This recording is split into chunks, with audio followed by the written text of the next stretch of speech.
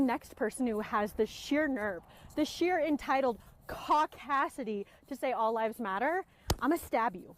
I'm gonna stab you. And while you're struggling and bleeding out, the job that I had worked really hard to get and meant a lot to me just called me and fired me because I'm a fat person. I often dread medical appointments because of blatant medical fat phobia. The last OB appointment I went to, the provider blamed everything on my weight and told me that I needed to go on a medication. Am I gonna die alone? Damn it! No! Okay, am I gonna get married? Am I gonna go on a date next week? Close. Am I gonna go on a date in a year? Am I really gonna die alone? Oh my god, no! Never had a black female president. I still have to pay taxes. As far as your generalized point, which is that we are supposed to identify people by group identity, if we don't have a black female president, somehow black females have not been represented. So Barack Obama was in no way representative of black females because he's not a female. No, he was representative, so but he was that's half the point. representative. How do you do the math on this? And why? You shouldn't do the math on it completely statistically, but the fact You shouldn't is do the math on it at all. You should treat people as individuals. You should treat people as individuals. Well, if you don't even want Kamala Harris to attempt to create DEI initiatives in office, then there isn't even going to be a conversation about it. I mean, I don't think there ought to be a conversation about why we ought to be represented by race or by sex. I think that we are each individual people with individual ideas, and if that person represents my ideas, I don't care what sex, race, or sexual orientation they are. Would you guys date a trans person? I would not. No? I've got nothing wrong with it. I think people should be able to do what they want to do. Yeah, I mean, personally, no. I'm kind of with him on that as well. No, I wouldn't date a trans woman. Why? I don't know. For me, it's a little bit weird to know that she used to be a man, and but she's a woman now. Gotcha, bitch. It's true. That's true. That's true. I mean, that's an interesting question, but that's a tough question. Oh, that's a good question. I don't know. For me personally, I couldn't do it. But you just said that you like women. Yeah, that's true. I like women, but if trans men are real men, well, then why would you not date one if you're into men? You got me. You got me. I don't know. I really don't know. Not my type. You know, everyone's got their own little thing, so. When you say type, what do you mean by that? Everyone has their own cup of tea. Everybody has their own cup of tea. That's just not my cup of tea. Yeah. But if you do it, go. Yeah, this has gotta be British. In other words, you're not into men. Exactly. Yeah. And if they're real women, then why wouldn't you date them?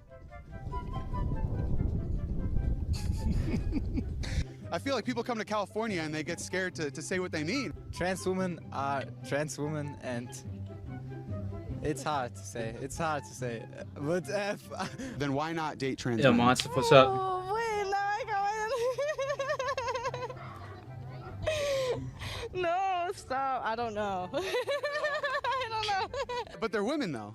Yeah, but well, it's like seems a little contradictory, right? Yeah, it is. It is. I don't put no judgment, but I wouldn't consider her a woman. You know, I might be like, yeah, that's a girl. So you wouldn't consider him a woman then? Plutonium anytime? Not today. A woman. No. Maybe this weekend on Sunday or some shit? Correct. Yeah. So why didn't you just say that? If you were born with male genitals, you're a male. If you're born with female genitals, you're a female. Regardless of how you feel, that is what is. It is unfortunate because a lot of people, trans, don't tell their story. A lot of it comes with psychological abuse or physical abuse that they've experienced or witnessed, and instead of them getting help that they need, they had people enable them in their delusion and feed them these lies instead of them being able to be safe and feel loved in the body that they were born in. Hey! What, you worried I'm gonna stain your fucking signs that are telling lies to people? Oh, I'm so sorry.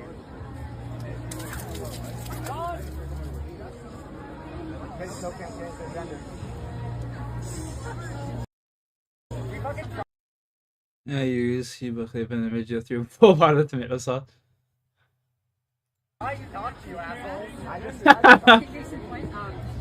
That's fucking hilarious.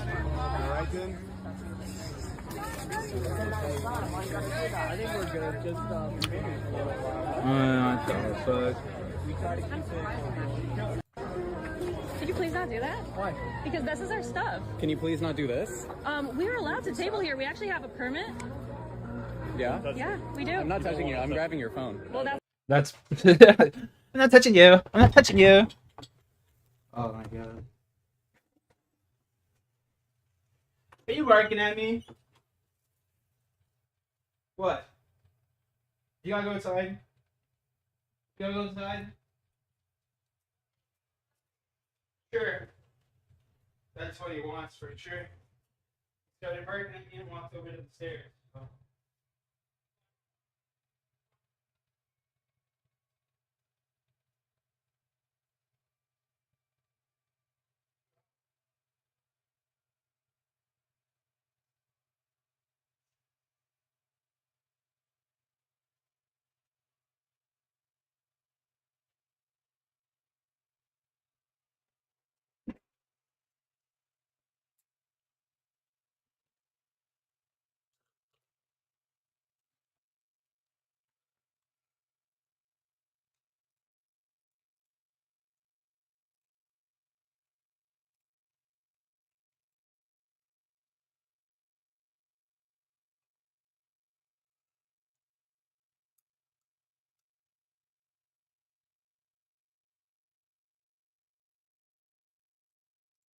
After 9 years as Prime Minister, Justin Trudeau's approval rating has plummeted from the 63% way back in his heyday when he was first elected to just 23% in June of this year. It's continued to tumble. So with an election breathing down his neck coming up just next year, he's decided to back off on the record immigration his government has seen pour.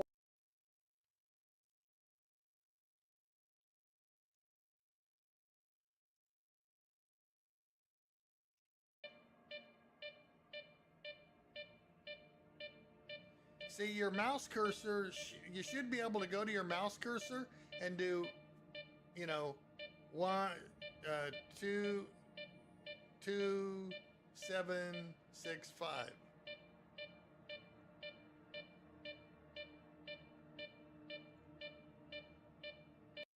Game's fire.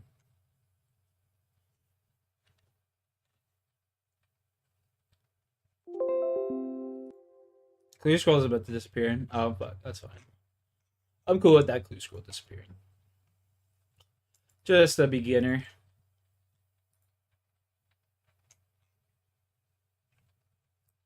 Whoop. Whoop, whoop.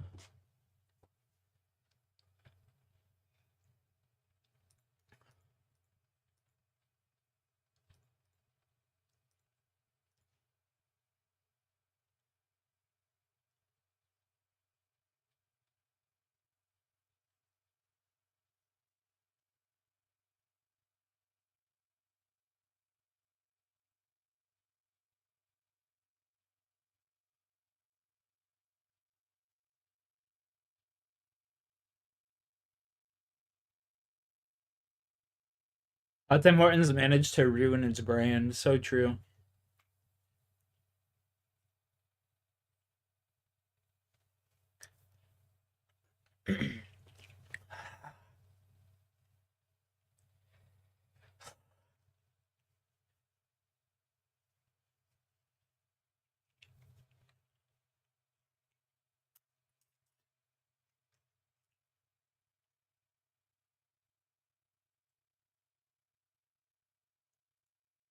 Call of Ghosts is pretty much dead. Now, yes, you can still play Team Deathmatch. Look, there's out of 259 players, 201 are playing Team Deathmatch. I hate playing Team Deathmatch.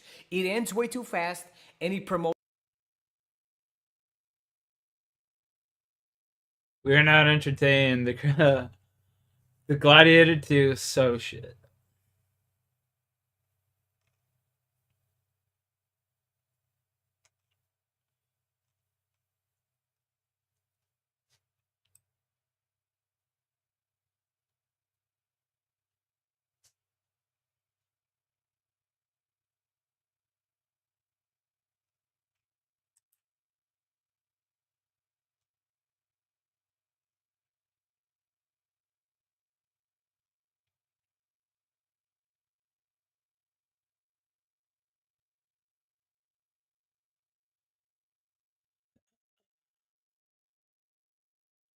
Timberwolves should have never made a trade. They should have just ran it back.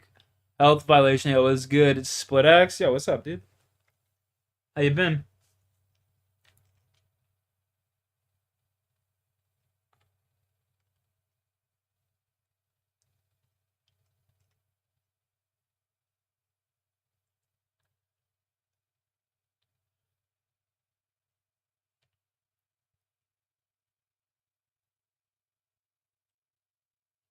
Yeah, I've been chilling, man. Just standing there, chubby. You know how it goes.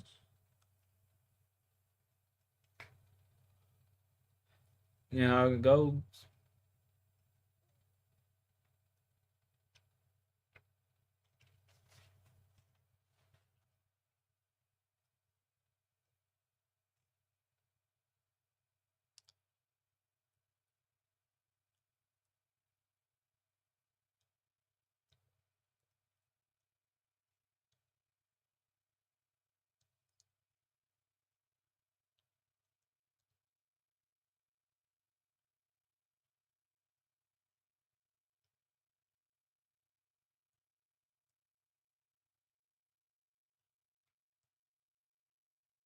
I see your edits.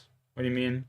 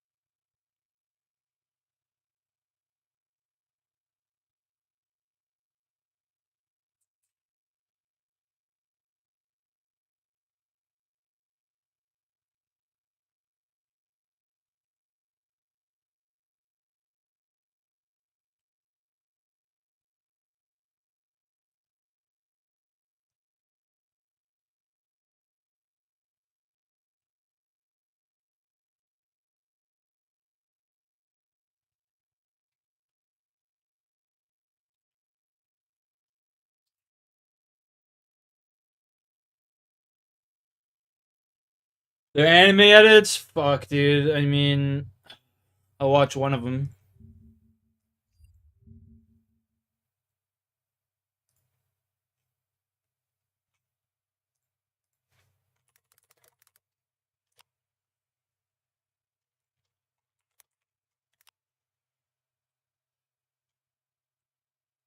You gotta make a Death Note one, bro.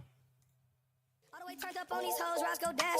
In 4 Giottos, drilling shit like Chicago. This semi-auto, pop his ass like a bottle. Sipping Moscato, bullet with bunch of models. Beat your ass, taekwondo. Like a light, bitch, I shine. Yeah, I do a couple of Death Note ones, bro. It's alright. Looks nice.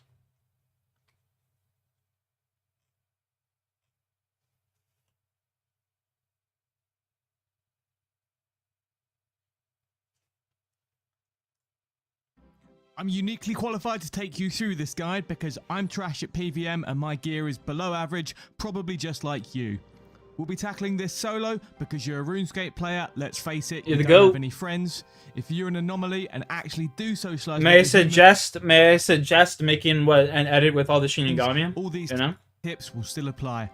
As with all my guides, I'm going to waste as little of your time as possible, but we'll go through some absolute essentials. Jito, I can edit your clips. Who are you talking to? Me? Are you talking to me? Jito?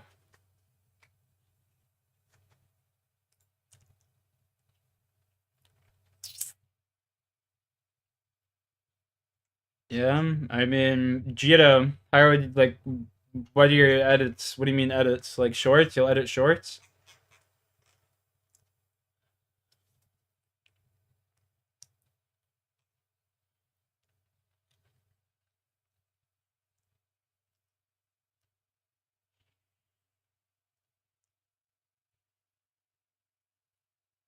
I've uploaded. I'll go check it out.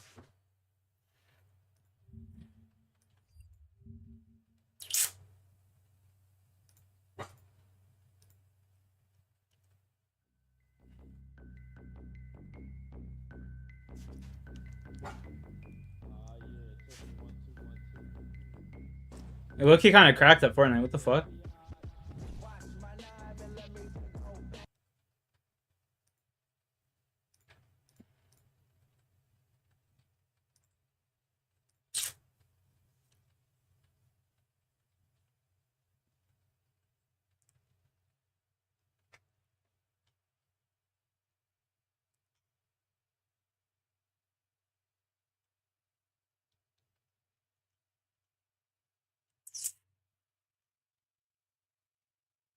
You have 30,000 hours in Fortnite? That's fucking ridiculous.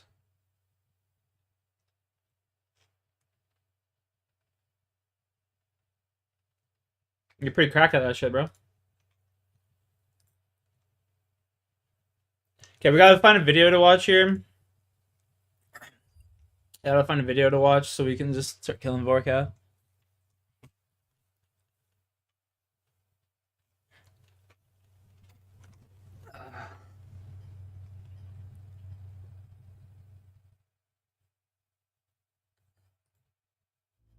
A silent alarm had been triggered at one of Memphis's most historic family estates, the Snowden House. When officers arrived at the sprawling mansion, they weren't sure what to expect, but came prepared for the worst. What they walked into was a scene that felt disturbingly familiar. Blood on the floor, a body lying near the grand staircase, and an assailant fleeing the wealthy family's home. But what investigators uncovered in the aftermath made the tragedy even harder to You're mastering Apex? Nice. Just a few houses down, a similar brutal crime had devastated this same family decades earlier. Nice. At first, the connection seemed impossible, almost too strange to be true. But the deeper they looked, the more undeniable it became. The connection between past and present wasn't just real, it was horrifying, leaving family and friends grappling with the cruel irony of how kindness could spiral into something so devastating. Welcome back to Crime A to Z, where we detail cases and criminals from their very beginning until well after other reporting ends. Today, we'll be talking about the tragic events surrounding Martha McKay, a member of one of Memphis's most well-known families. We'll dive into how two violent acts, eerily mirroring each other across decades, became all the more unthinkable because of who was involved. Join us as we unravel the case that shattered a legacy and left behind questions that still linger to this day. And before we get started, if you end up liking how we present this case, we would genuinely appreciate you hitting like and subscribe for us, please. Let's go. Let's go.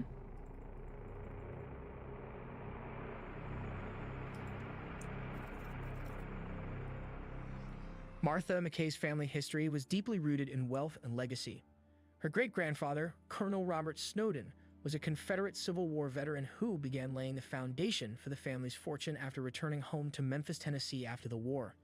He did it by accumulating land and properties and pursuing lucrative business ventures. Kings Road, yeah. The Colonel's marriage to Anne Overton Brinkley brought further prosperity to both families. Anne was the daughter of Robert Campbell Brinkley, a railroad and real estate tycoon responsible for the Peabody Hotel and parts of downtown Memphis. Her father also played a key role in the development of the Memphis to Little Rock Railroad, spurring regional growth and founding the town of Brinkley, Arkansas, named after the prominent family. The family's wealth and influence continued to flourish through subsequent generations. Their son, check out Robert King's Brinkley Quest, maybe? Snowden, and grandson Robert Snowden II continued to acquire land. By the early 1900s, grandson Snowden II and his wife Grace acquired 1,000 acres of land along peaceful Horseshoe Lake, Arkansas, the location central to this case. Horseshoe was a picturesque lake located about 30 miles from Memphis. It was on the lake that Robert and Grace built their home, the Snowden House. During their time in the home, it was transformed into an impressive 6,000 square foot mansion. With its marble floors and grand staircase. Yeah, be back. Alright, bro. Appreciate you for chilling. Have a good one, eh? Initially, the home served as a family retreat where they would host lavish weddings, summer gatherings, and family celebrations. The family had other properties on the 1,000-acre lake as well. Robert and Grace had 5 children who all grew up in the Snowden house, then eventually went off King's to start Quest, their own yeah. families. But when Robert passed away, he left one of his daughters, Sally, the task of managing the estate in his place. Having weathered multiple failed marriages, Sally returned to the 30-cabin Snowden house to pick up the reins.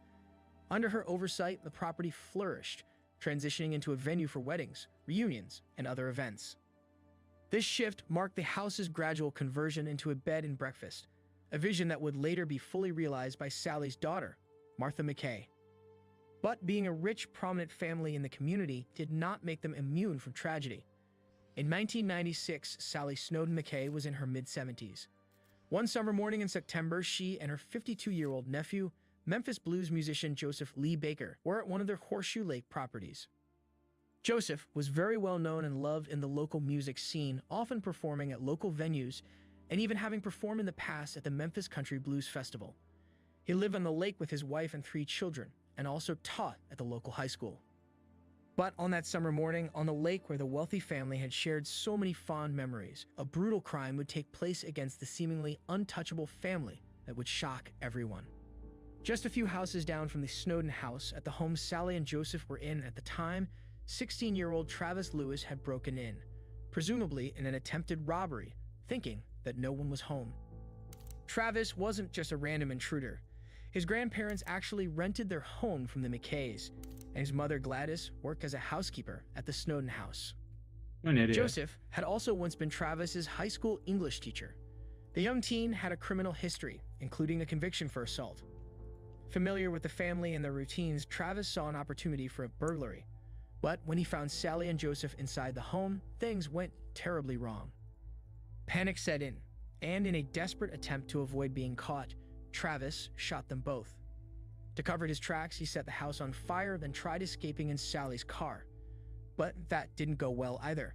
Travis crashed and flipped the car into a ditch about a mile from the house, leaving it wrecked and abandoned. And although he had bashed his head on the windshield, he still managed to escape on foot. Back at the scene, firefighters were alerted almost immediately to the fire, which had engulfed the home. After the fire was contained, they discovered Sally and Joseph's bodies.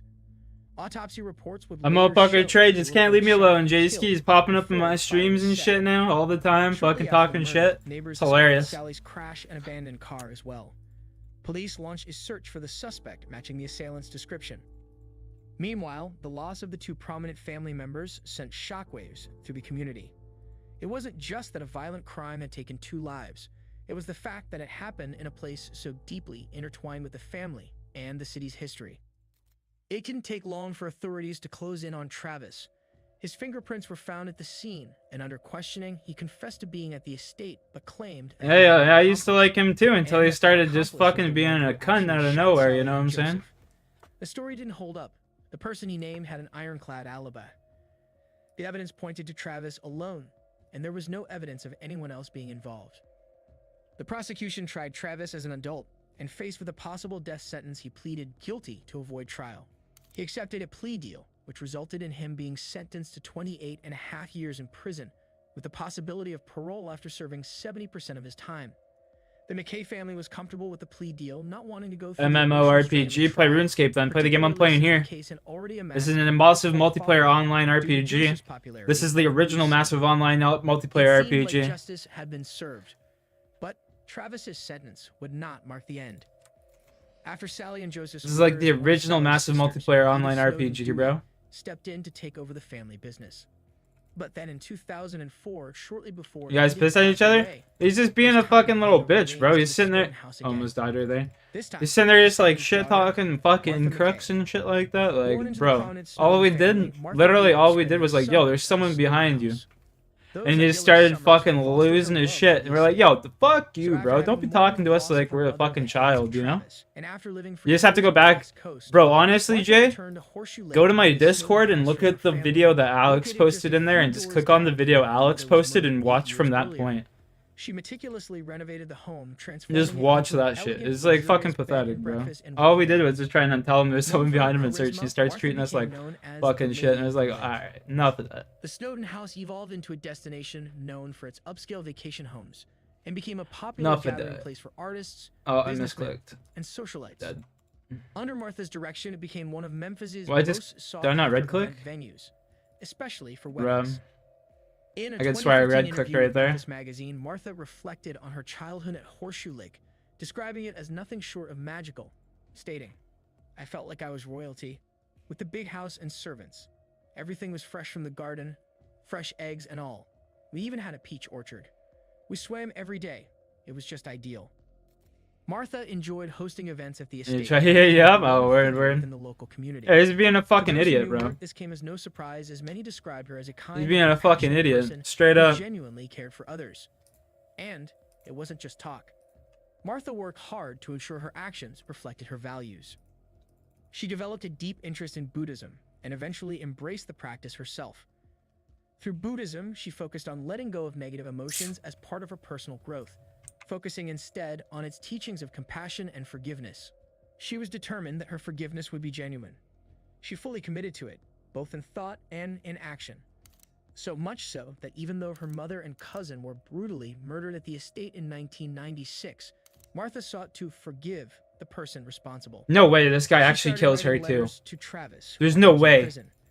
And despite her family's objections, she even visited him regularly. There's no way this seeking to guy's gonna understand kill the her young too. man who had taken her mother's life, and feeling at some level that someone else was at least partially involved. But overall, she believed that Travis's actions were those of a scared, misguided boy rather than a cold-blooded killer. Nah, yo, Over this time, guy's she gonna grew kill to her trust too. him, believing that he had changed. In 2018, after serving over 20 years behind bars and 70% of his sentence, 38-year-old Travis Lewis was up for parole. There's no way this Martha guy is gonna was kill right her there. too. She had been a vocal supporter of his early release, in stark contrast Bruh. to every other member of her family. And, as surprising as it was to everyone that Martha forgave her mother's killer, she took it even further than that. She started a befriending relationship? a man who she believed showed promise. When Travis was released, Martha offered him not only a place to live at the Snowden house, but she also gave him a That's job as a disrespect. groundskeeper, working alongside his mother, Gladys, who was still employed as a housekeeper there. Travis happily took her up on her offer. She had demonstrated what most would consider the ultimate test of forgiveness. No To most shit. observers, including many family members, the decision was foolish at best and dangerous at worst. But the arrangement seemed to be going well, at least at first. Travis kept a low profile, and Martha believed she was playing a significant role in his rehabilitation, helping him get back on his feet. She played you like a fiddle That boy. didn't last long. Travis's behavior began to change noticeably, alarming even his mother, Gladys. Gladys warned Martha to be cautious, telling her that Travis was slipping back into his old ways. And it wasn't long before her fears were confirmed. Travis had started stealing again. Around that time, Martha had sold Nah, one man, of the fuck that estate's kid, bro, straight extravagant up. chandeliers for $14,000 in cash. She placed the money in an envelope. Yo, and hid Ghost, it what's within up, the boss? house. But soon, the cash had mysteriously disappeared. In her diary, Martha admitted that deep down she knew Travis was responsible. There was no one else who could have taken it. Gladys's warning only reinforced her suspicions. I don't play no games, With no other Jay. option, Martha decided to fire Travis and ban him from the Snowden house, realizing that despite her efforts to forgive and help rehabilitate him, she could not allow him to remain in her life. That decision would lead directly to the devastating and ironic events of March 25th, 2020. On that morning, Martha pressed a silent alarm from within the historic estate that alerted the police. 2 officers were dispatched to the Snowden house. Once there, they saw that the back door was wide open. They went inside to investigate and found Martha's body at the top of the stairs. She had been stabbed and bludgeoned by Travis Lewis, the same man convicted of killing her mother and cousin over 2 full decades earlier. That's crazy. Officers on the scene noticed someone escaping from a second-story window and making a dash for a vehicle. In his attempt to flee, the suspect drove into a patch of mud, getting the car stuck. The escape attempt was eerily reminiscent of the previous murders. That's fucking Unable to free the insane. car from the mud, Travis abandoned the vehicle and sprinted toward a nearby lake. Officers saw him dive into the water, but never saw him resurface. Inside the Snowden house, officers found a cloth bag filled with valuables resting on a chair near Martha's body, seemingly ready to be stolen. Police determined that Travis intended to steal the valuables. However, it remained unclear whether his plan had initially been to burglarize the home, then killed Martha in the process, or if the main intention was to murder her and the burglary was simply an afterthought. Law enforcement called in teams with sonar Are you saying equipment to search ghost? the lake. They recovered the lifeless body of Travis Lewis. Good. An autopsy revealed that Travis Lewis had a cocktail of drugs in his system at the time of his death. This raised questions about his state of mind, whether he had intended to drown or whether he drowned because he was intoxicated. No, he definitely Regardless, drowned because he was Travis intoxicated. Lewis's No one fate was just sealed decides when to they pulled drown his lifeless himself. body from the Drowning and Freezing to For death May, are who two of Martha the McKay most had painful forgiven ways for of murdering dying. the person most dear to her, and selflessly Burning rallied to to death help him as turn well. his life Burning to death around, and drowning. was Sorry, not dead. freezing. And so was Martha. The community was shocked that a killer could return decades later and exact the same brutal fate on the forgiving daughter of the person he first murdered was unthinkable. The family was left both devastated and in disbelief. Despite their consistent warnings to Martha to stay away from her mother's killer, they were still left to mourn the loss of their loving, forgiving family member. Martha's cousin and Joseph Baker's grandson expressed his heartbreak to the media, stating, "It feels like a bad dream or deja vu. Like we're right back here again. I'm just beyond sad that this is how things ended for her." With Travis Lewis gone, there would be no trial, no verdict, no courtroom justice. For Martha's family, there would be no final chance to uncover every detail of what happened that morning. Instead, they were left with the harsh reality of a story that had come devastatingly full circle, and the bittersweet knowledge that Martha, despite everything, had stayed true to her values of forgiveness, even in the face of unimaginable loss. What are your thoughts about this case? Martha extended a level of forgiveness and compassion that many of us could not even conceive. But was she actually too forgiving? Or was No this just a shit. She tragic should have just outcome forgave that him and no never one could have hired the guy. foreseen? Could you have forgiven Travis and allowed him into your home? No. Please share your thoughts in the comments below. And if you like the way we presented... That was a fucking wild story, bro. I ain't even gonna lie.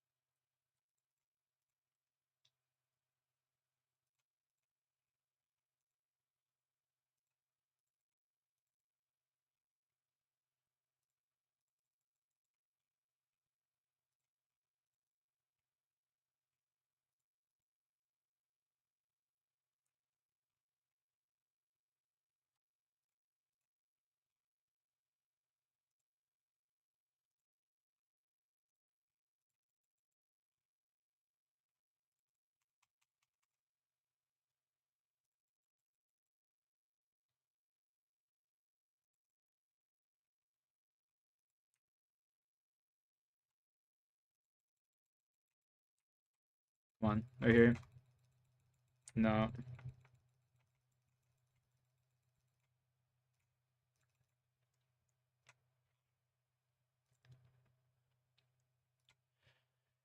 Pet, please.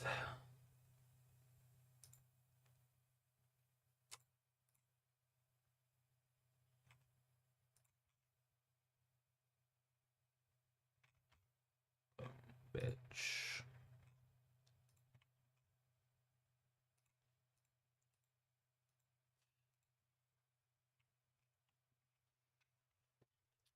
That is a fucking haul and a half right there.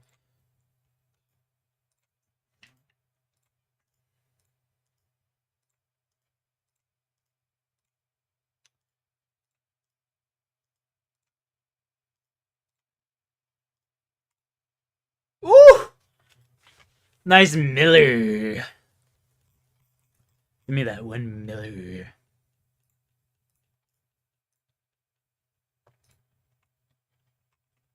What my plans tonight? I don't really got many plans, bro. I'm just kind of chilling, you know?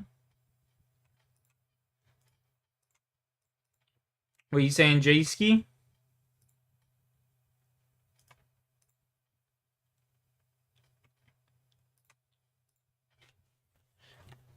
What are your plans, dog?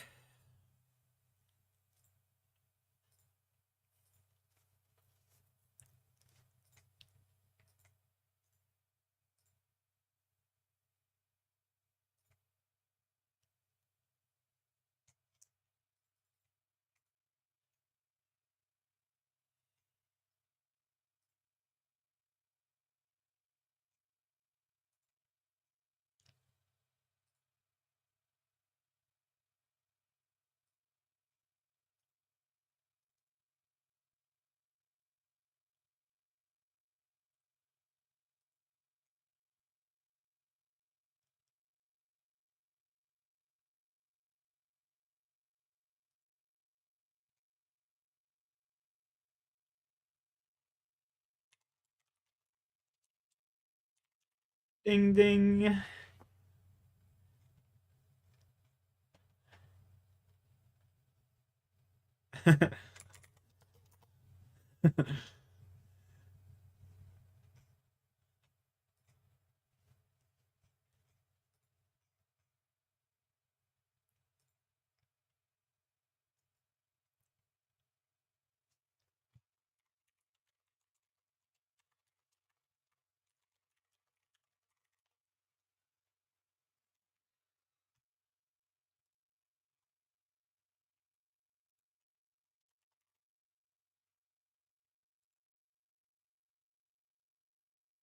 Apex is zombies. You don't know yet. Word.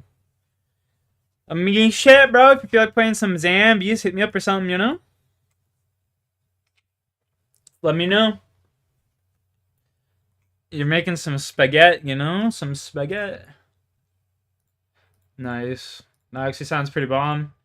My niece is over for a sleepover, and my parents didn't know what to have for dinner, so I was just like, listen, you guys just hang out with her, and I'll get us fucking pizza. You know? So that's exactly what we did. We just ended up munching some pizza.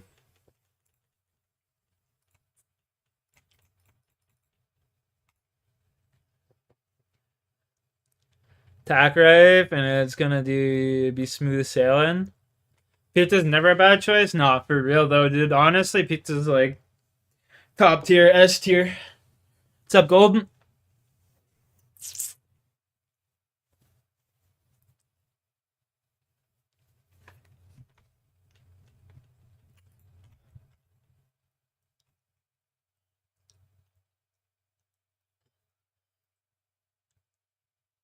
Pizza top 3.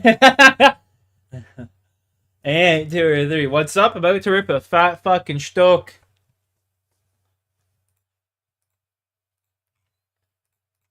Oops. About to rip a fat stoke. I'm so dehydrated from drinking the other night or partying the other night. Like, holy fuck, my body hurts. Braun and AD choked to the Magic. No, I didn't. What happened? Oh, was that with the free throws? Was that the free throws?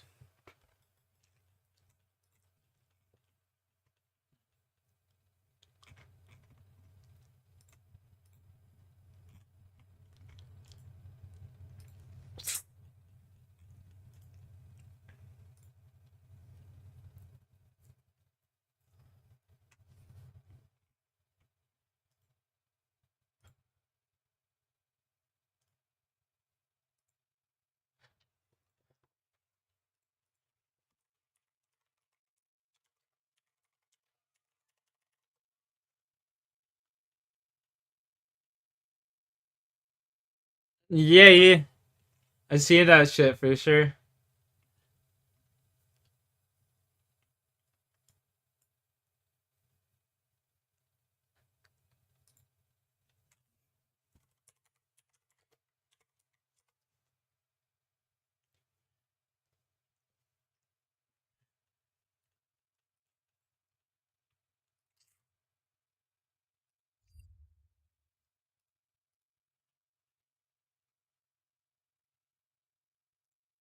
What's up, guys? So finally, Apex Legends Season 23 is live.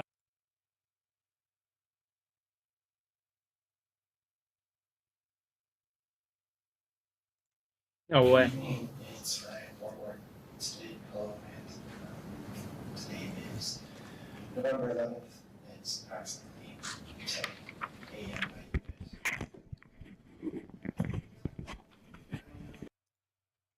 Leading authorities to believe.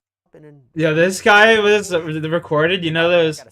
You talking tonight? Yeah. We'll be up here in a second. You guys know those TikToks where they just stop people and start talking? Well, this guy literally told the TikTok. This guy literally told the TikTok that he was gonna fucking fake his death and move away to a different country with his wife. Literally, like 3 or 4 months later, this guy faked his death, and that was him sending a video to the American detective saying, "Stop searching for me. I'm still alive." That is fucking hilarious. Hilarious.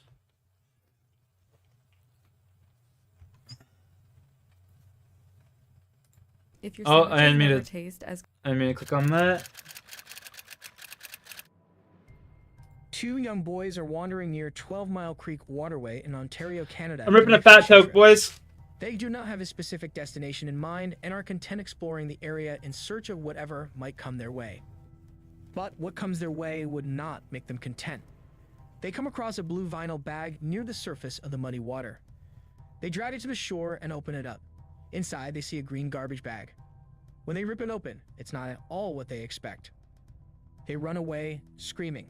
Inside the bag is the body of a 5-year-old girl along with a 10-pound anchor. Holy shit. She has a small bandage on her knee and bruises on her temples. It would not be long before authorities discovered exactly who the young girl was. On the same day, her grandfather, Doug Pollington, would report that his 29-year-old daughter, along with her own young son and daughter, were missing. The girl found in the water was that young daughter, Stephanie Rallo. The discovery and her death is brutal and tragic, no matter how you look at it. But the person who did this to her and all the circumstances surrounding the crime were enough to disgust even the criminal's most hardened, resulting fellow inmates. I've never heard of this, and this happened in Canada. Welcome back to Crime A to Z, where we detail cases and criminals. I've never heard of from this the happening in beginning Canada, until bro. That's after crazy. Other reporting ends. Today, we'll be talking about one of the early, but arguably one of the most disturbing family annihilators, John Rallo. And not that this annihilator's murders themselves were not tragic and appalling enough, but his level of despicableness and lack of remorse across the board is highly disturbing. Let's dive in. And before we get started, if you end up liking how we present this case and can spare a quick moment, we really appreciate if you could hit like, subscribe, and share pretty please. Let's go.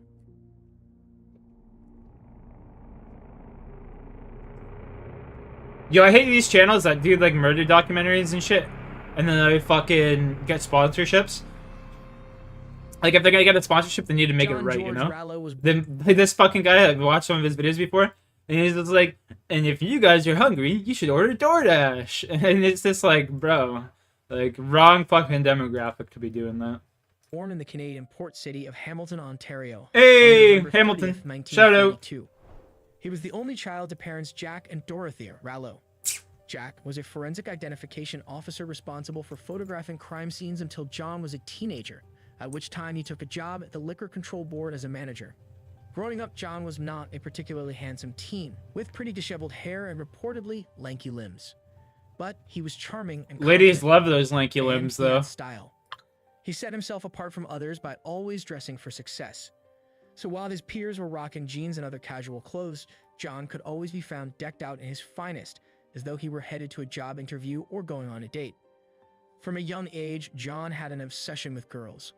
He would often stand on downtown street corners just to watch girls passing by. That's fucking creepy. He dropped out of school in 12th grade and finished high school through correspondence, then attended Mohawk Community College. Hey, been there. He dated a lot. That's where I and fancied graduated from. himself a ladies' man. The same. That was until he met Sandra Pollington. When John was 20 years old, he met 15-year-old Sandra Pollington.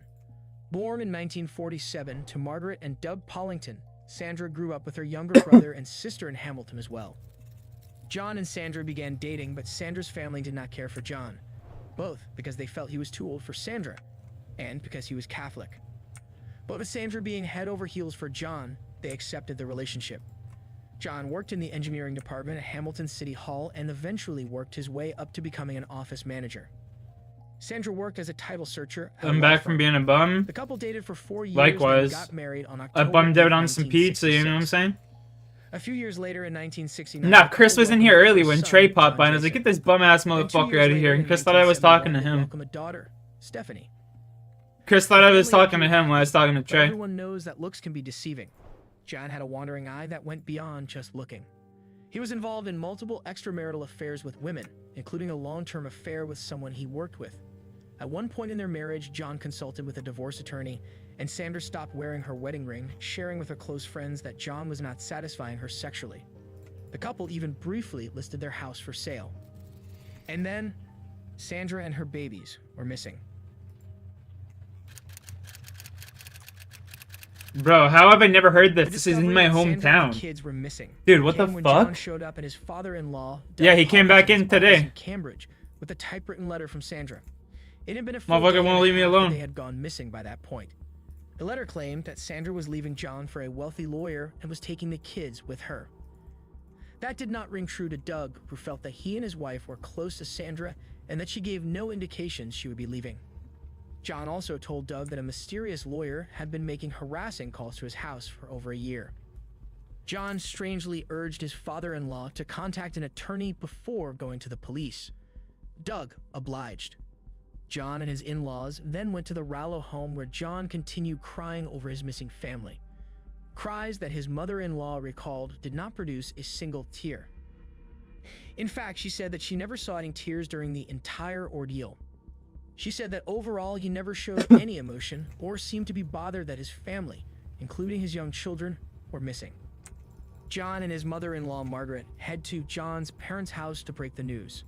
Once there, the two mothers try to convince John to go to the hospital to get treatment for his hand, but he refuses.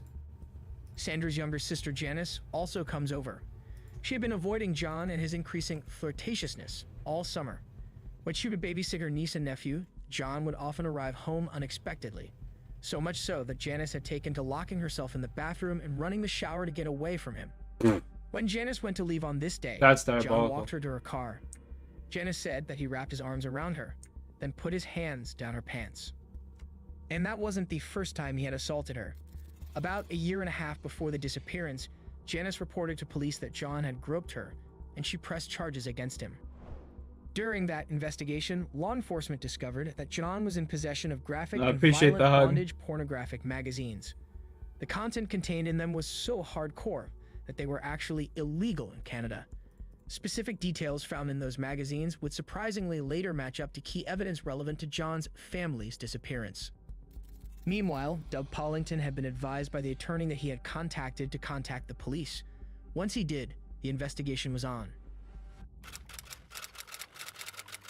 Appreciate that, Jay. Thanks for hugging my tits. The following morning, John arrives to work by 9 a.m. An hour later, a detective arrives in his office and announces he's there to do a missing person report. John tells him, "I was just going to call you." As the detective begins talking with Rallo and taking notes, he hears a radio report. A young girl has been found in a creek, stuffed in a duffel bag. It was the Rallo's daughter, Stephanie. The two young boys have found her during their exploration. She was stuffed inside a trash bag, then forced into the duffel, along with an anchor intended to send her to the bottom of the waterway. Police asked Rallo to come down to the station for an interview. When they later told Rallo that the body of the little girl that was found was confirmed to be his daughter, he hung his head. But there were, again, no tears. Of course. When police arrived at the Rallo home, it's in a shambles. The couple's mattress is in the hallway, with John's reasoning being that he took the bed apart to relieve his frustration after his family went missing. And that he couldn't bear to sleep in the bed that he used to share with his wife after learning that she had been cheating on him, according to him. John also explained that the night their daughter Stephanie was born, Sandra had hemorrhaged, explaining away any blood they would find on the mattress. He also said later that Sandra cut blood stains out of their mattress cover. They questioned John, and his account of the events went like this. He said that he and Sandra had not shared a bed the past few nights. He said they had had a fight over his relationship with a neighbor. He described that the neighbor Redeem came Rocky, over I'll to get him borrow some after liquor, this kill. and as I handed it to her, I touched her on the breast. He said that the neighbor told the whole neighborhood, and that Sandra was humiliated. The two families reconciled and became friends again. But on the Friday before the disappearance, while the two couples were skinny dipping in the pool until the wee hours of the morning, John and the grazed breast neighbor lingered just a little too long alone in the pool for Sandra's liking. John insisted it was just horseplay, but Sandra was livid. So John was sleeping in the basement on a cot. He said he woke up around 9 a.m. on the morning of August 17th and found it odd that the kids were not yet awake. He went upstairs and found that both kids were not in their beds, and neither was Sandra. He said he found the typed note from Sandra on the dresser claiming she had left him for a wealthy lawyer. She left without her purse, wedding ring, or even the kids' shoes, toothbrushes, or toys. The only thing she did take was her wallet. John recounted how they had been receiving anonymous phone calls for about a year from a male caller who let it slip one day that he was a lawyer. John said he handled it not by reporting it to the police, but by challenging the caller to meet him in person, telling him, "Let's be grown up and let's meet." He said the caller never showed up to their meeting place. John insisted that it must be the mysterious lawyer who was responsible for his family's disappearance. Of course, young man. Makes Despite sense. the fact that there was not a single shred of evidence to prove the existence Bro, I of can't this believe I never mystery heard of lawyer, this. This happened in John was Canada sticking too. to the It's crazy. story.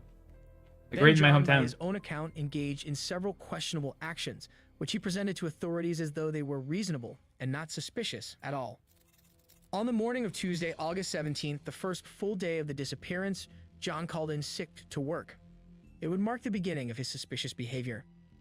At home, Definitely. to relieve frustration over his missing family, he says that he dismantles the couple's bed. Then he rips out the light-colored shag carpet from the flooring, even removing chunks of the underpadding near the window. He tells authorities he did it because Sandra complained about the carpet's odor from the children having gotten sick on it and the cat having soiled it. But he also tells his attorney that he did it because he was enraged after finding Fuck, the dude, I don't typed even letter. know. He's just calling me a that bitch afternoon, and he decides that the day fucking. of his Oh, family's I'm just disappearance is the joking, bro. perfect I'm day just to return a joking. light switch to a tire Fuck store off. called Canadian Tire. While he was there, he figured that he purchased some anchor weights as well. At dusk, he heads out. You know what I'm saying? He's like, look at this gas stream. Look at this bitch. Oh, I'm just joking, Canadian. I'm just joking. Like, fuck off, bro. I ain't got time for your shit. That's all I gotta say about that. I'll be right back. I'm gonna go grab a glass of water.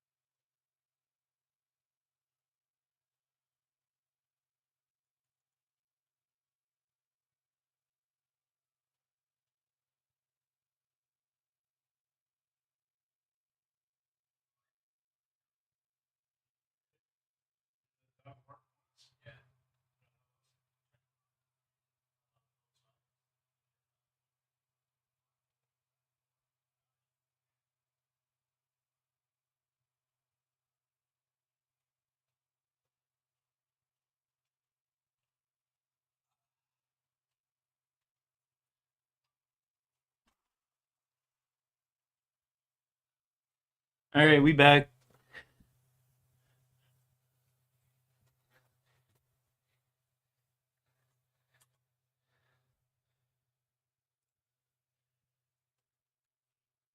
We back. Hey, Rocky. Hey, baby. Hi. Hi.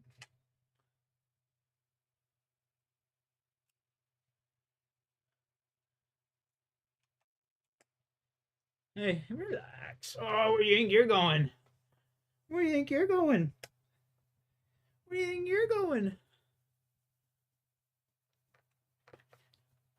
Where do you think you're going? Me? Me?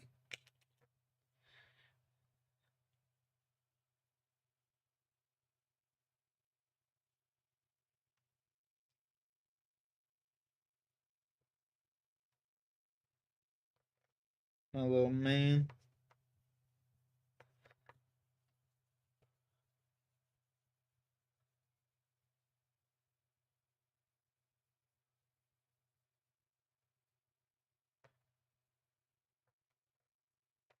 This man loves getting his head rocked, you know?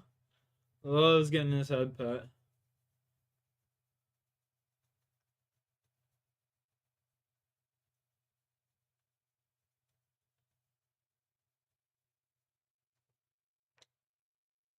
There's my boy. Hey, there's my boy. Alright, you can get going. Get going. There you go. Go see Sam.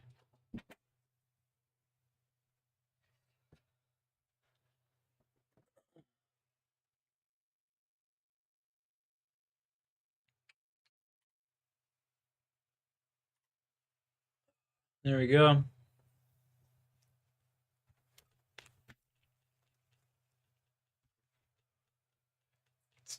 We're gonna risk it for the biscuit. Fuck it.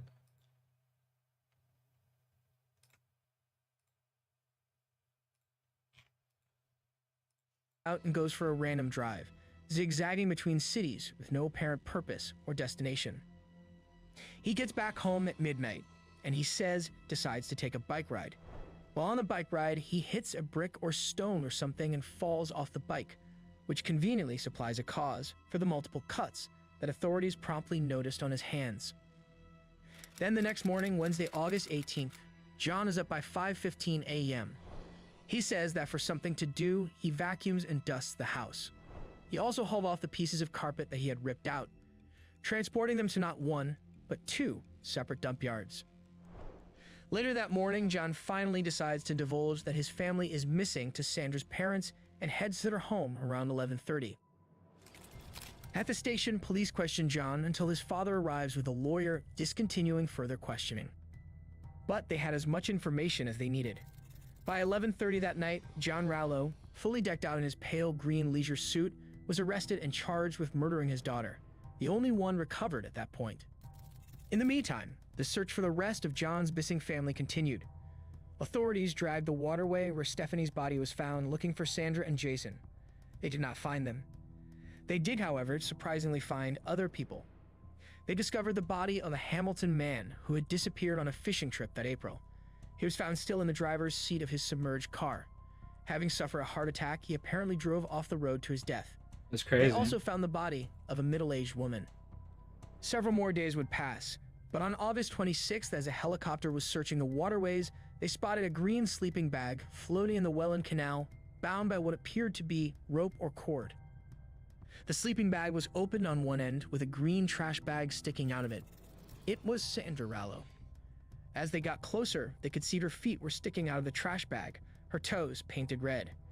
The ropes and sash cord that were used to tie up the bundle were elaborate, with each knot related to the next one. The knots were consistent with knots that were used in John's bondage magazines authorities discovered in John's possession the year prior. And, like her daughter, Sandra too, was weighted down with the intention of being sunk to the bottom of the waterway. 2 anchors used for that purpose, 15 and 20 pounds. She had been badly beaten, and her tongue protruded between her teeth, consistent with being strangled. Sandra would be buried next to her daughter, and John Rallo would be charged with a second count of murder. The search for young Jason would continue for 2 more months and then be called off. But even without a body, law enforcement was confident that Rallo was still responsible. They charged him with a 3rd count of murder. Despite Rallo's far-fetched claims of how the day's events transpired, law enforcement theorized otherwise. They surmised that it went something more like this. John had fabricated the story about a mysterious lawyer in order to create a scapegoat that he could blame the murders on. Disparaging his wife's name in the process was an added bonus. They theorized that he and Sandra had an argument in their room, perhaps regarding one of his affairs. Or perhaps he had accused her of having one. He punches her in the face, damaging her nose and nearly dislodging her teeth. Evidence would show that a violent fight ensued in which John sustained a bite mark on his hand, and where John beat Sandra with such force that her jaw was crushed. Her blood spatters everywhere, including on the curtains, the sheets, the mattress, and soaking the shag carpet below the window. Then, with the nearby cord from the blinds within his reach, John uses it to strangle his wife. He then put 2 fingers up her nostrils, Canadian covered her boy. mouth Yeah, for yeah. 16 minutes. Stop, Sav. They surmised that his kids witnessed the atrocity. So, John kills them as well, suffocating each of them with a pillow for 4 minutes, until they're dead. John then takes the bodies to the basement. He strips them of their clothes and washes them in the washing machine along with the bloody linen. But with all the blood produced from Sandra's beating, it's a messy job. He drips blood onto the wall, door jamb, his slippers, and the floor. He places a large green trash bag over Sandra's head and another one over her feet, then stuffs her into his sleeping bag along with 2 of the anchors he bought at Canadian Tire. He then ties up the sleeping bag using knots that he'd seen in his bondage magazines. He packages Stephanie similarly, except that her small body only requires 1 trash bag and a single anchor. He folds her body into a fetal position, stuffs her in a duffel bag, then zips it shut. Although Jason was never found, authorities surmise that he gave his son the same garbage bag, sleeping bag farewell. John then rips up the carpet and starts dismantling and hauling furniture out of their bedroom. He tries to clean up, but with so much blood, he leaves behind numerous smudges, drops, and other evidence. He would try to explain away the blood, with a Sandra hemorrhaging claim along with a story about a previous nosebleed. But a blood spatter expert would refute that, demonstrating how the blood was spattered, not dropped. He heads to the basement where he hastily crafts a Dear John letter on Sandra's typewriter. Once night falls, he transfers the bodies from the garage to the trunk of his car, leaving more blood along the way. He then dumps his family's bodies in various waterways and drives away. But with John not fessing up to any of it, it would need to be proven in a court of law. In the meantime, the Canadian courts had set the suspected triple murderer's bail at $100,000. And 4 months after the murders, on Christmas Eve, John Rallo posted that bail. What? He would be a free man pending his trial scheduled for a year later in November of 1977. He would live with his parents during that time. He tried to return to his manager job at City Hall, but they refused. Every day he would visit his family's grave and put flowers on it. He would mow the grass at the family's home, including by his children's swing set. 100%. Yeah, definitely. Neighbors, but they would not respond or speak to him. Then finally, the trial began. It was the biggest case Hamilton had seen in decades. The courtroom was packed every day. And of course, John Rallo dressed for the occasion. Each day, reporters would dedicate at least a paragraph to describing John's attire. From his tweed suits to his 5-button vests, the dapper defendant drew attention. During the trial, a neighbor testified that they saw a light on in John's home around 5 o'clock Tuesday morning, and that they could see him moving up and down in motions consistent with ripping the carpet up. That contradicted his claim that he was asleep in the basement until 9 a.m. About a week into the trial, the woman who John had had an affair with at work also testified, exposing Rallo's infidelity to the surprise of many. Public outrage against Rallo reached a new high as a result, and the prosecution feared that John may either be in danger or skip bail. So they revoked his bail and brought him back to jail. What about that 100 grand? To not prejudice the jury, he would arrive in court each morning before. What about that 100 G's? They sure as fuck didn't give that back. Tell you that right now. John testified in his own defense for 5 hours over 2 days. After 6 hours of deliberation, the jury found John Rallo guilty on all 3 murder charges. When given an opportunity to make a statement, John stated in part, "What has kept my head above water is that I know I did not do it. But more importantly, I know Sandra knows I did not do it. Stephanie knows I did not do it. And Jason, wherever he may be, knows I did not do it." John Rallo was sentenced to 3 life sentences to run concurrently without the possibility of parole until serving 25 years.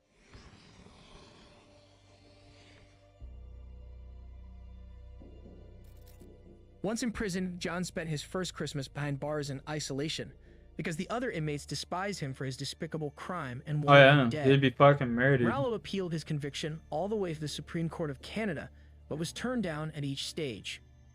15 years into his sentence, John made a bid for early release based on a now-defunct law called the Faint Hope Clause.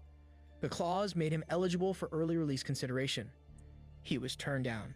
Good. In 1979, 2 years into his sentence, John turned on his old charm from behind bars and met a woman. He is reported to not have divulged the relationship to the parole board or prison officials, as the pair secretly carried on for 26 years. But despite the claim that officials were unaware of the relationship, he was somehow able to engage in private visits in a trailer located on prison grounds, with the visits totaling 72 hours during their first 10 years together. What?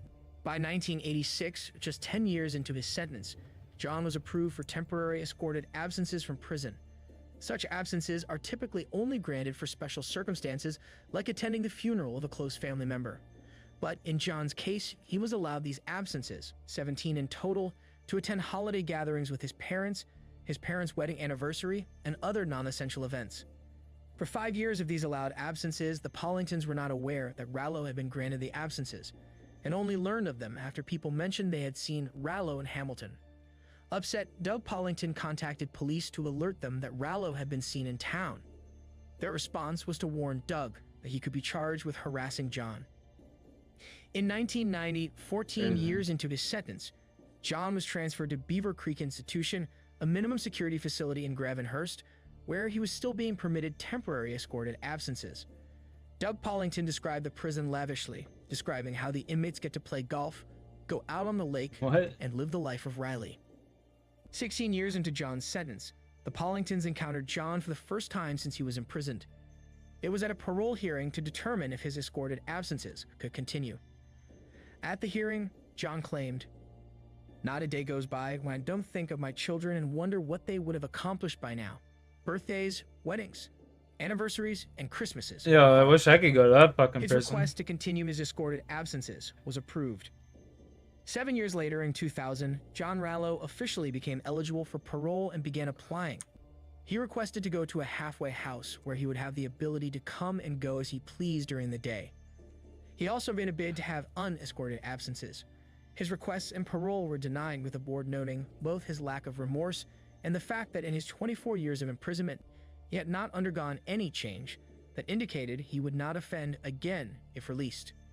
He would be denied again for each of his subsequent 3 parole hearings, requested every 2 years. However, at his 4th hearing in 2007, John tried a new strategy. He cried, and it worked. He was granted day parole, which meant unescorted access from prison. But this guy allowing him dude to spend murdered his 4 whole nights per family. week living with his girlfriend of the time and 3 nights a week at a halfway house. He is allowed to go out as he pleases during the day, so long as he is back in the house overnight. He was denied full parole because he refused to admit his crimes. But despite 77-year-old John having still never acknowledged the murders or shown any remorse, in 2020 he was granted a 90-day medical pass to live with his girlfriend full-time due to COVID. Then the following year, at the first ever parole hearing that the Pollingtons could not attend due to their failing health, John Rallo was granted full parole. After over 45 years behind bars, he was set free under the conditions that he stay away from the family of his victims, as well as report any women that he meets. Despite the surviving family members' disappointment about his release, John was actually incarcerated longer than most killers in Canada. He was only kept in as long as he was because he refused to admit his guilt. John's release was both a blessing and a curse for Sandra's surviving siblings. The 40-year saga of having to deal with him and his hearings every few years would be over. But their family's murderer would be a free man, something they were dedicated to fighting against at nearly every single court and parole hearing over 4 decades. As of the making of this video, John Rallo was 80 years old. He was last reported to still be living with his girlfriend, who he referred to as his common-law wife. The Pollingtons had always hoped that before they died, they would be able to lay Jason to rest with his mother and sister. At every parole hearing that they faithfully attended, they asked Rallo the question, "Where is Jason?" He never replied. On their journey to ensure that John Rallo never left prison, the Pollingtons began working with other victims.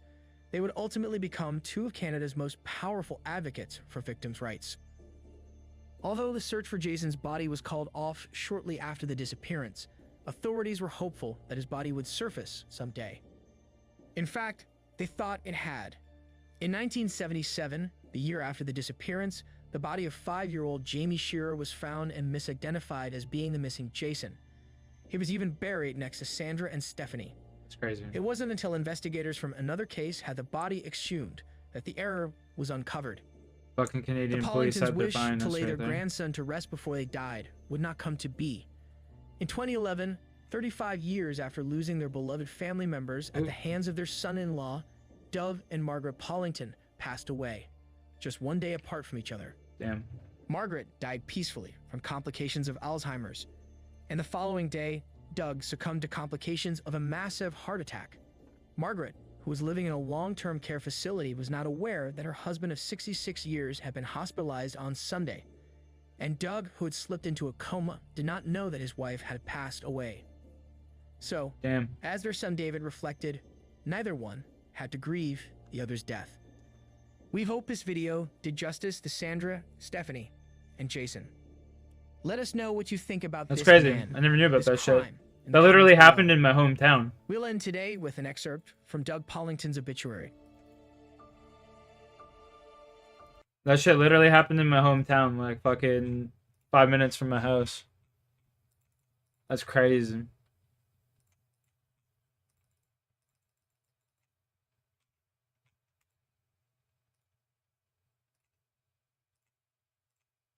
That shit's crazy, bro.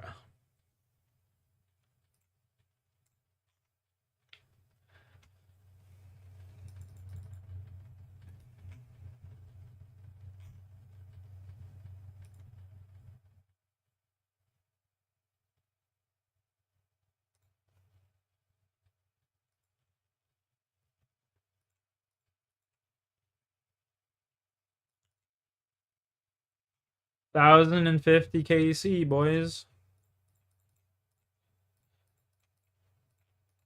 We 17 Miller.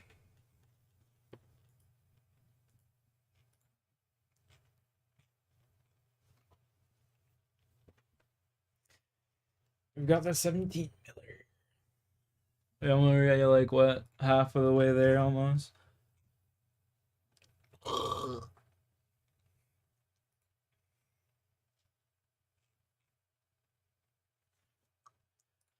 He's like half of the way there.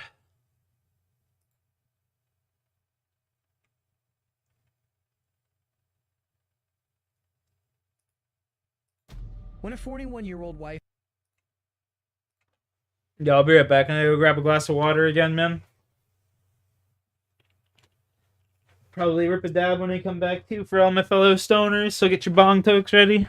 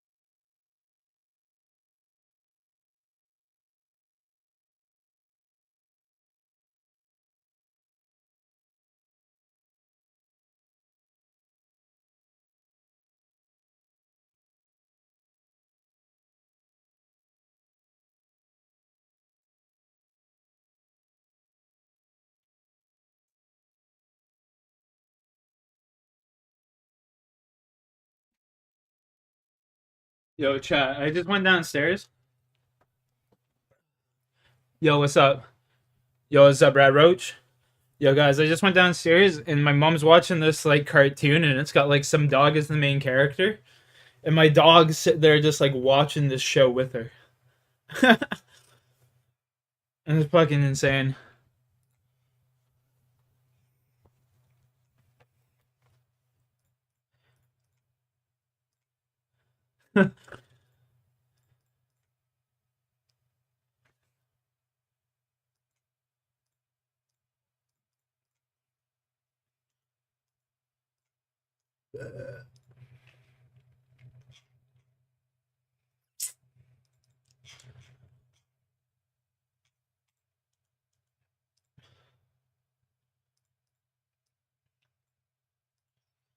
Wife and mother vanished on a cold February night in 2006.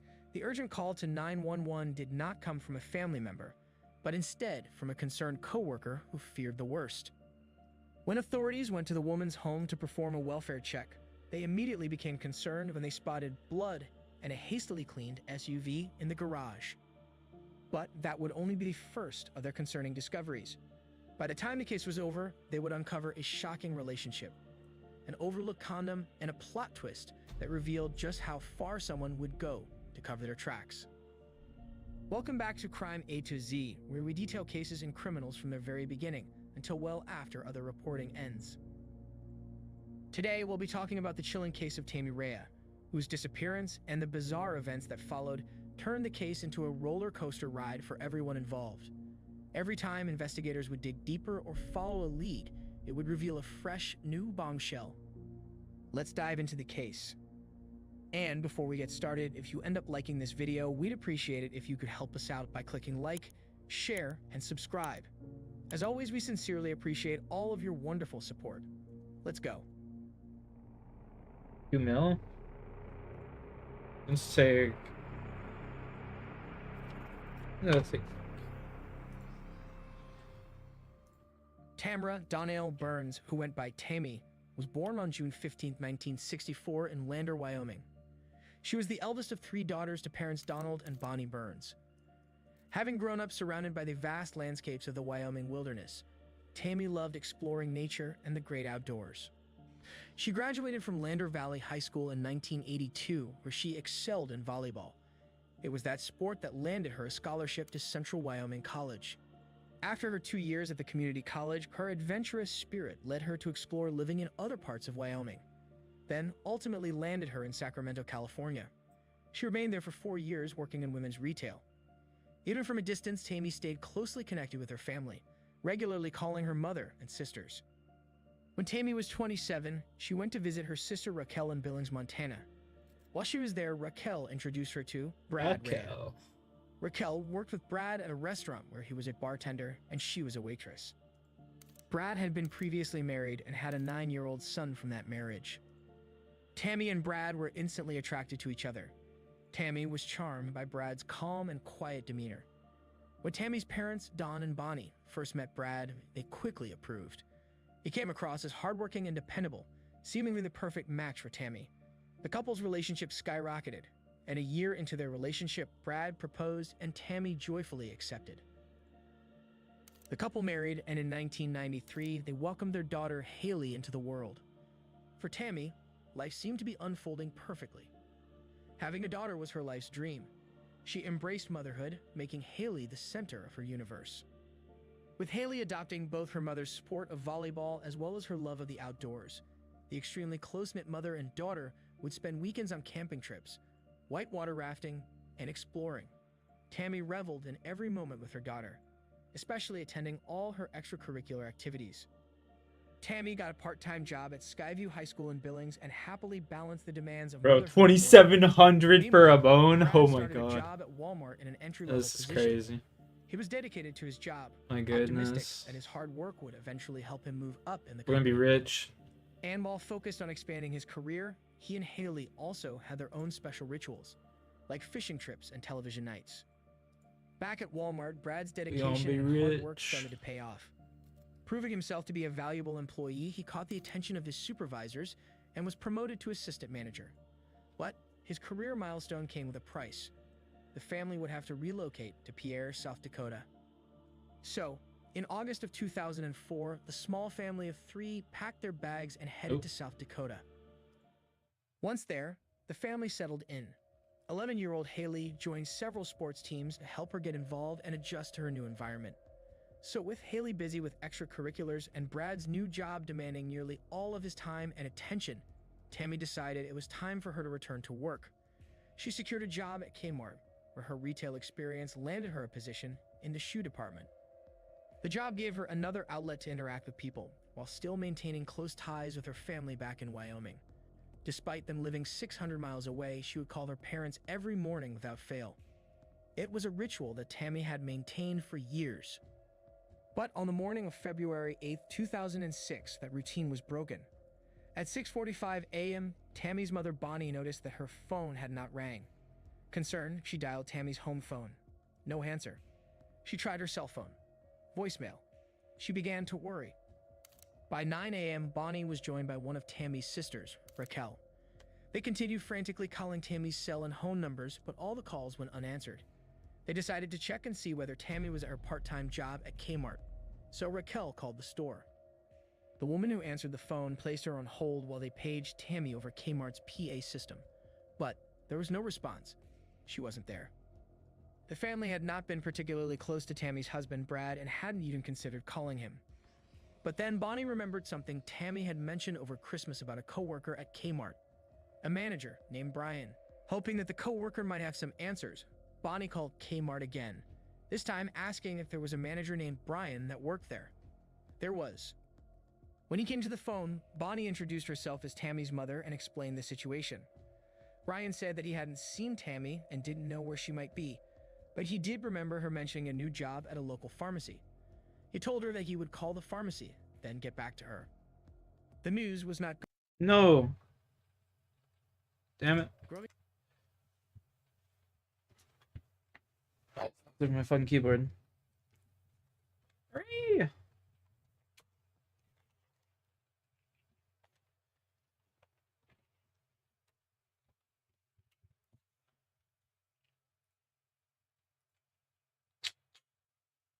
Growing desperate, they called Haley at school. Haley told them the last time she saw her mother was on the previous night. She also mentioned that she noticed that her mother's purse and cell phone were still on the counter at home. Feeling helpless, Bonnie and Raquel called Brian back and asked him to contact the police, which he did. Pier Police Department. Yeah, I need to file a missing persons report. Your name, please? I'm Brian Clark. Who's missing? Tammy, Rhea. Spell the last name? R-E-A-Y. Foul play could be suspected here. Okay, and why do you think that, sir? Hopefully this is discreet, but me and her have been having an affair. Apparently her husband has found out about it. Okay, what is his name? Brad. R-E-A-Y. Rhea. The revelation of the affair stunned both the police and Tammy's family. It meant that Tammy was living a life that none of them had ever imagined. And it also suddenly placed her husband as the prime suspect in her disappearance. Detectives headed to Walmart to question Brad. They informed him that Tammy had not shown up for work and asked him when he had last seen her. Brad explained that he had finished work around 10 o'clock the previous night and returned home to find that Tammy was not yet home and Haley was already asleep. He said that he heard his wife drive up a while later, saw her get out of her car and get into another car and leave. He said that he attempted to follow them in Tammy's Durango, but the car stopped while he was driving and wouldn't start again. As proof, he explained how a highway patrolman came up behind him to offer assistance. When the trooper arrived, Brad told him that he was making a quick trip to the store. The encounter was caught on police video and placed Brad and his wife's Durango at 1:40 a.m. He had not mentioned at the time that he was trying to follow his wife. With written consent from Brad, police descended on his home in search of clues. Within moments of entering the garage, they noticed blood on the Durango's running boards dripping onto the concrete floor. In the back of the vehicle, they were overwhelmed by a strong bleach odor and swirl marks on the surfaces, both of which indicated that there had been an attempt to clean the vehicle. It appeared that this missing person case did indeed involve foul play. Detectives secured the scene and brought Brad in for questioning. He maintained his innocence, insisting he had nothing to do with Tammy's disappearance. He admitted he knew about her affair, but said that he did not know who she was having it with. He also acknowledged that they had been sleeping in separate rooms for years. But despite that, he thought that they could still work things out. 2 hours in, investigators had had enough of Brad's denials and ramped up the questioning. One of the investigators stated, "You're starting to jerk our chain. An innocent man would have looked at me and said, 'Listen, you need to find my wife. I'll tell you anything you want to know. You guys are talking to the wrong guy.'" The investigator was right. While Brad vehemently denied any involvement in Tammy's disappearance, he made no effort to help investigators find her. The circumstantial evidence seemed to point to Brad. He had just learned his wife wanted a divorce and was having an affair. But without a body and with Brad claiming he believed he and his wife could still work things out, detectives had little to go on. 5 hours into the interrogation, worn down by the questioning, Brad finally asked for a lawyer. Although the questioning was forced to a halt, detectives felt that they had enough grounds to arrest Brad for suspicion of murder. Meanwhile, the search for Tammy continued. Volunteers, cadaver dogs, aircraft, and investigators combed through the acres of wilderness surrounding Pierre, searching for a body or any clues that might lead to Tammy's whereabouts. It was toward the end of the day, as they were about to call it quits, that one of the helicopter searchers had a feeling and was drawn to a tree-lined area nearby. Once there, he noticed something out of place. It was Tammy. Her body had been discarded in a desolate area 10 miles from town. It was the same location where Brad used to take Haley to practice driving. Tammy's body was naked, and her throat was viciously slashed. The defensive marks on her hands indicated that she had been involved in a desperate struggle to fight off her attacker. She had been stabbed over 30 times in what investigators would later describe as a frenzied crime of passion and rage. With Tammy's body discovered, investigators returned their attention to the case and their arrested suspect. Upon digging deeper, it was time for a mountain of secrets and astonishing plot twists to emerge. Colleagues and neighbors knew Brad as a quiet, reserved, hardworking man dedicated to providing for his family.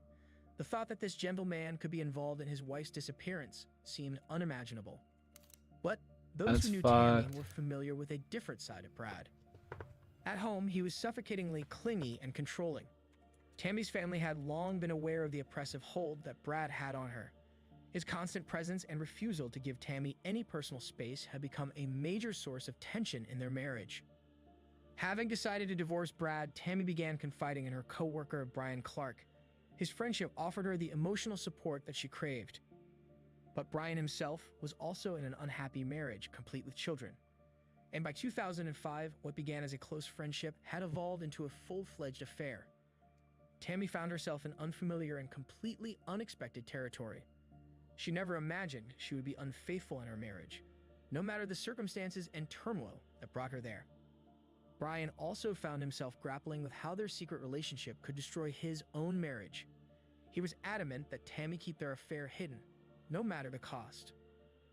In the first week of February 2006, Tammy made a decision. She confessed her affair to her husband and told him she wanted a divorce. He was not happy. But once he accepted that Tammy was set in her decision, they shared the painful news with Haley. With Tammy feeling hope for the first time in a long time, she continued her regular life and routines content and optimistic. Brad, on the other hand, withdrew, spending long hours in bed, unmotivated to get out. Then, Tammy vanished. The couple's history was eye-opening to authorities, but none of it was conclusive.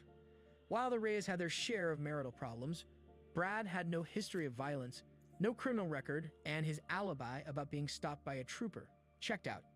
It all raised doubts about whether they actually had the right person.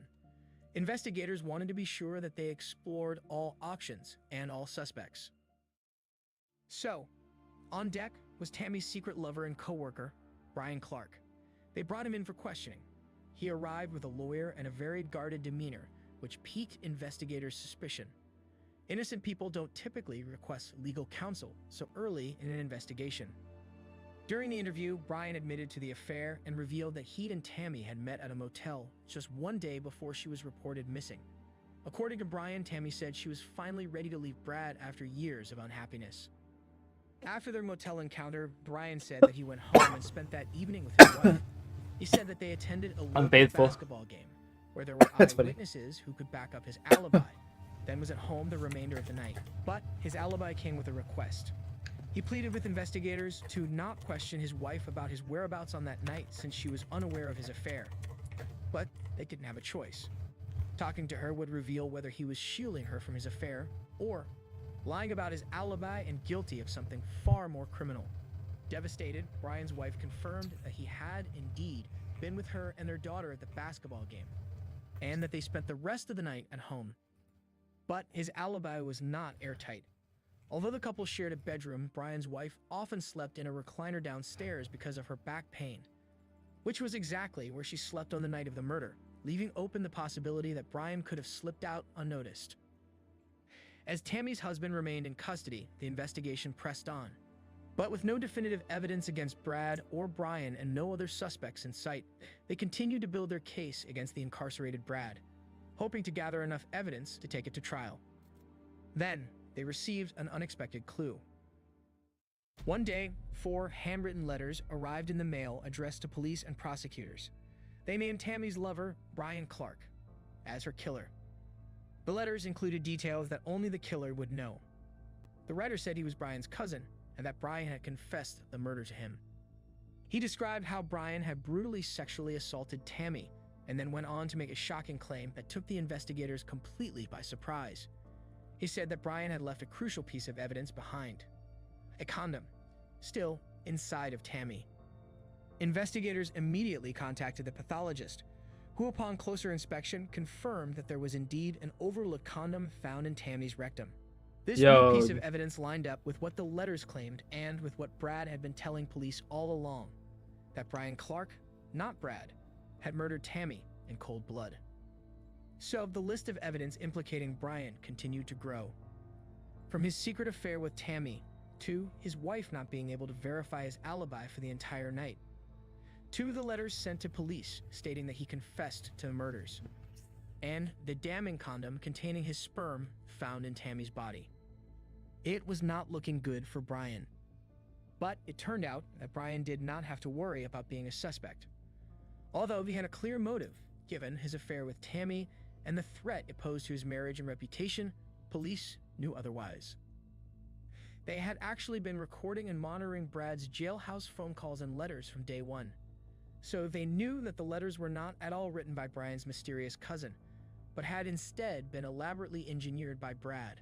What? He had been working with his twin brother Brett Rea to help copy and send the letters to police to try to frame Brian for the murders. Once authorities had begun monitoring Brad's jailhouse phone calls and letters, Brad graciously funneled them the evidence they needed to make their case. One of the most incriminating of which was a hand-drawn map that Brad sent to his brother, pinpointing what he described as fishing spots around Oahe Dam. But when detectives explored the pinpointed spots Brad identified on the map, it led them to 3 garbage bags hidden along a row of juniper shrubs.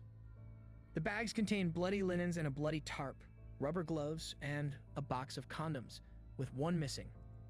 The tarp had slits in it, indicating that Tammy had been repeatedly stabbed while she was in the tarp. The bags were found hidden in vegetation that matched what was collected from the bottom of Brad's shoes after the disappearance. Then there were those letters attempting to frame Brian for the murders. Police confiscated the copies of the letters from his brother and arrested him as well, charging him with accessory to murder. His brother confessed to helping with the scheme, and facing up to 20 years in prison, he served 6 months in jail before agreeing to testify against Brad. And of course, there was the forensic evidence collected from the couple's garage, including blood found on the Durango. Going into trial, investigators concluded that Brad had killed Tammy as she slept, having secretly placed a tarp and blankets over the mattress to soak up the blood when he attacked her. They theorized that Brad had attacked Tammy first while she slept, then potentially attacked her again later. The case against Brad was solid. For 11 months, Brad had maintained his innocence, insisting that the truth would set him free. But with everything authorities had learned, they were confident that they knew the truth, and being free was not where it would lead him. But the scheming bomb dropper had one more card to play, and he was saving it until the very last moment. On the first day of the trial, as prosecutors approached the courthouse, they remained confident that their case would result in a conviction. But just a half hour before the prosecution was set to make their opening statement, in a twist that no one anticipated, Brad Rea dropped his bombshell. His truth that he had alluded to for so long was that the murderer was not him. Instead, he said it was his 13-year-old daughter, Haley, and that he was merely covering up for her actions to protect her. His defense revolved around the startling claim that Haley was depressed and angry about her parents' divorce, had been sleepwalking, and murdered her mother. What? According to Brad, he was awakened by their cat and rushed to the scene, where he found Haley in Tammy's room, holding a bloody knife and covered in blood. He said that she did not awaken from her catatonic state until he was done cleaning her and had placed her back in her bed.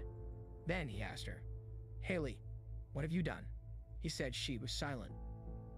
He claimed that in a desperate attempt to protect her, he cleaned the scene, planted evidence to mislead investigators, and then disposed of Tammy's body near the Missouri River. He even acknowledged attempting to incriminate Brian. He said he did everything except the actual murder. He claimed that once he discovered what his daughter had done, he did what a dad had to do to protect his daughter. And Yeah, this guy is a legitimate psychopath. to back it up, he argued that a potential bite mark found on Tammy's breast actually resembled the pattern of Haley's gapped front teeth. He also claimed that DNA from blood found in the Durango that was not Tammy's and could not be ruled out as his could have been Haley's. But Haley's account of the night's events was nowhere near what Brad described. She described how, in the middle of the night, her father entered her room with a bundle of clothes and laid down beside her before she fell back asleep. When Haley woke up the next morning, she said the laundry machines were running, and she noticed several things that didn't seem right. Her mother's bed was unmade and her cell phone and purse were still in the home, and her car was still in the garage. Haley said that when she asked where her mother was, her father said that she was with a boyfriend. He instructed Haley to keep it private, telling her, "Don't tell anybody because it's personal." Haley found herself in the position of having to defend herself against her father's accusations, all while he callously looked on, even occasionally smiling. She testified as she loved her mother, but was scared of her father and had never been close to him. Brad's defense attorney's response was to claim that Haley didn't remember the events due to the intense trauma she encountered. He also came after her on the stand, asking her to describe the motion she would use to strike a ball when she played volleyball, trying to equate it to how she would have gone about stabbing her mother.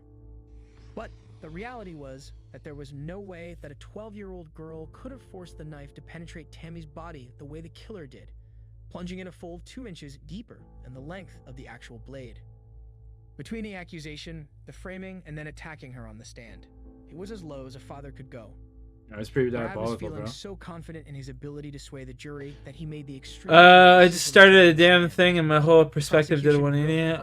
while What Brad the fuck? constantly changed his I mean, answers later. and shifted I his just story. started. Wait. The I prosecution lost. couldn't have asked for better testimony, with the I lost the Attorney 40 General minutes of commenting the that Brad audiobook was the best version. Listened witness to. he'd ever had. And I genuinely loved So it. was Brad's I underhanded started the tactics in damn both thing and my whole performances on the perspective stand. did a 180 jury and I took their received a love note deliberations. from a mysterious gay man And today. on January 23rd, I mean, 2007, good for you, bro. It took them just 3 hours to Good find for you, I Brad Rea guess. I mean, guilty of first-degree murder. After the verdict, the Attorney General remarked that Brad's claim but that's awesome. that You his listen to daughter that killed book. her mother It's a good book, was the man. most cowardly blame-sharing act he'd seen from a defendant in 27 years. Brad was It's a, sentenced to life in prison without the possibility of parole, This is a very which good is book. the mandatory sentence for first-degree murder when the death penalty is not pursued. After the loss of her mother and betrayal of her father, Yeah, gay. Haley Well, found just refuge fucking living ignore with it her then. maternal grandparents. She made the decision to sever all ties with her father. Tammy's family leaned on each other for support and became advocates against domestic violence. Haley, in particular, dedicated her life to honoring her mother. She channeled her experience into a passionate mission as a victims' rights advocate and speaker. Maybe you should Using her finish it platform and eventually. Yeah, it's a personal good one, story, man. she raised awareness about domestic violence. She traveled across the United States to educate others on the early warning signs of abuse, particularly emotional abuse. Brian Clark has remained private since the trial, with no public details about his life since then. Brad Rea was sent to serve his life sentence in the South Dakota State Penitentiary. He attempted to appeal his conviction numerous times, essentially claiming that his counsel didn't fight hard enough to show that his daughter was the culprit. He was unsuccessful. He served 17 years before his death in February of 2024, when he passed away in the prison infirmary at the age of 64. What are your thoughts about this father who claimed to be protecting his daughter? That's diabolical, bro. That man's definitely going to hell.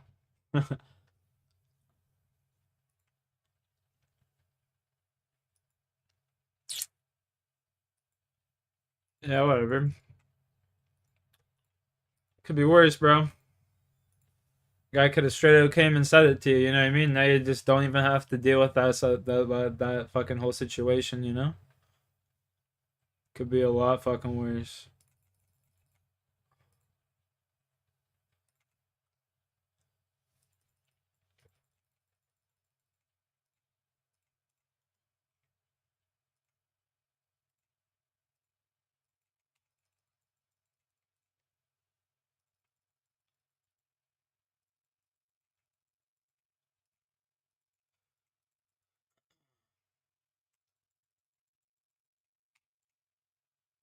I didn't see what you wrote.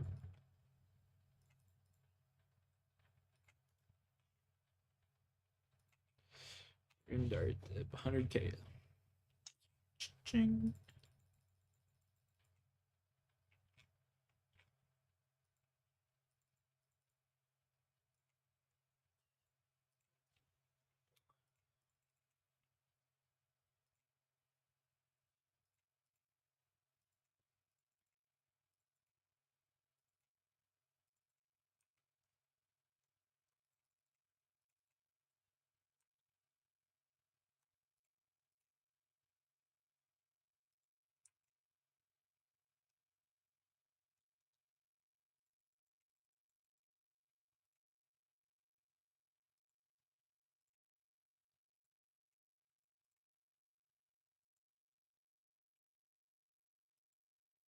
Whoa, whoa, whoa.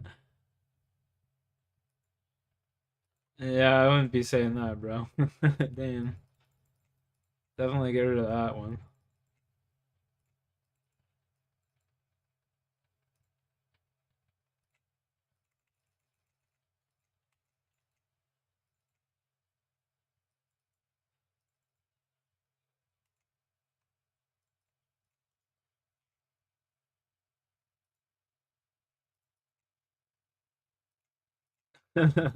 Keep that one. Keep that one for the private, goes. Keep that one for the private.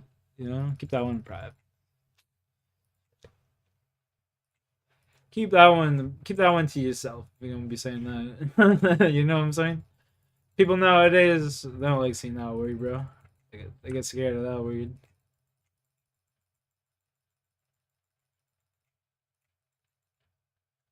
Know what I'm saying?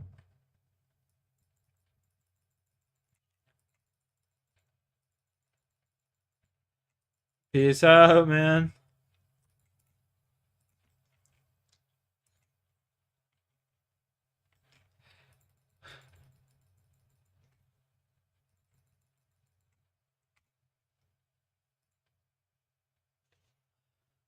And peace out, Ghost.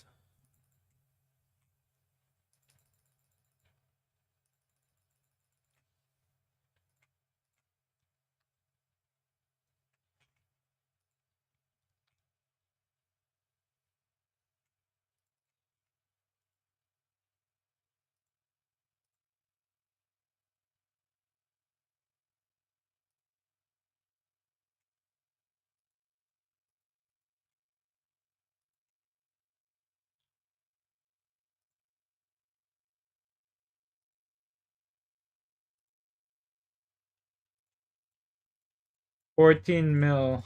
That's the stack. 14 milli. That's the stack. Anything other than the 14 mil is just pure cash, you know what I'm saying? Anything other than the 14 mil is just pure cash. Pure cash. Pure profit, I should say. Very nice.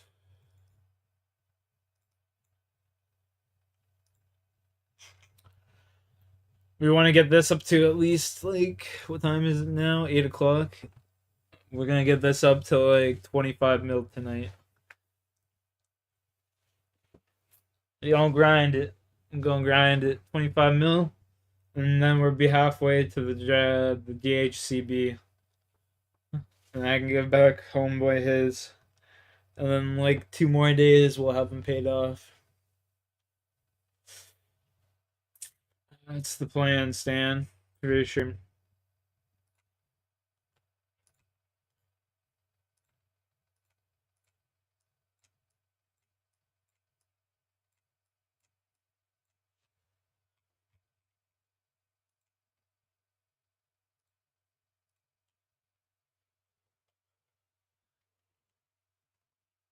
I'll be right back. I'm gonna go grab another glass of water.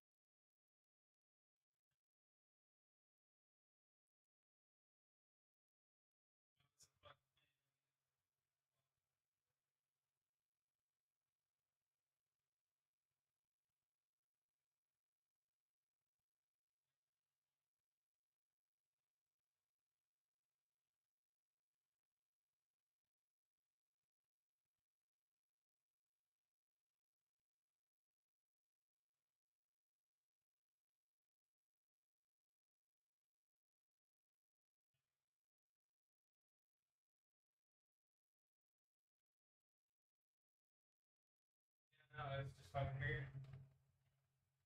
Yeah, you're good.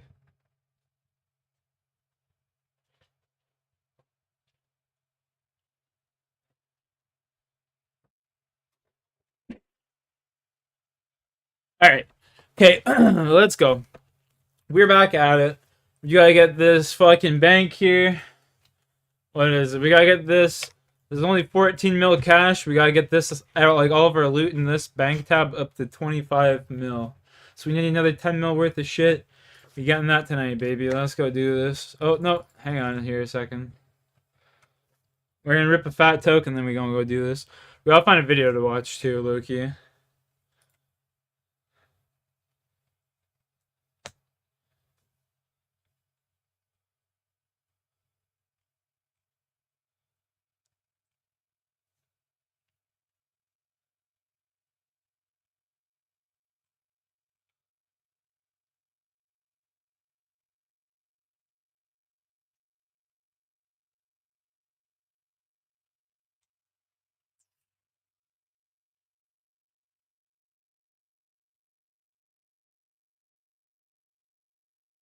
Prince Edward Island, because it's so expensive, bro. In my last video, I wanted to complete 200 mil hit points before I made my next one. It took a bit longer than expected, but these are the results.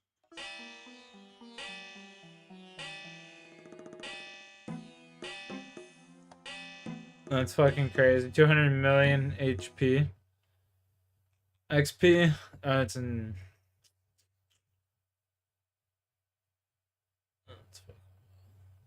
Podcast P. This guy's name's Henny God. On the wall was cheering. And like, I ain't trying to hear that shit. I ain't trying to hear that shit now. Wait. So right after I wave them off, they go back to booing. Yeah, they was cheering this. They were cheering right after the tribute. Oh yeah, 15 million. What did it say? There was a couple of them like they had a podcast. Shut up and talk. Like stop. Think before you talk. And they. What did I say they was came wrong? prepared. What did Say I that did? again? I did not call. I did not call Clippers the B team. I said it felt like the B team just because of everywhere you go, people in LA say you should be a Laker. You should be a Laker. That wasn't minimizing. That wasn't, downplaying or, I was a Clipper. Like, that's who I chose to play for. Like, I wasn't, comparing them and saying that they were underneath the Lakers. It was just how LA interprets that or how LA treats players that are in LA. Like, they think you should be a Laker. They think there's not another team there. Yeah. So that I'm gonna be honest. I am so tired of Paul George. I'm tired of. Nah, he ain't wrong though. Henny God, I was expecting like a much deeper voice, bro. That guy sounds like a Chris Brown light skin motherfucker, you know?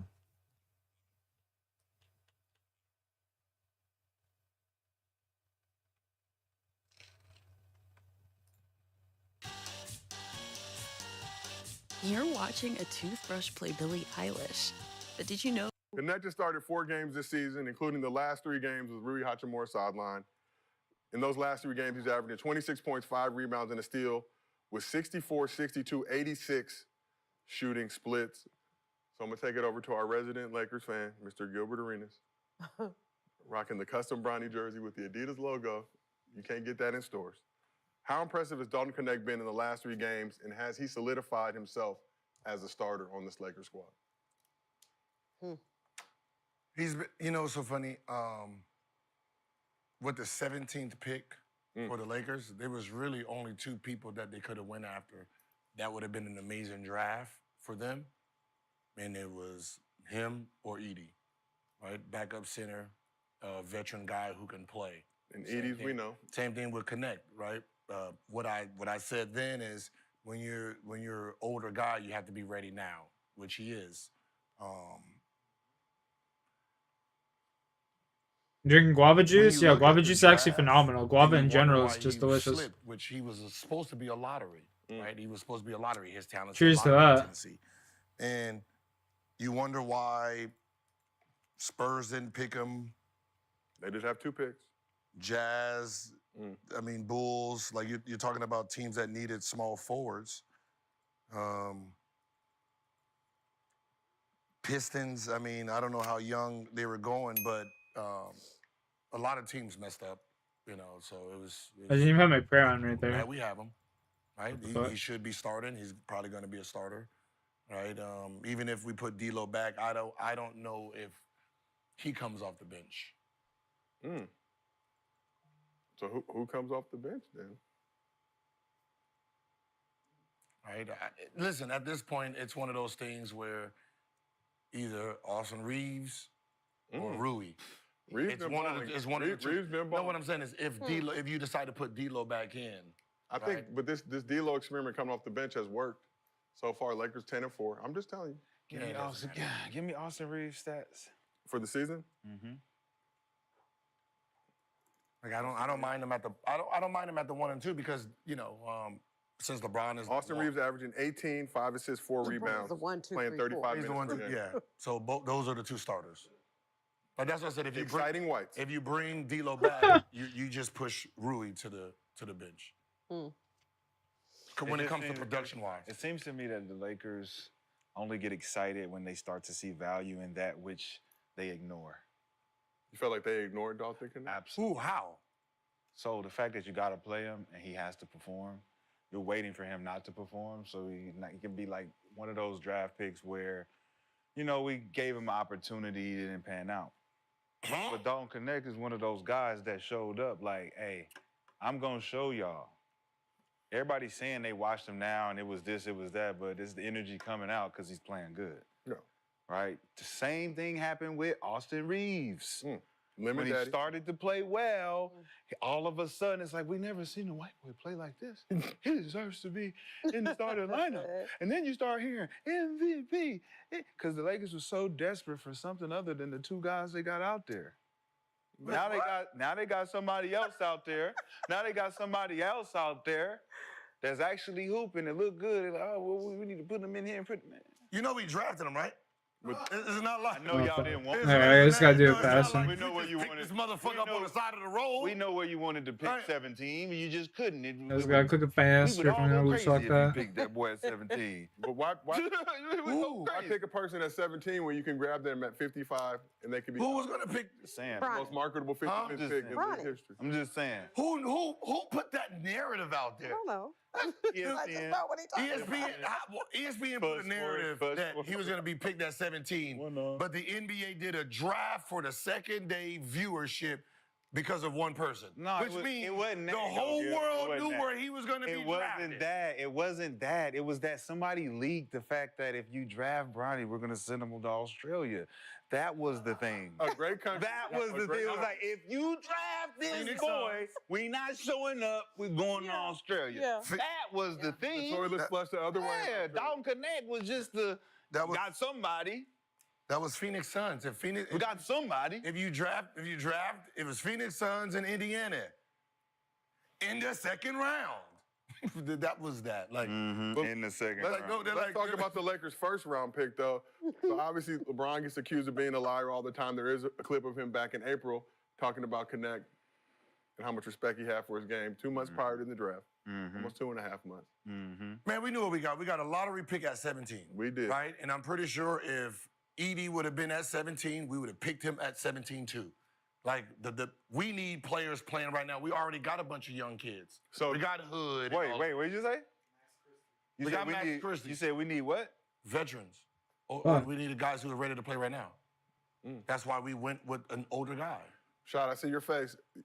Looking around. How old is he? Oh, 23. I didn't think the guy that would say we need to go younger would say we need guys to play right now. No, our team. Like we have a veteran team. We don't need the young kids. Like we have kids that's young that ain't got opportunities so far. Some have gotten opportunities. Christie ain't really got an opportunity. Hood ain't really got an opportunity. So Give me like 100-minute kill, maybe. Those are all young guys, right? Yeah. Those all young. They came in at 19. Yeah, they should have went to college. They'd have more. 100 minutes, sorry. 100 minute 30. They had plenty of opportunity to play. Now you niggas over here sitting on the bench somehow. He ain't got no opportunity. He got an opportunity. Not no real one. Some did not see it. Dalton Connect has. I'm trying to fuck him up. Not with these weak assets. But it worked. It worked. Look, we got a lot of buttons. That was hilarious. Shout out to Paolo, our director. He's doing about 17 different jobs. Cooking right now. It still works. How my man's just kill me. You know what I was waiting for. You know what I was waiting for. What? Oh, Fuck out of here. I think I might click behind me.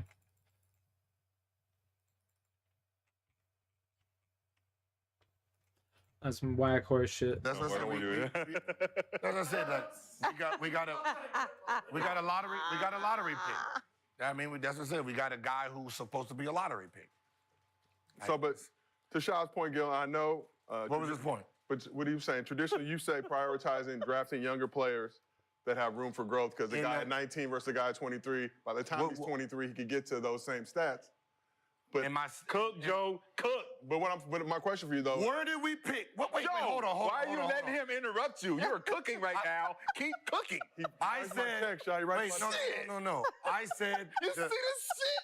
He's bullying this man. You sitting there. No, because you said. Give me the pot. I said the lottery pick is where you pick youth, the stars.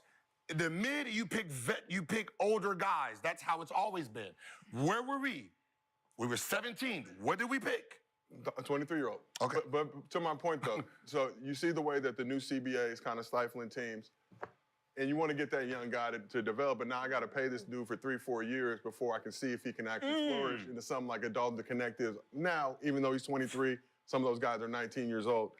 Do you feel like teams are going to shift that approach to get guys who are ready to go right now? No young team is going to pick an older guy. Here, this is a conversation. Y'all remember Dwight Howard and y'all remember Okafor. Okafor was player of the year, right? Yeah. Now, Okafor was the better player than Dwight. This is all they did. All right, Okafor's 22 at the time. Dwight is 18. They say, all right, in the next 4 years, Dwight will be 22. Where would he be compared to where Okafor is today? Does Okafor have a chance to be a superstar? He's 22 right now. Does he have a chance to be a superstar? Yeah. The answer was no. He's going to be a very good player. Dwight at 18, does he have a chance to be a superstar? The answer was like, probably yes. Okay. Because you have 4 years. You got 4 years before you're this age. So you're going to go with this guy. If you say in 4 years, will he be better than this rookie coming in? If the answer is yeah, you go with him. Now, the rookie year, what happened? Okafor won Rookie of the Year, right? Do you think anybody in Orlando was like, fuck? No, because Dwight averaged a double-double as a rookie. Now, Okafor won Rookie of the Year, averaging 15 and 11. By the time Dwight Howard was 22, he was an all-NBA player. But my point is, by the same an extreme example. No, that's every Dwight example. Howard is an extreme example. That's you're talking about him compared to Omeka Okafor. That's Man, 38. every example. My point is now. Like what? Dwight Howard versus Omeka is not even. No, that's every example. It's not, because it's not 10 Dwight Howards. No, what I'm saying is when you're in the lottery and you're looking for something, and you have an older guy who's proven right now, or a younger guy. You're asking yourself, like, let's say EDN, Shashi, who's number one? Zachary Sanchez. You're asking, will Edie be a superstar? Do you think he would be a superstar? Right? Yeah, I think he will. I think he'll be a good NBA player. Good NBA player. Okay. Now you say Shashir. What's his chance to be a superstar? Right? He like baguettes. Right? So you're like, and I got 4 years before he's 22. I'd rather take my chance here. And wow. That's what they do. And that's dumb. Because that's why they're dumb. That's exactly why they're dumb. How? It's dumb. It's dumb. Atlanta could take Zach Edey and have some effect right now instead of waiting 4 years for a guy from France to pan out. That business-wise, it makes no sense. I'm not rocking with them businessmen over there. They're going to lose. They're going to stay in the red, and they ain't never going to make no money. Ever. They whole thought process is backwards. I got somebody ready to perform right here, right now, with experience, 3 years in college. In college. Man, with a resume? 3 years. With a resume of experience? Of college. The Quincy kid in the D-League should be playing right now. He did. Experience. He was on the bench for the Lakers last night. What? You got to plan behind 19-year-olds who don't even know how to take a fucking play from the sidelines? Side out of bounds OB? Like, you don't know nothing? High-selling jersey. It's experience of what? It's experience of college. It's experience of winning and playing. It's just college. Winning and playing and terminology and how to get back on defense and watching film. All that shit matter. That's why Dalton Connect can come in and hit 6 threes because he's been there before. It's called, that's the thing is, it's called an investment, right? I have $100 a day. Today, this is $25. If I put it in the bank, will it be more than, and I got 3 years to make more than $100, and this was a smarter move. I have 3 years before he averages whatever this 22-year-old is gonna average this year. So if Zach Edey averages 10 and 8, Sasheer, he has 4 years to just beat that when he gets to it. So you don't care about winning right now? If you're in a lottery, obviously, no. So that's the point. That if you're a lottery pick, you're not. It's not about winning. It's about trying to grab a bunch of assets for 3-4 years so we can be good when all these. But every team in the lottery isn't necessarily trash right now. Some have a win now mindset approach. Take a team like the Grizzlies, who know they got Ja coming back. Who know they got. But that's a late. We're talking about the 1, 2, 3 pick where he would have been, right? It's a very different. There's no. If you're. Who was in there? We're not talking 1, 2, 3 pick. We're talking every GM that makes stupid decisions, like trying to draft young instead of draft for experience and college players who know how to play. If you're like the Wizards, like what are you going after Edey for? Your team is young. You're trying to build. You're trying to build. By the time the rest of your team, think about 22. By the time the rest of your team matures, 23, 24, 25, that number 1 pick would be 28. And do you feel like team GMs have that approach, though? Like, if you're a trash team right now, we're not even tripping for these next couple of years. We're looking the 3-4 years on the road. Exactly how Houston's been going since James Harden left. You're getting a whole bunch of assets, and you're trying to see which one is maturing faster than the other. You're pulling in, pulling out. Like, right now, those 19-year-old kids that came in, the 19-year-olds, they're 22 now, right? Jalen Green is 22. Sengun is 22. Like, we found our young stars. And to your point, they don't give a fuck about winning because they just gonna offload all those stars as assets, as investments, because that's what investors do. If you're gonna acquire an asset, you build it up, create value, and you offload it. That's what they're doing in Houston. They don't care about winning. Yeah, The Rockets currently 4th in the West right now, 10 and 5. 4th in the West with a bunch of 20. I think made a run last season, came close to getting in the Now you want to play. hear something, and this is why we all know it, but we're not translated to the NBA. When we looking at age, we're not looking at it away. Now, if we was in high school, a senior's 18, how would we look? How does it look if a freshman was 18 years old? Seen it before, does not look. It doesn't look very well, right? An older guy dominating at an age where you're like, hey, same thing in the NBA. Edey's high school class, his senior class is Jalen Green. How long has Jalen Green been in the NBA?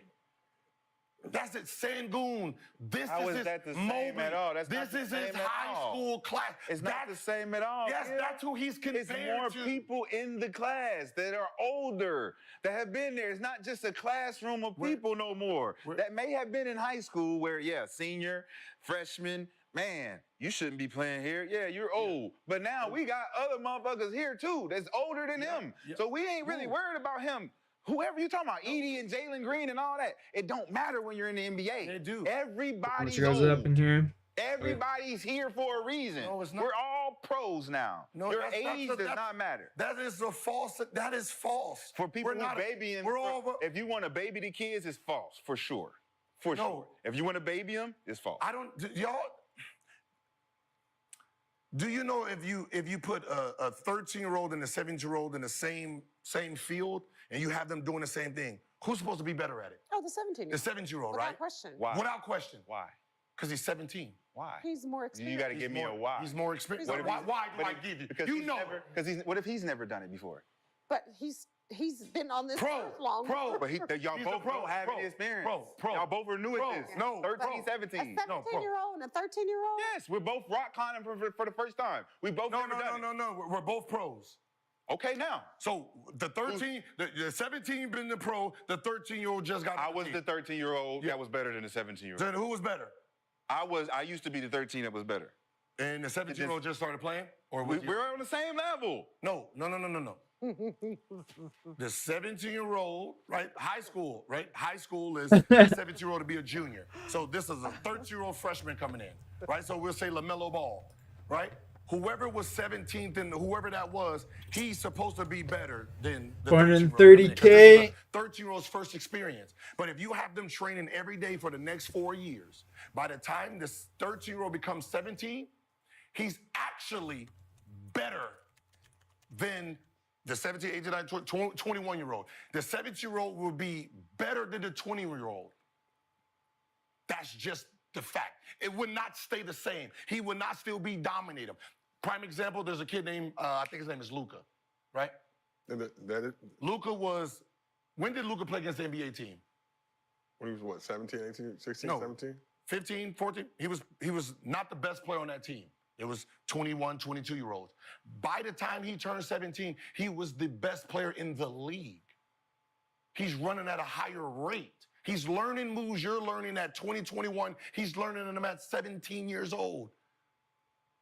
He's running faster. You just have a head start than him. That's all. So when I'm in the draft and I got a 22-year-old and an 18-year-old, I got to see who's moving faster. No, There's only a few. metrics are against you because you can't prove results showing that drafting younger is better.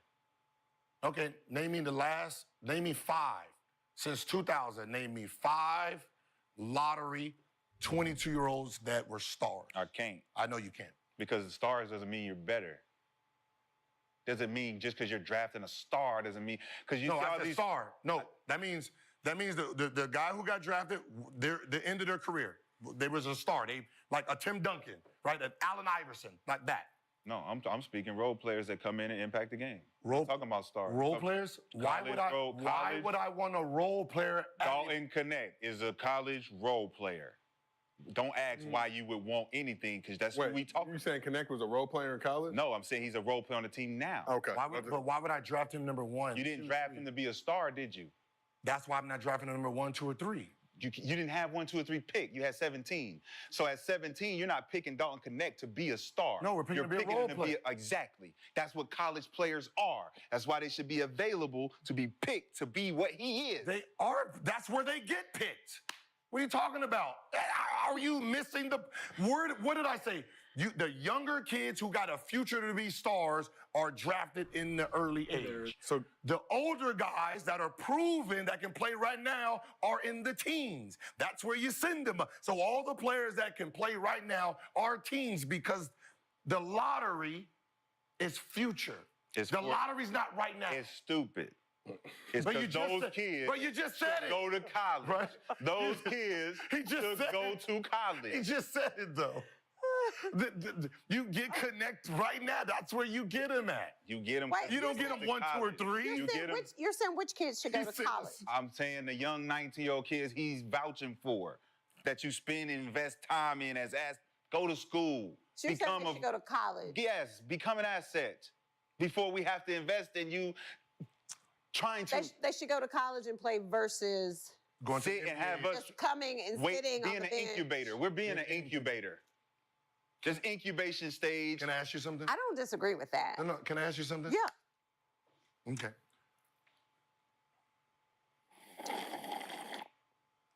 If we take This man's slurping. let's say what age is WNBA? They come in 22? Well, they got to graduate from college. Yeah, okay, so let's just say average age 22. 22, yeah. Right? And let's say Juju's an 18-year-old. Yeah. I give Juju, we got 2 roads. Juju, 4 years in college, right? She's going to have her game. Or you take her and you incubate her 4 years in the WNBA. By the time they're 22, who is more dominant? Which player? Yeah, but Juju. No, I'm just saying. Different. But I'm just saying, which He player uses is dominant? the extreme No, example. I'm just saying, which player is dominant? You're saying. Yeah, that's wild. That's wild. The internet never fails.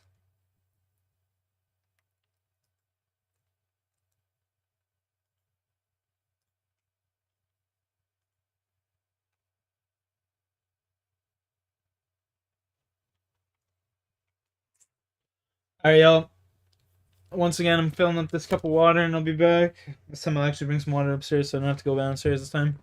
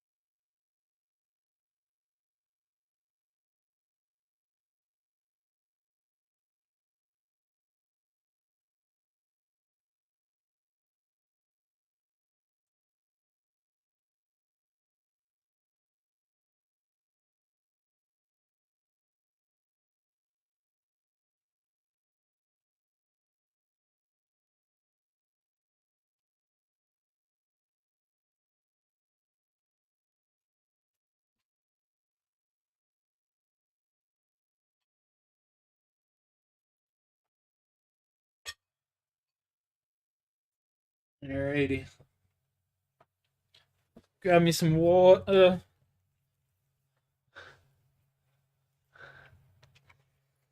Let's do this. Oops.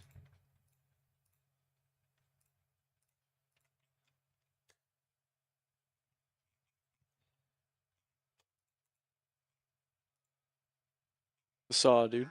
Chilling with him. What are you up to, brother? Smirking Vorkath. What are you up to? Coming to bug you. Sick. Saw you sitting in here. Yes, sir. Forgot I was You waiting for your boys? No, I just forgot I was sitting in the Discord. You're funny. What you been saying? Nothing. Running some zoms, or you want to run some packs? I'll be down to run some zombies with you. You want to run zoms? Yeah. When are you playing some RuneScape, bud? The day pigs fly.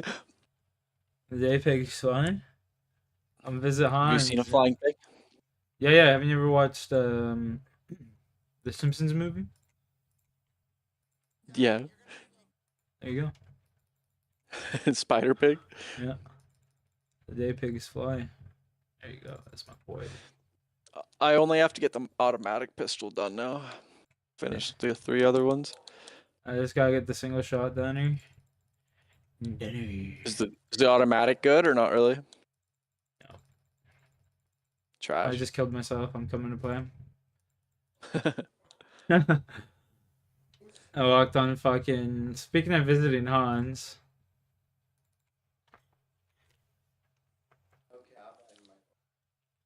You're Gucci. Speaking All of day. saying hi to Hans. Saturdays are for who? The boys! Thai boy's so drunk, bro. He's staying with you now, eh? Yeah, he got evicted. He's just looking for a pad up here, you know? So I just got him down here. Yeah. Helping the homie out. Boy, good man. Remember when I was got just kicked out gonna my buddy Eric? Let me crash at his crib. On the couch for the night. Just one night? Or were we there for a couple days? One night, and then I figured out some shit, you know? Yeah. Sometimes it's just the homies, bro, you know? Yeah. How to do what you gotta do, you know? Braun was wiling out, eh? He's being a little bitch, bro. Was it more wild than the Apex time? Yeah, What'd he's you just say? being a fucking. Well, you can just go watch the video if you want. It's all on the stream. I just ended up muting him for most of it, and then like I unmuted him one thing, and he just started bitching at me. I was like, bro, I didn't even fucking say nothing. Like, go fuck yourself, dude.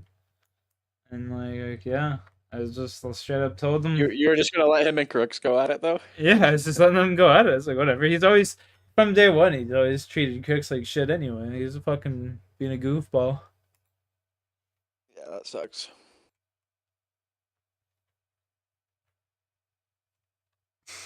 What's funny is the one day, like, I laid into him, he quit doing it to me, though, you know? You just gotta have, like, the backbone to fucking... Yeah. Then he stops, is what I've kind of noticed. But I see the message you said in your cord is pretty wild. That's where it, like, drew the line. I don't really give a fuck. You say whatever. Wait, True. wait. I just... F1 the view. What did that say? Oh my goodness! I think I got someone banned, bro. I'm not even trolling.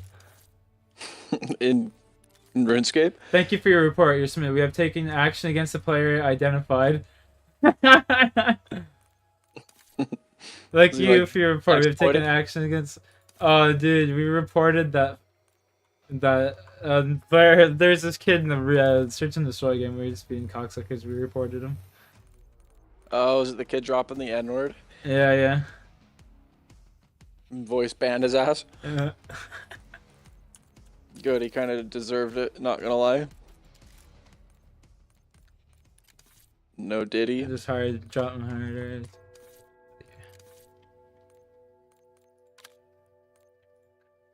Doesn't say you're on yet. Come on, Jay. Fuck, I have a friend that's already Prestige Master, bro. This kid's a no life. Oh shit. I made you party leader. I should see you wrong. Guess what, Jay? I have every augment. Every augment. Every augment? Every augment. Even energy mine? Every augment. Unlocked. Have you done all the challenges for like the augment? They're not the augments, but like the... I have everything unlocked for him. Grades? Every augment unlocked. Jeez. Right. At a loadout, I'm just gonna do the pistol, I guess, if you're doing the pistol, you know? Fuck it, let's send it. Hang on here a second. Pistol and a bat. That's what I'm going for. I literally need all 2,000 headshots, baby. Yeah, I think I do with this pistol as well.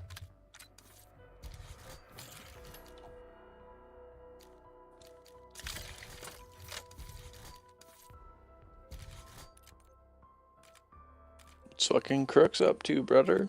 I don't know. I haven't talked to him today. Nah. It's been kind of chilling, you know? Yeah, I don't blame you. I had a headache. If we get him on, you want to run some picks? Yeah, let's see what's good. You want me to, or are you going to? You have a headache? Well, I had a headache right now? this morning. No, I had a headache this morning, so I've just been chilling.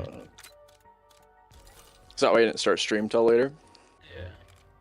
Pretty much. Pretty much, mate.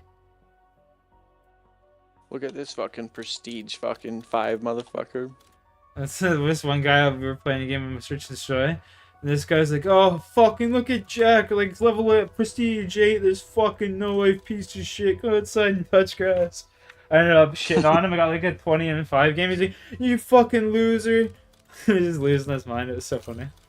You were fragging out in Search, eh? I'm a demon in Church, Loki, when I actually try. But I just troll too much, you know what I mean? Like, try to have fun. Fuck around. Yeah. I don't really give a fuck, dude. You know what I mean? I don't really give a shit like that. You know what I'm saying? Like,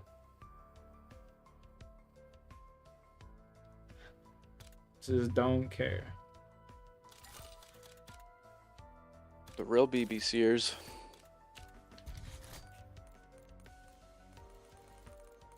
Alright, you know? 11 out of 33 opals. 11 out. Where do you check that at? Oh, just on like your camos? Yeah. Where the fuck does it say though?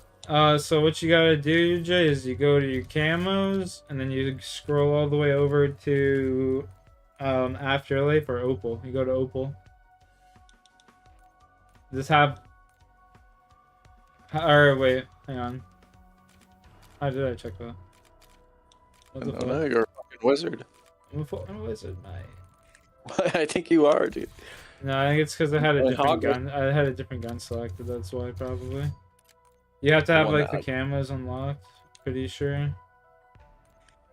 So like a gun that you have Opal unlocked for. Okay, let's see. I'm at 8 out of 33. I don't even remember how I seen that, bro. Tripping. It's a gun you already have Opal on. You got to look at Afterlife. Yeah, is that it? Is that it? Okay. But I have a lot of like different guns. Gold, just not Opal. Same. You know? Same. Like, have you done any tac rifles yet? No. Have you done any snipers? Oh yeah, I've done all the snipers. All the snipers? LMGs? No. No. I've done the shotguns, SMGs, assault rifles. Then you do one pistol. I need to get the HE1 still. The fuck special gun? Like if you go past launchers, there's a special gun. Special gun. Yeah, go. So it goes pistols, launchers. You see what I'm saying? You see what I'm saying? Unlocking the hit list event. What's the hit list event? Hang on. Event. Oh, there is an event going. Interesting.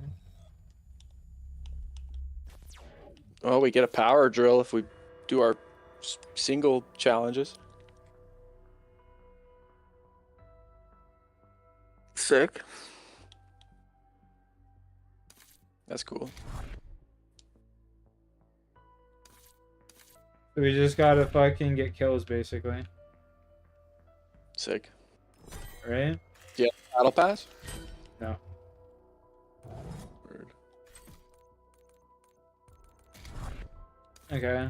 Well, let's start the... Full send. Full Nelson.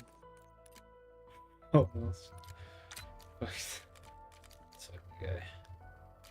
And the rocket launcher, I think.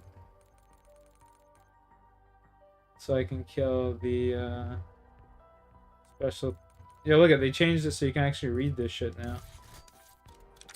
It's not overtaken by the camo. Yeah. Oh my god. No, it's still overtaken by the camo a little bit, but you can read it. They kind of made it darker. They made it a bit darker so you can actually read it though.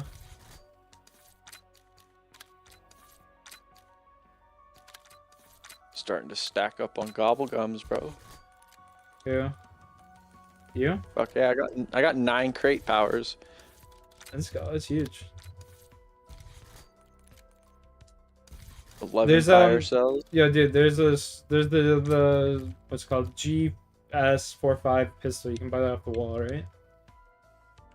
It's the one that turns into Mustang and Sally. Yeah, yeah. I think it's the G5. Yeah, it is. Just gotta make sure.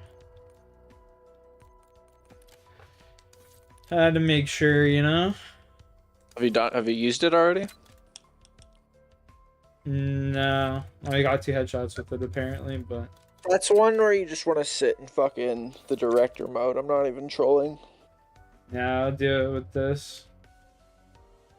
I ain't stressing. Fuck it. What's stupid about the director mode is that on round 12, it sits there and spawns a mangler every single round.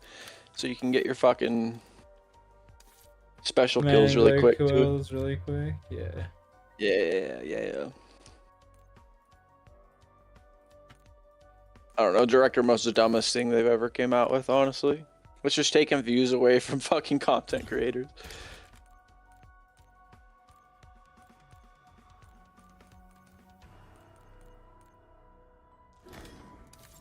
So then the only people that are really feeding off this game are all the glitch makers or the glitch content creators, you know what I mean? Yeah, I mean, shit. I'm all about it. People that find glitches and... High rounders that want to fucking spend 180 hours just to have their game reset by Treyarch. Oh, I'd never touch this game again, you know? That shit. Oh, there's people in here for the first time I've ever seen. What the fuck? Never seen that before. Yeah, I never seen the 2 groups of people. That was kind of wild. Your old boss, Rick Goff. We break out Maya's brother Nathan. That asshole down.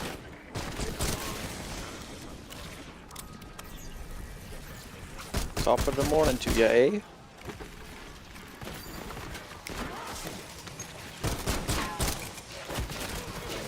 I don't know, the thing with me is, like, you're supposed to be talking shit to the other team, you know?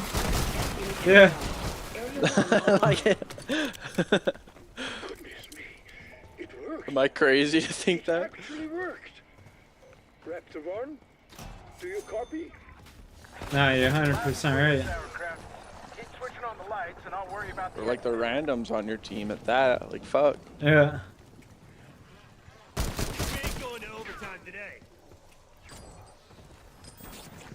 Stay close to me, I got profit sharing.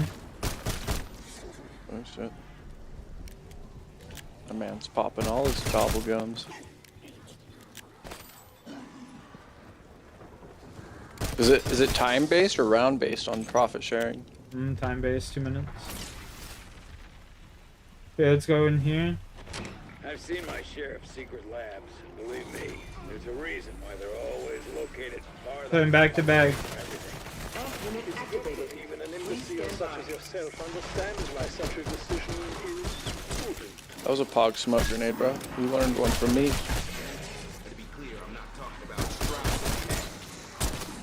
Yeah, this automatic pistol's dog shit. It's probably the worst pistol out of all of them. That's what I was saying, yeah. Very anticlimactic. I just killed myself with a C4, dude. Oh boy. It's fucking cool. If the inversion warheads were exhumed from the sea, would they still be operational? Duh. I'm just gonna stand in this room here for like a hot minute and like round 9 or something, just get a bunch of points. You know? I'm with it. I'm gonna pop a double weapons XP. That's a good call. I don't have any fucking attachments. That's a good call. Part of me hopes Dr. Boom, boom, boom, boom. I'm just popping an hour of everything. The look on her face when Full send. Reaver find her is going to... Now we're committed. Oh, I got a picture blood. One sec. Elemental fucking pop. Oof, that's rough for headshots. It'd be one thing if it like made your mod that you had on activate more, you know? That's one of the perks, yeah. Yeah, I don't like the random part of it. That's fucking stupid in my opinion. No, that's one of the perks that you can get from upgrading elemental pops. It only activates when you have on. Oh, that'd be sick. I need to look into that.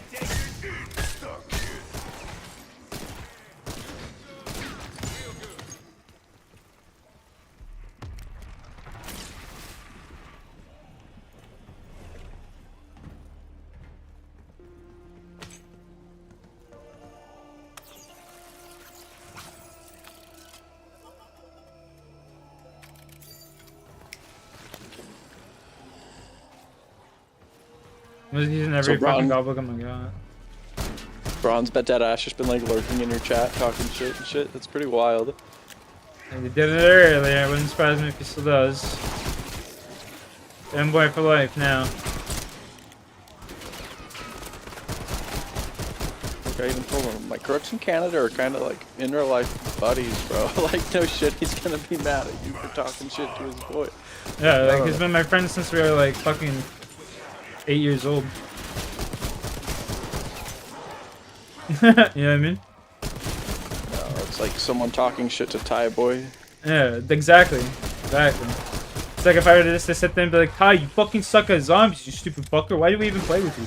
Wasting my goddamn time. You know what I mean? Why are you common, bro? Yeah, How'd like you shut the land fuck us up. Don't tell me you're down again, bro. You know what I mean? Like, yeah. Like, retarded. Like, even Blair and I were playing before he even got in. He joined us randomly. We didn't invite him. He joined us randomly, you know what I'm saying? And then we were just fucking vibing, trolling kids. Like, no shit, we're not gonna be trying our balls off. You know what I mean? Yeah, you're telling everyone to join your clan. Yeah, exactly, exactly, bro. No, literally exactly what we were doing. I just felt like the night would have been different if I would have stayed. So I don't really like blame myself, but at the same time, it's like I just fucking went. No, to it's bed. been brewing for a while. He's fucking. Yeah, chalked. Different. I'm over it anyway. Like, I don't blame you. Motherfucker was the one coming back here. You know what I mean? I haven't thought about it since. Yeah, I just fucking like to hear both sides of the story, you know? That's fair.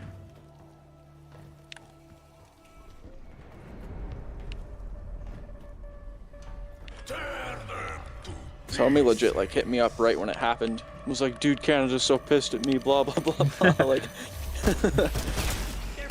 I wouldn't even say it, like, dude, bro. I legit wasn't even saying shit. I was just like, yo, Blair, dude, just want me to mute him for us? Like, I had Trey muted and shit too. I just didn't want to hear them arguing. I was laughing and shit because I thought they were joking around at first. You know what I mean? And then it's funny just to hear Crux' point of view of him talking shit when you did mute, bro. That was all you hear is Crux going fucking crazy. Like, Crux is the last person to talk shit to. He'll sit there and bark back, you know, like. Yeah, I just don't give a fuck. Usually, it doesn't really affect me one way or the other. You know what I mean? Like me or you, we'll just sit there and take it. Crooks will actually just like talk shit back and shit. Like, I bark back a little bit, but not to the extent Crooks was, bro. Crooks was just riling him up too. It was fucking I loved it.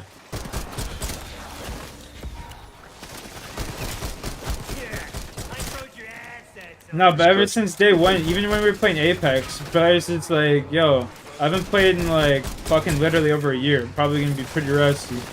And like he was just like shitting on him, and he was like, bro, he literally hasn't played in like a year. No wonder he's gonna be like, you know, rusty as fuck. You know what I mean? Not trying. And comms are so huge, bro. You know what I mean? Like, I don't know why you don't want someone to comm. That's like 90% of it in COD is comms. Like, more information, you're gonna beat the team every time. Like, the other team's not playing with communication. Like, yeah, it was just like, you get me? Yeah, it was just such a stupid situation all around. Like, I thought I was fucking laughing my ass off though. And then he called me out, and I was like, bro, I wasn't even saying shit. I was asking if you want me to mute you, because you're being fucking annoying. And fuck you, Canada. Fucking bitch ass. I beat your ass. Yeah, probably, bro, but you don't gotta worry about me, man. You're like, I got a bum shoulder, motherfucker. That's not a foot, bro. Come on, buddy. I live in Canada, bro. We're not fucking fighting. I don't know. That is fucking unbelievable. Made for good fucking entertainment, though. Oh, I bet it was a spark to the night, at least a little bit. Something different. Kinda killed my high. Oh, I bet. Had to be serious for a minute.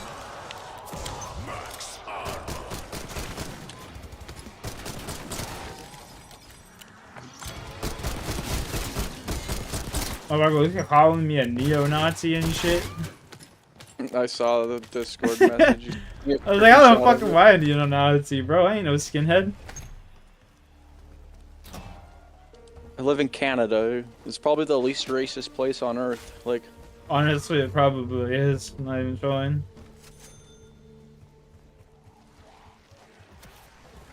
Don't get me wrong, you still got lots of racists, but... yeah.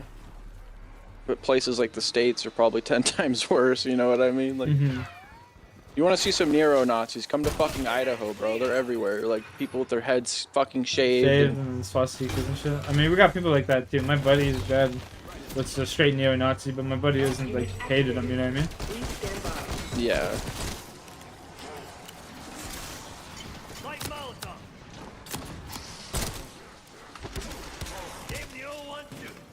You gotta think after the war, they kind of went everywhere because they were getting fucking bombed and shit by multiple countries. And yeah. They also surrendered, so they didn't.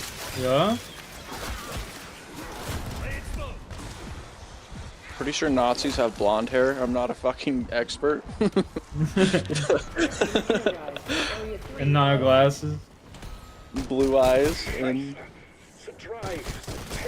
I just shit brown. Yeah, you might be the opposite, but we won't go there. By the Aryan Brotherhood, bro.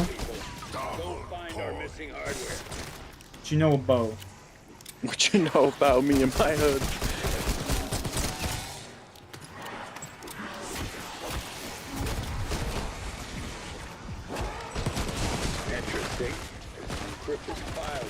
I was a scrapper back in my day, bro. It just comes with being in the fucking trap.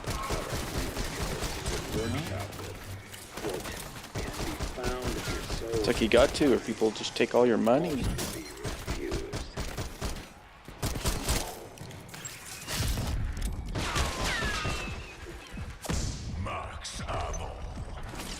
Played zombies with fucking one of my boys that got out of jail last night. It was good to chit chat with him and shit, you know? But what's he doing? You met Grey Thunder? No. Did Justin well though? Yeah. Kind of. He's on house arrest and shit. Oh, that's gotta be worse than being actually arrested. Yeah. Fuck yeah, it does. doesn't get to leave his house, doesn't even get to go to work and shit yet. Yeah. It's hard for him to find a job. Hard to find a job and like, yeah, chill. Know what you're saying? It'd be hard to find a job and like, not only that, but just like socialize and shit. Like, what do? You know what I mean? So used to being with like actual neo-Nazis and shit, you know? Yeah, you'd be so used to like just being around people all the time. It'd be like being put into isolation. You know what I mean? Oh yeah. You have people that live with them or something? He's living with his grandma. Oh, okay. Well, that's not that bad then. But still, you're fucking living with your grandma. Like, I can't be too happy about that. No, not at all, really. It's like his other brother's going to fucking jail for 3 to 10 years. I don't know, he hasn't been sentenced. He's going into a plea deal, but the judge could easily just say no. Yeah, You yeah, know, like, yeah. like, fuck your plea deal, you're going for 10. Like, I don't Yeah, know. the judge just depends on what you did, right? Because of the family or some shit. I mean, they might just be like, yeah, fuck you, you're a ruthless killer, peace, bud. Adios, amigo. You're a menace to society, and fuck you, you can go to jail type shit. Yeah, you get it. Yeah, if he's been doing good while he's on pre-trial, though, they look at it a little different, which he has. And you know who I'm talking about. I won't say any names. He was a kid we played Apex Yeah. I know exactly what you're talking about. You know what's so ass? I just got elemental pops as well. with. Dude, that perk's so ass. It's decent if you're like high rounding, not camo grinding. But if you're going to fight the boss fight, I bet it's pretty good. Yeah, very nice, yeah. Yes, very good. Boom boom, Canada. Walk and switch. Is that your boy? Walk and switch. Is that my boy? That's fucking LeBron. No shot. It was like, Dude. yeah.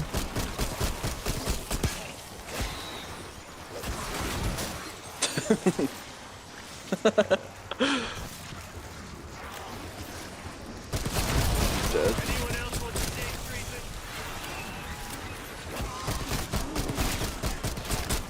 Quit saying my name, LeBron.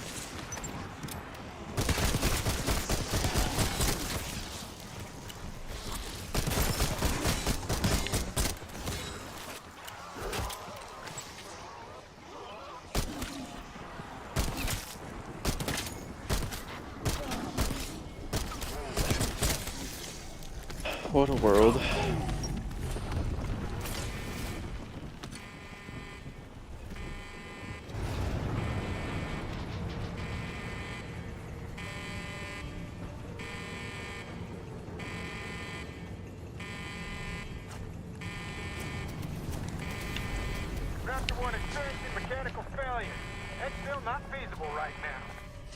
Ty boy is so fucking drunk tonight, bro. Bro, what a Yeah, he concert. gets hammered, eh? No, dude. He literally was drunk last night and then woke up this morning at like 8 o'clock and was already taking fucking shots. He didn't give 2 fucks. He's a drinker, eh? Yeah. I'm sorry, I'm a pothead. It's all he can really do. Because it's fucking legal in the States, you know what I mean? In some states. Yeah. It's still illegal, like, countrywide or whatever you call it, but some states can legalize it. Yeah, it's I don't like like fucking nationwide. Like, we're the most Republican state, but for some reason we still have weed fucking banned. It's because the Mormons Really? have their The Mormons have their grasp around our state pretty well. They control it, which they say they don't, but they do.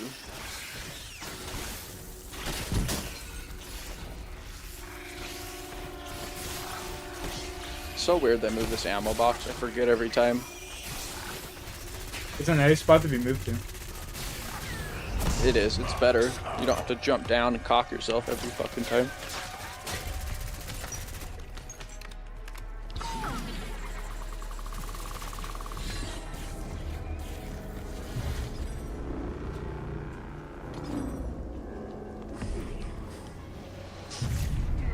Oh, Braun, you'll forgive him if he puts his clan tag as PVC. No, I don't like that weird shit, bro. like, damn.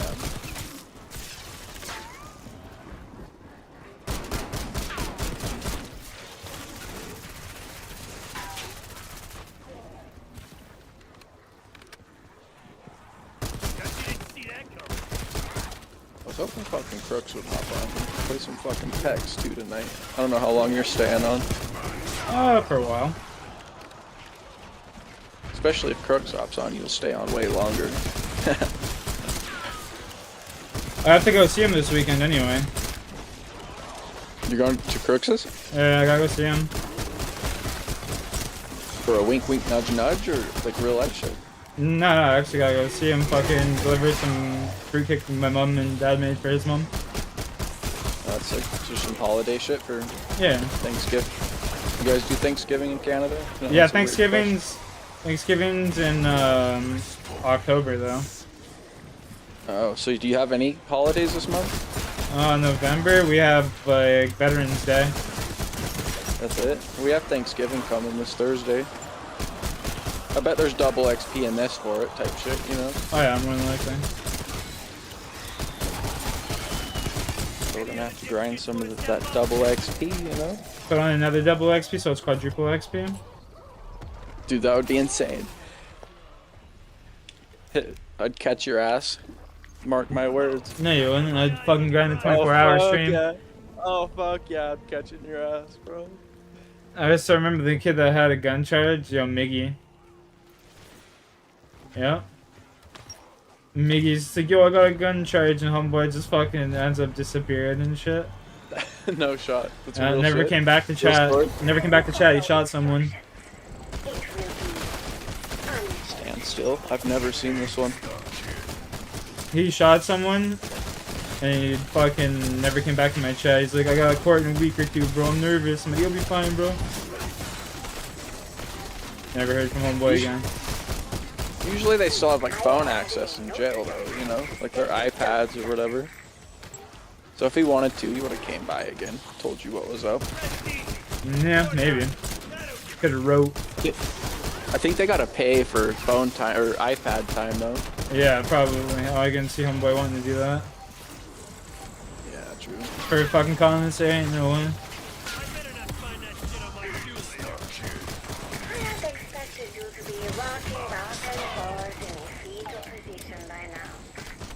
So one of my fucking close homies from back in the day, he got, I don't know if I've told you this story, his PO fucking caught him with coke in his wallet. Oh yeah, you told me about that. I told you that story? Yeah. Turned up to fucking meth, and he's in bad behavior right now, whatever the fuck you call it, the hole. Yep. For the next like 2 weeks. Cause someone in fucking jail told him to beat up this kid, and you know what happens if you don't beat up a fucking kid when they tell you to, you know what I mean? So he had to, and now he's sitting in the fucking in solitaire. Yeah, dude, by himself. It just like sucks.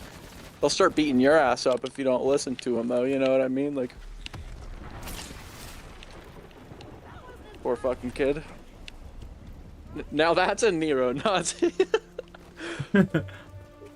Dude, he's got like Satan tattooed on his chest and shit. He's a fucking wild ass motherfucker, bro. Like, I believe him. Tattoos all the way up and down his body. He's got like a green, literal like Satan looking fucking thing. I don't know what it is, but it looks like fucking wild ass kid, dude. Still grew up with his fucking ass.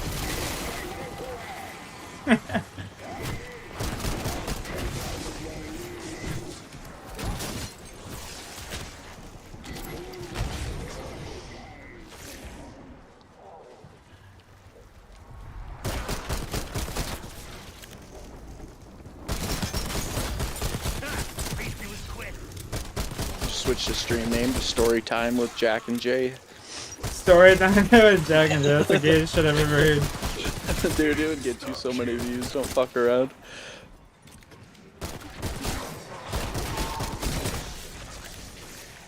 You gotta realize that YouTube's liberal as fuck, bro. It is. Trying to, like, touch it.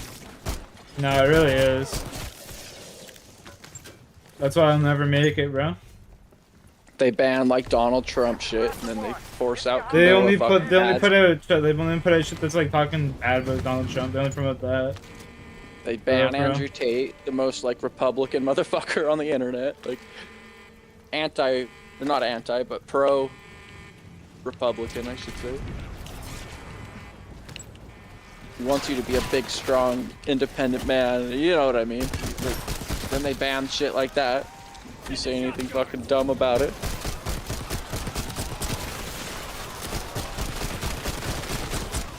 We'll blacklist your ass nowadays, bro. You have a pretty chill community. No one's really gonna report you for fucking anything. No. I don't know. I doubt it. But it's just like anyone could, and that's... I don't know. It's wild. What if someone says some stupid shit in your game chat? Like, could you get in trouble for that? Like, kid last night dropping the No, you just have to explain to him what's going on. Tell him, no, I don't support that shit. I'm reporting you. Type shit. Yeah, you just have to like you just have to show them proof that it wasn't you. You know Send them a clip or whatever. Yeah, they've got an area where they allow you to like add evidence. You know what I mean? So yeah, that's cool. I didn't know that. Because it would just put a strike, or they just ban your channel indefinitely. Yeah, it would be a strike. So is a copyright strike different than a other strike? There's community strikes and a copyright strike. Community strikes are like violating terms of use or whatever. And then like copyright strikes are like obviously just copyright strikes. But they add up to the same thing, or are they different? No. Categories. Different categories. I get you. Unless you're like uploading like full movies, then you get your channel just taken down. Type shit. There's different levels of copyright, you know. Don't they go away after like 6 months? Think we're gonna add new maps soon? I hope so. December 1st for new maps. No, community strikes go away after like 3 months. But not the vulgar bullshit. I mean, I had one for dropping an N-bomb before. It wasn't me. Yeah. No regrets. From like 2012. RuneScape really makes you take a break after 4 hours? Yeah. That's wild, man. It doesn't make you take a break. It doesn't make you take a break, but after like 6 hours, it will nerd log you, like log you out, and then you just log back in. So it doesn't like, oh, go take 5 or... That's all at once, really, yeah? Yeah. Don't want you die, because there's people that died playing their game or some shit. You know what I mean? Oh, shit. Yeah. Sitting there going for max XP gains.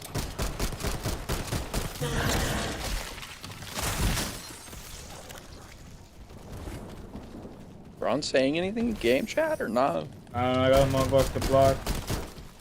He's blocked, so he joined off me, is what you're saying.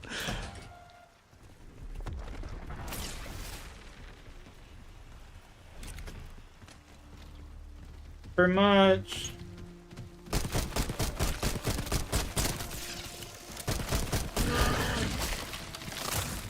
You blocked on your YouTube too, or no? Fuck yeah, I got that motherfucker straight up in my life. But he could still be like in there, or no? Probably. Probably Different watching right now on a different account.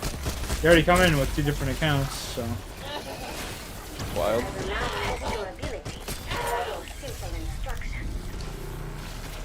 What are you waiting for? Oh god, I'm high.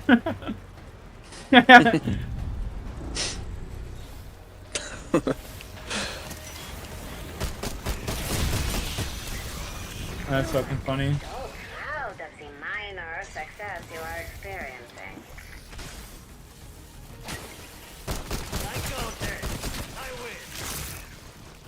Where's the box, eh?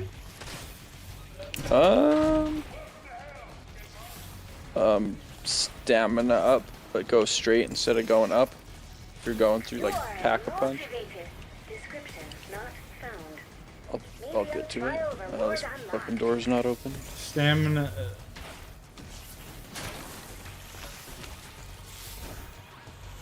Did you find it? I'm going. It's in like that room by the wall by. I'm going. Yeah, I know what you're saying. I know what you're saying. Trial milestone stage 3.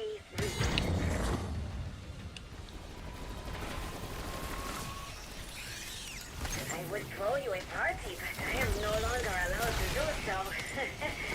What I was doing like 2 days ago, I was doing a pistol, and then I hit the box till I got a sniper in the director mode, because it would spawn that fucking Mangalore. And I was just sitting there vibing. It probably takes longer than a normal game, because it only spawns like 20 zombies around or whatever. But I was not looking to fucking shoot a zombie 10 times in the head with the fucking Mustang and Sally pistol, you know what I mean? Yeah. I'll just grind it out. I've already got fucking 300 headshots this game with it. You're using it right now? Yeah. Yeah, I hate that gun. Unless it's pack-a-punched. But even then, it stills your head. Like, you'll get a headshot, and then it'll kill your whole horde, though. Like, if it's pack-a-punched. It's kind of cheeky. Is a GPR a shotgun or assault rifle? Assault rifle. I want to say GPR. Because there's that Haymaker and the Remington, and I don't know their names. ASG in the model. Yeah, model.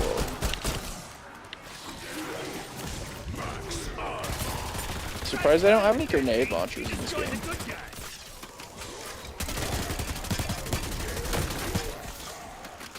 I don't know, such missed opportunities. Agreed. For a game they worked on for 4 years, or whatever they so-called claim. Yeah, for real.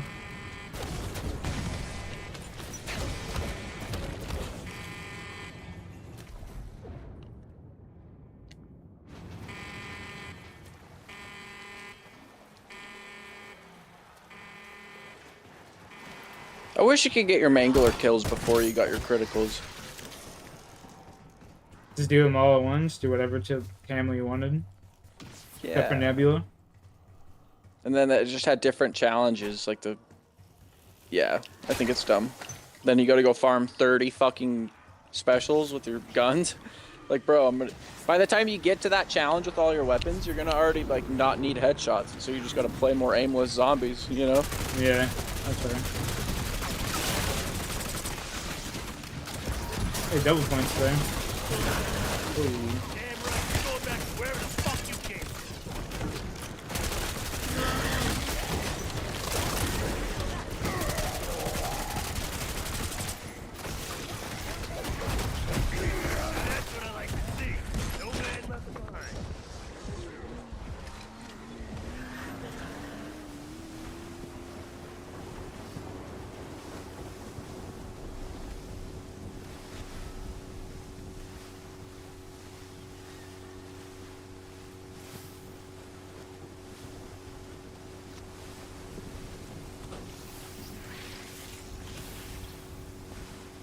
My mic is unplugged.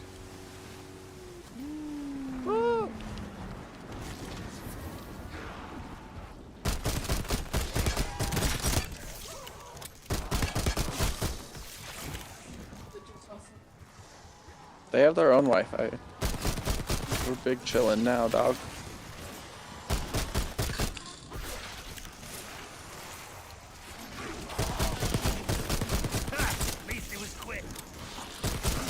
Yeah, around 18, this thing really falls off, huh?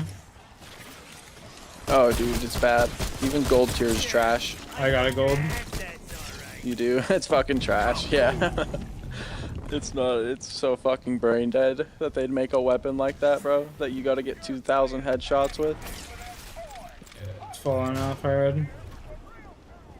I don't even care if you reset, bro. It's kind of what you gotta do. Maybe we'll go to like 25. Okay.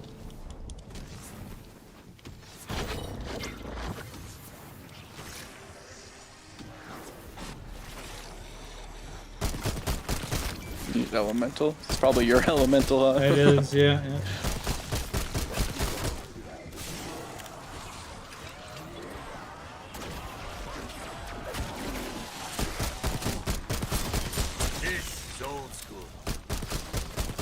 funny. Like, probably yours, actually. Is RuneScape your favorite game right now? I don't say my favorite game. But it's nice and chill, bro. You know? It's nice and chill. Yeah. Get you there 100%. You can be like super sweaty, or you can just, you know, just relax. Hey, Ugly, you're playing for our team now. I could res you, but I'm not going to.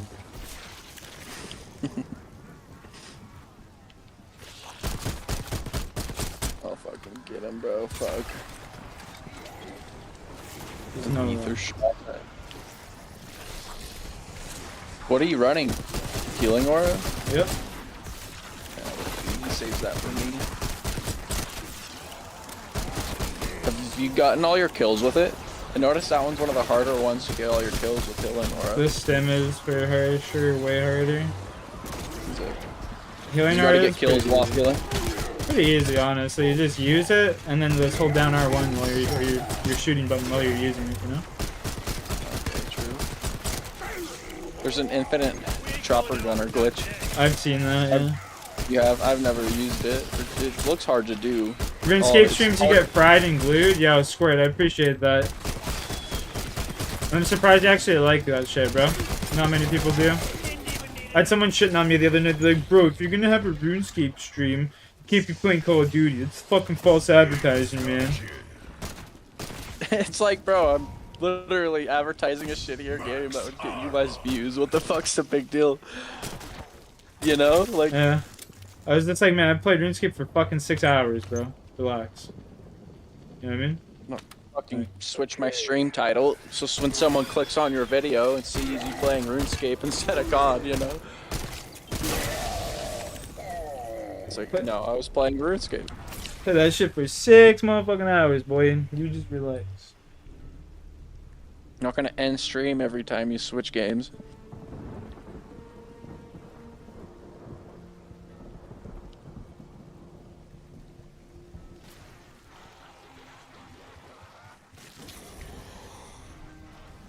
Look at Jack with the 6 door buys. What a hard carry. Yes, sir. And the 28,000 points still. Sheesh. You double pack? Oh, I guess you're not. No, I can't. Yeah, true. Dumb question. So, you're just getting that as a wall buy, right? And you have a different gun? No, I just came in with it.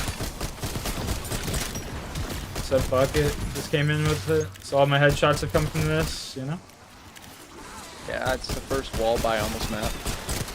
Yeah, I feel like wall buying it.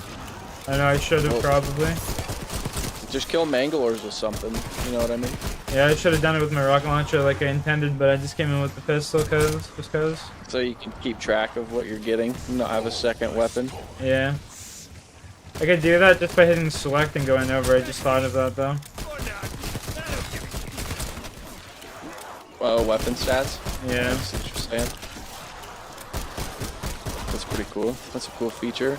Maybe they should add fucking equip blueprint from Cold War instead of that shit. They do have the equipped blueprints. Yeah, but not like Cold War. Cold War is just better. Imagine you wanted to like... In the middle of the game though. Yeah. Oh, I want dual wield pistols now. Oh, yeah, I know. Want to use headshot.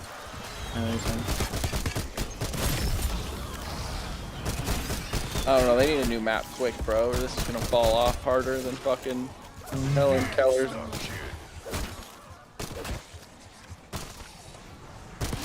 Helen Keller. Don't talk about my girl Helen like that. I think she crashed her plane, didn't she? It's something.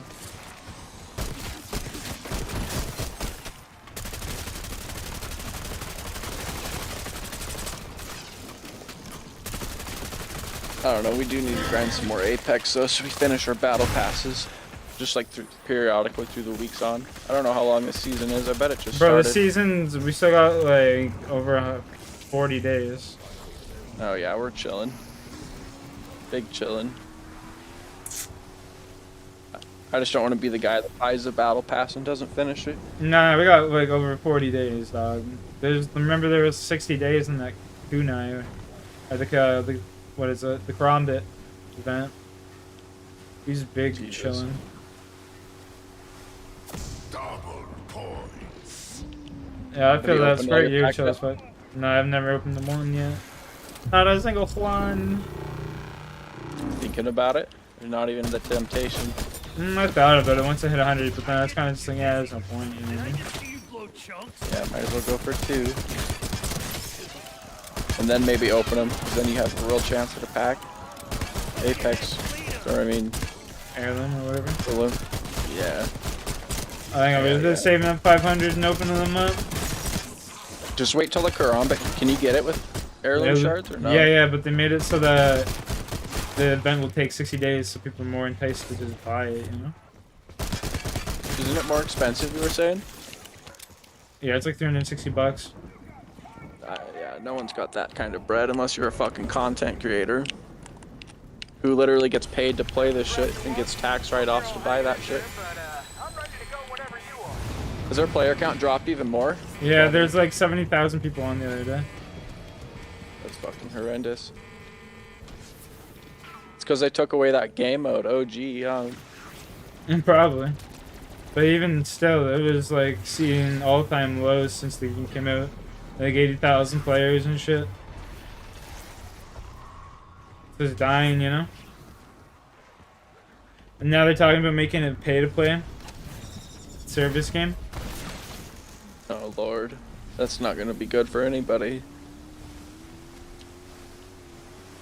Ain't paying for that shit. At that point you just go play fucking Warzone, like. Yeah. Not that I like Warzone more, but at least it's free. Yeah? Exactly what happened. Or it's Call of Duty multiplayer or some shit, you know what I mean? Imagine flexing your zombie Nebula in fucking Warzone. That shit. Just think about that for a second. I like Warzone's camo better than fucking zombies. Yeah, that's why we get this one done. We can start a new camo grind on either I don't know about multi. I think we start the Warzone camo grind, you know? The Warzone camo grind, yeah. Yeah, bro. Come on. Think about it. Because then we'll have our zombie camo to flex while we're grinding a new camo. Okay, that was an You know? instantaneous medical. Just gives you a reason to play.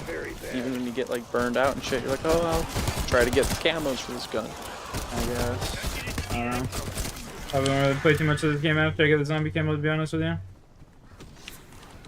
Free! Because you'll be playing Warzone. Runeskizzle. Call of Duty Runescape. You should play some Runescape with the boys, Jay. Free. Play it on your phone. You guys like run around with Crooks, or just kind of run around doing his own thing? Crooks running around doing his own thing. He got to get caught up to us, you know? Yeah. I feel that. We're in in-game content. Well, Squirmy's in So in-game content mid-game. When you start the game, do you like pick your class or race or anything like that? I just Or make is a everyone- character, and then like everybody's got the same stats and shit. Oh. Damn. I'd be a blood elf, bro, but I'm probably thinking of, like World of Warcraft. Oh, but. So you just get to look, you change your appearance is really change. He tried trolling me. No shot. Yeah, he tried trolling me and his dumbass died. And then he joined back. Guy.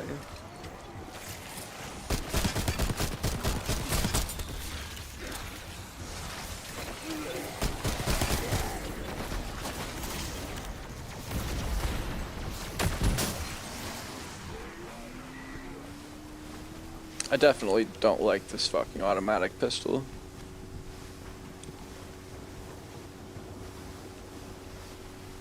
Yeah, the automatic pistol falls off.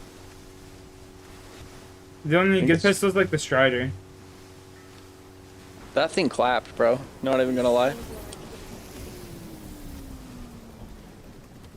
Fuck, I'll pick up RuneScape eventually on my phone. Woo! I mean, fuck it. You can RuneScape on your phone? Yeah, they have RuneScape LTE or whatever it's called. No, it's not RuneScape Yeah. LTE. It's just RuneScape. It's just RuneScape, is what he's saying. Get your girl to start playing too, bro. The Sims, yo, dude. I swear to God, your girl starts streaming some RuneScape, bro. All the Sims would come out in full fledged. She'd have like hundreds of viewers in no time.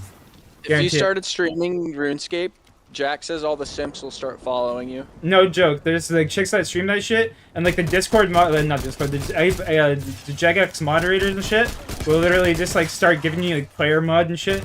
It's crazy. They simp so hard, bro. It's crazy. Yeah, get RuneScape. For real. Just like honestly, start making YouTube videos. Girls' first time playing RuneScape. Make YouTube videos called "Girls First Time Playing RuneScape" and you'll get famous like me. No joke. We're not joking. I'm The not even. famous like me part maybe a little. Famous like me, definitely, 100%. But I ain't famous. Dude, Vito was so burned out last night. The second I joined his stream, he was just bitching and moaning, and then he just got off. He was so burnt, bro. It was kind of sad to see, you know? He's just like the Apex guy. You can't get burnt. I watch you to fucking... Yeah, he's burnt, bro. He's done everything he can do in that game. I can just tell he doesn't like putting in his 12s and 13s. It's like sometimes he does, but last night he only streamed for like 5 hours or something. It's like, damn, bro. Solo queuing's really getting to you? Solo queue is toxic. Oh, yeah? I bet in Diamond, too. It just gets worse.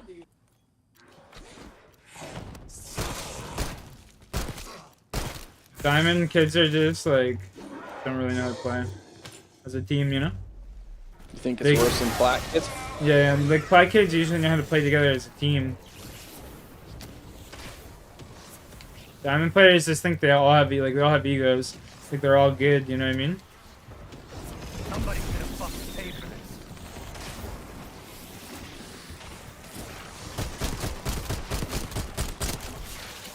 My controller died. You're good. I got you.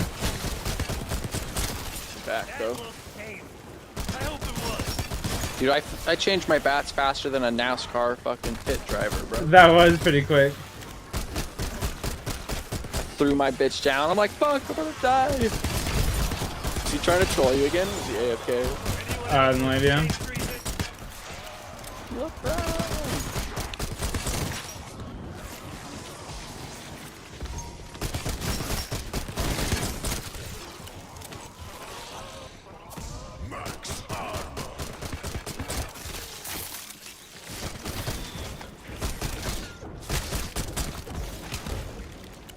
Saw you playing 5 the other night. Yeah. How'd it go? What round did you get to? Like 62, and then I died. I was like, fuck. Does it take you longer to get to high rounds on that or this? 5 for sure. Because of the trap strat and shit? Is there really no other way to kill him? Not really, no.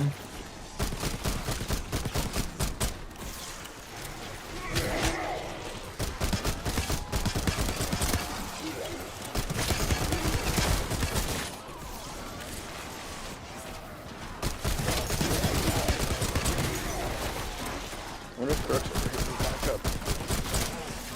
Tom's dead. Fuck. Fuck.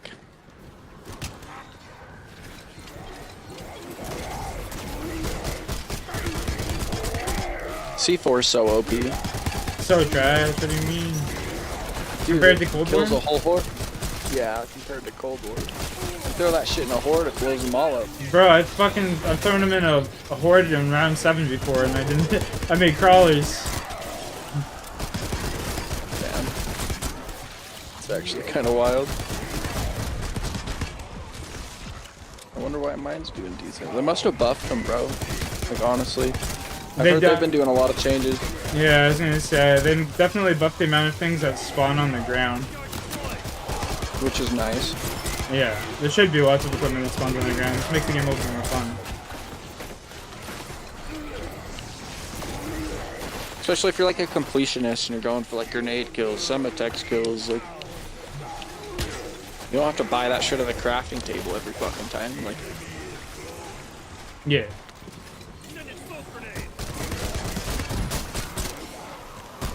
It's also nice if we melt this camo grind out, then we get to do it on different maps and shit, you know? Not just these two. Agreed. Usually they release better strats as the game goes on, you know? Oh yeah. I missed the fucking, what map was it called? When, like, the first map on Cold War and then the second map. Firebase They Z. all had like, Firebase Z had that alley. You could just go sit up by like the command center post or whatever, and they'd all just walk straight to you and line up in a headshot line. Yeah, you know what I'm talking? Yeah. That spot was awesome. I'm not even lying.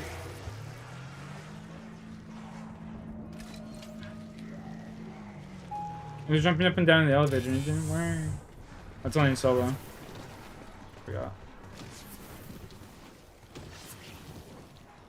And it didn't work.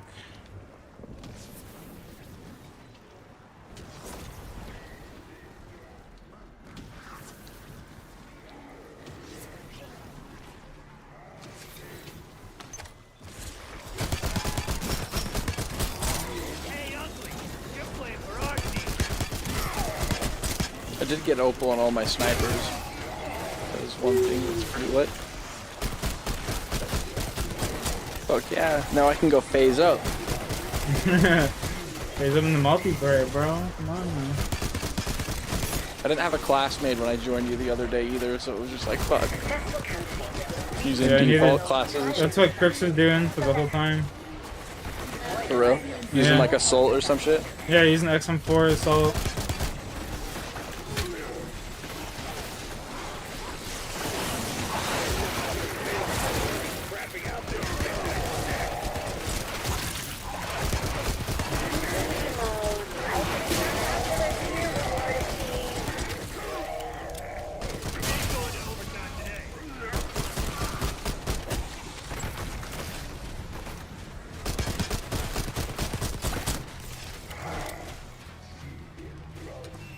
Dude, ever since France Wagner played for the Olympics, bro, he's been a fucking dog.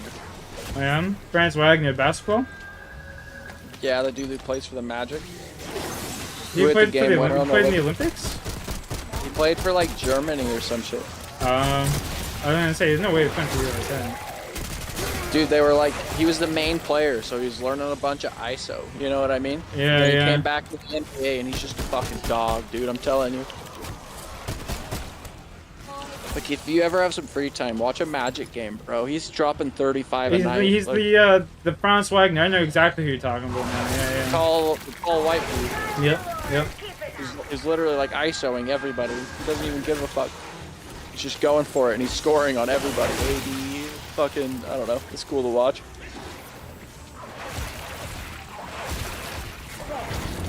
Oh, bro, we were so close. Yeah, that was balls. Ooh.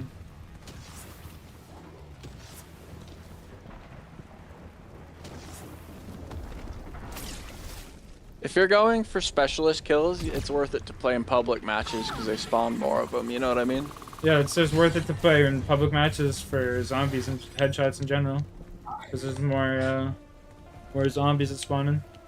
Per round, I get you. Yes, sir. Dude, I got into some dumb kids the other night that weren't opening doors, dude. So I had to open fucking everything. Kind of ruined my. Are they dumb or are they dumb or strategic? They were being dumb. I was sitting there raging at them through my mic, and they were type to texting me and shit. They didn't give two fucks. No, they all pack a punch. They're laughing, bro, because you just opened everything up and spent all your points. What was funny is they all died and left before I ever did. So I thought I got the last laugh, you know what I mean? Yeah. So I don't fucking die in this shit. Like, it's too fucking easy. Says the guy with the down. My batteries died, man. I know, yeah. Motherfucker.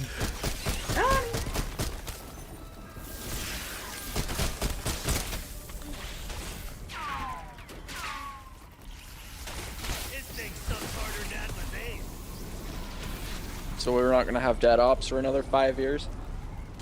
Pretty much.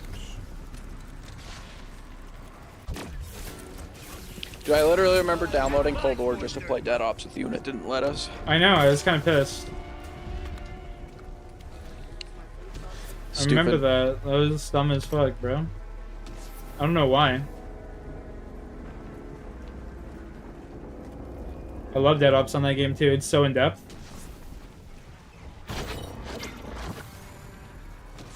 It is though, like fighting all the elephants and shit as mini bosses. And you said you beat that one, yeah? Yeah, well, I beat it with my buddy Jackson. How long did it take you? Like 5 or 6 hours? No, it took like maybe 2.5. That was like the doing all. But that's like one of the first like month or two the game was out.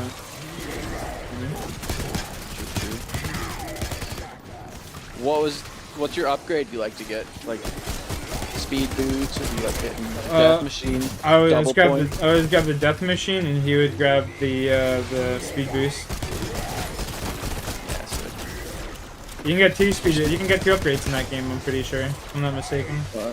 If you get lucky enough, for real. I'm pretty sure you can get 2. Yeah. But Black Ops 1 or Black Ops Cold War that you got these 2 upgrades. I can't remember which one. There's a mod for Black Ops 1 on PC to play first person. Have you tried it? No, I haven't. I would love to though. That's something worth streaming, you know? Yeah. Did you know that they canceled the mini boss on Kino and it's in Dead Ops? The files and everything, it says that. What mini boss? It's like the dudes that run around with like, they have like the weird, it's like a special round going around like 10 or 12. It's the dudes that run around with like little bats. They have like the weird faces. Oh, the Novas? Yeah. Novas are in Kino. No, not the Nova Crawlers or something else. I'll have to look up the video I saw.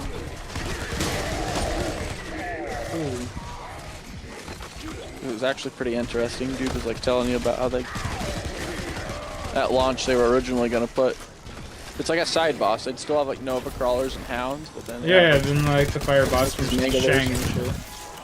Yeah.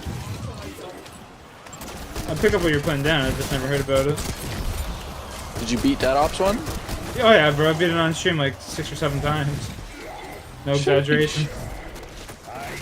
That's baller. Let me charge my phone. I need to see if Crooks hit us up. Said he was away from his computer, so who knows? You probably having a couple of drinks. Yeah, dude, it's Friday. I'm sure he's enjoying his night.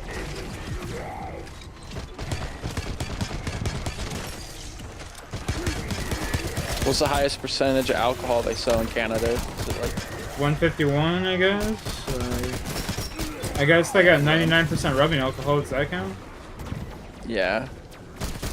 Do they legally sell moonshine, or is that shit like prohibited? Yeah, I'm pretty sure they sell it.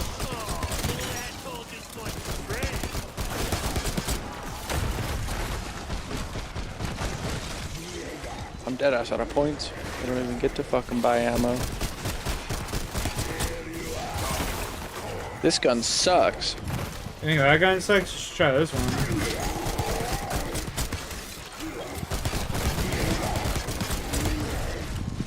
This gun sucks. I had to get my kills with C4, but...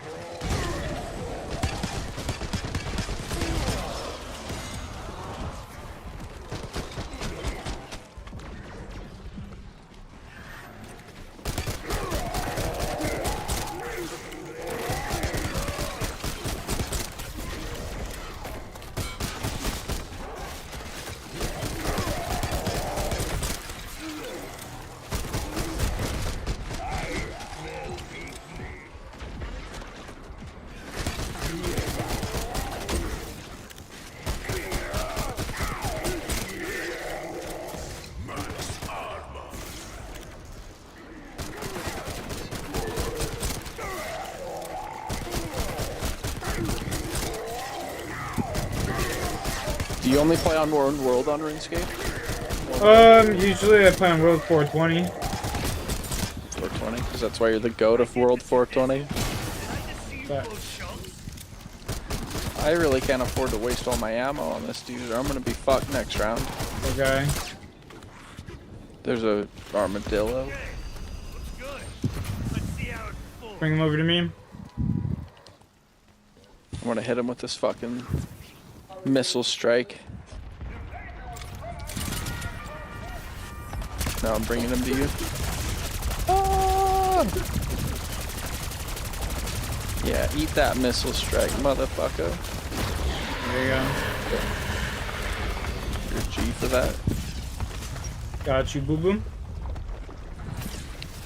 You ever get hooked on nicotine or not really? Nah, that shit makes me sick.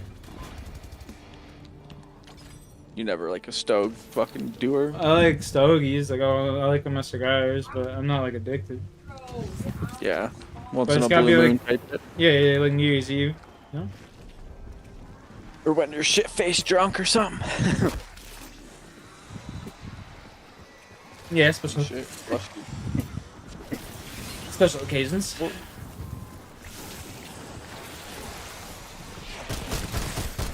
And then you're only taking a couple puffs off the cigar, and you're like, I'm done, fuck.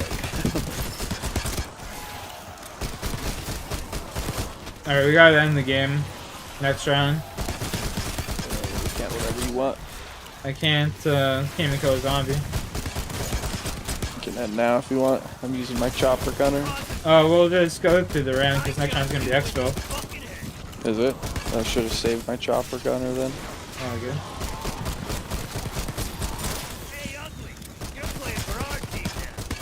Trying to get those sick XP gains. Is your double XP still going? Yep. 3 minutes. Oh, perfect timing. Oh. My chopper gunner was glitched that whole time. It wasn't even like popping up the red dots of the enemies. That's hilarious. No, it was fucking stupid.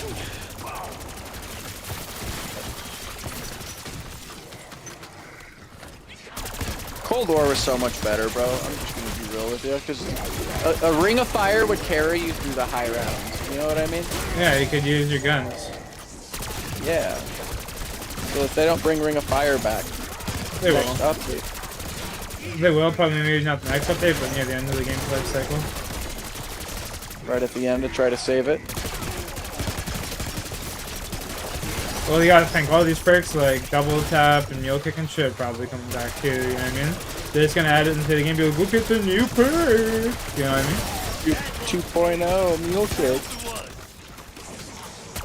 It augments with it, you can fucking pick up more ammo.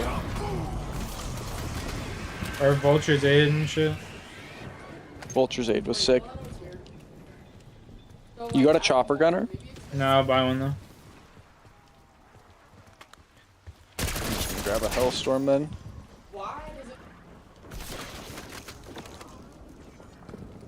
We just gotta end this round for real.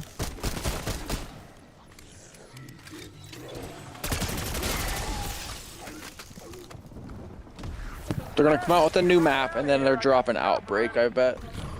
More than likely, wouldn't surprise me. Outbreak I see is like a season 2 thing, yep, for sure. I can't even buy chopper gunner, lol. I got mutant injection though. Oh, sick. It is on an island. Yep. You coming? I'm on a boat and it's going fast and I'm with my boy and his name's Jack and I'm the king of the world.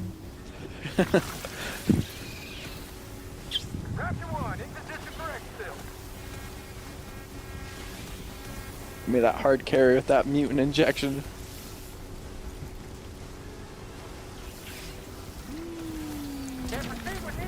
You gotta have like 50 exfils by now. Pretty close to it.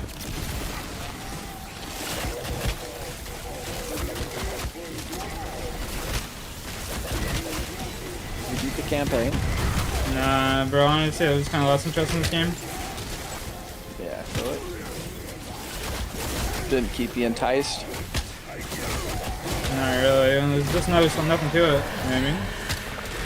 Campaign I don't really resonate well with anyway. Yeah, true.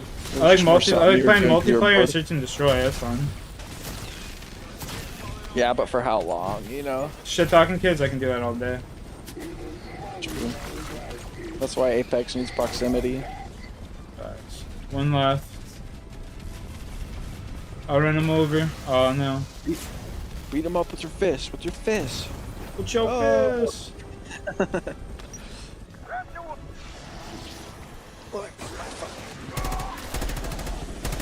Your XP probably ended right at perfect timing. Yes. Well, both of ours, really. I mean, it would have been nice if it ended at the end of the game, you know?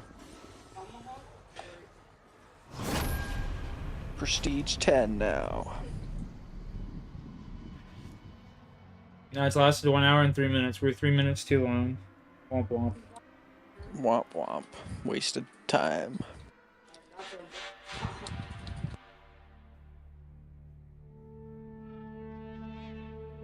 Womp womp.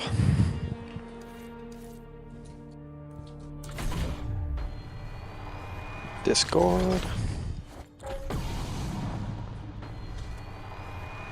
Oh, I got off. Whatever. What? Crooks just got off his PC, or he's appearing offline, but either or, he doesn't want bugged. Womp womp.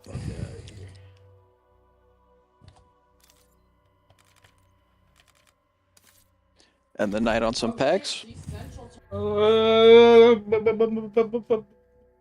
want to run another one of these? It's really up to you. Packs. I'm down for some packs. Fuck it. Let's play some Fuck it, eh? I'll play a couple games. Eh?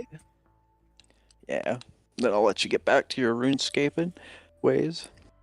Already going. I'm sure you end the night on Apex most nights. They're not Apex, RuneScape. Escapes of the Runes, indeed.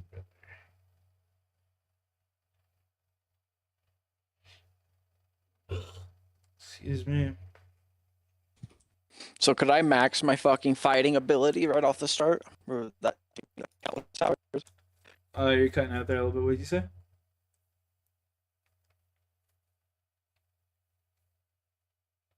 Could I max like my fighting and defense right off the start? Is that how I'd like catch up to you guys?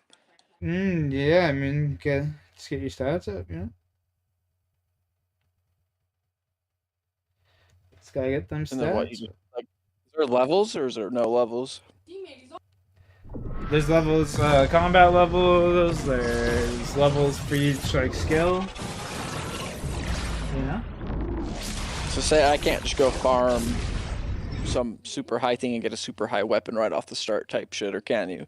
You could, but you need the gold for it. Like, the levels to be able to kill the boss if you wanted to farm it from a boss. True.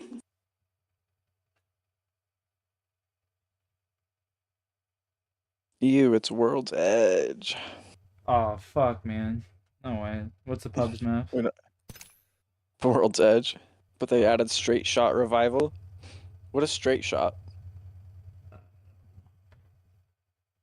All this shit that they're doing now, like all these game modes that you're doing, they need to do this like 20 seasons ago. Straight shot revival. What's that? High speed low drag. Straight shot is a faster and strongly faster matches, accelerated looting, and skydive changes help reduce downtime and keep you in the action. Sounds decent. Give it a go. Fuck you up.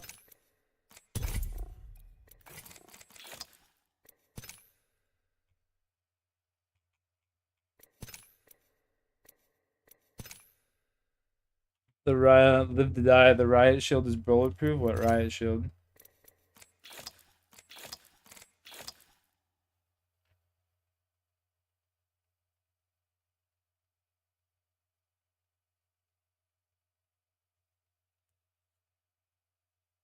Which riot shield?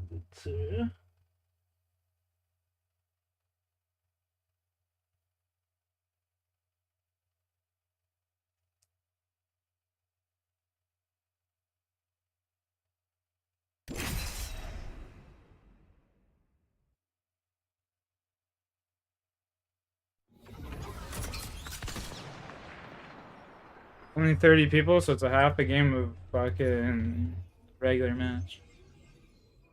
Everyone here for RuneScape. We'll be playing RuneScape in like half an hour, boys. 45 minutes. Jesus, we're just taking a little break, you know. We gotta make 10 mil tonight, so.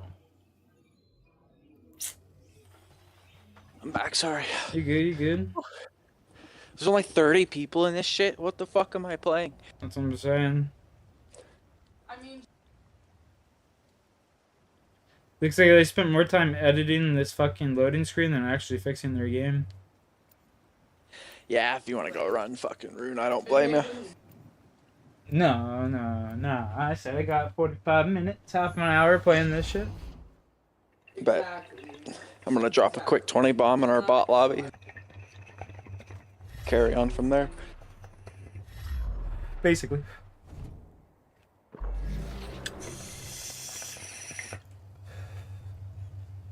If you're with me, I'm with you. Fucking internet dude showed up at my house at 8 o'clock this morning. He was pounding like a cop, so I fucking opened my door all mad dogging the fuck out of this fucking... What is homeboy saying? He was coming to add another line, so Tyler has internet down there and shit. Oh, wow. Yeah, I have enough bandwidth to fucking reach Mari's right now, bro. You're really the MVP, dog. Check this out. Yeah, I couldn't even play Apex with him and his 2 kids on their iPads and, you know. You're the real MVP, bro. Damn. I don't know many friends that would be going to willing to accommodate that much for someone living with them. You're fucking nuts, dude. His old lady works from home. She's like a colleague or whatever. Hey, welcome to 1-800 eyewear. I don't know what the fuck it is, but... Yeah, she's a call center person. Yeah, so she kind of needs it. She'd come up here to take Toka's fucking internet cable and shit, so yeah, they just needed it.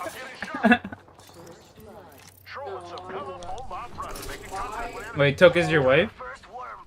Yeah, that's her gamer tag. I just call her that, it's natural. I see.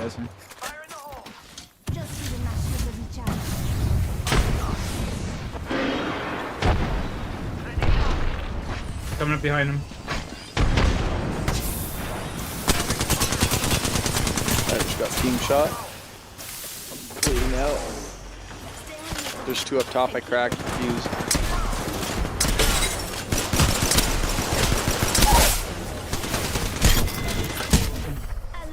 Oh, we share kills, or am I looking at your kills? I'm confused. No, bro. I'm back in. Put me in, Cooch. Bleed out, bleed out, bleed out, bleed out. No, this is revival bullshit. I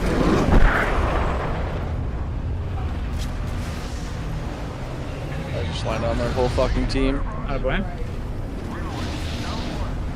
Down one. Go ham, Jay. He's white, 1 shot down here. He probably res homeboy up top, he's weak too. Toxic dead. Fuses a bullet down low. Probably has a shield now. Oh. Woo! My boy. Don't want to say it, but they got pooped on. Your dog. Here we go. Hang tight. Here comes Gibraltar. If this was smaller rings, this would be more enjoyable. What do you mean? Like that Warzone game mode where they'd spawn you in and it'd only be like a ring 3 already. You know what I mean? Well, it's the kind of is just faster rings and everything. Is it faster? Sick. Yeah. Let's go. We'll get him. What? For the replicator coming down. Took out a cargo box. New kill leader. Not for long, pal. Hey, a champion just fell. This is our match.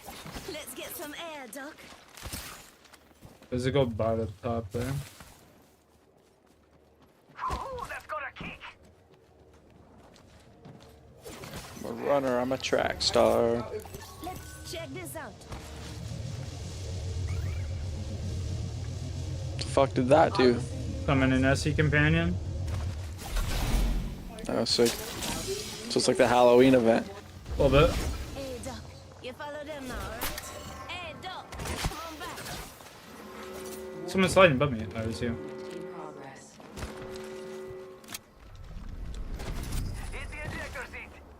This fucking guy just, oh, he's up here. Weird. I just wanted to go to Evo for you guys.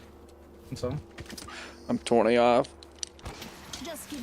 Dude, I saw Vita using a charge up rampage. He made that shit look so good. Yeah, I hate that shit. I can't use the 2x4 though. On like ARs. Damn. You gotta start learning. Too much recoil on console. Is what my excuse. I hit someone had a jump pad. It was me. Too much recoil on console. It's the same amount of recoil. Nah. You just have a Cronus. Yeah, that's true. Enemy respawning right above us.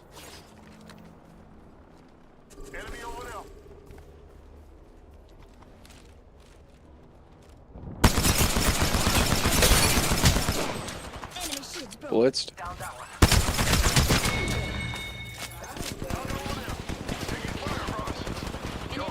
These kids are bots. Throw a bubble on yourself and heal.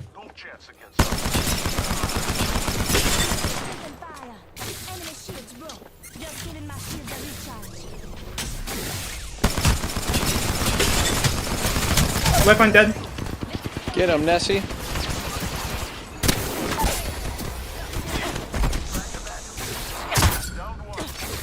I'm gonna execute this one too, why not? In the future, pay more attention. It'll do you good. Fasten you that sugar.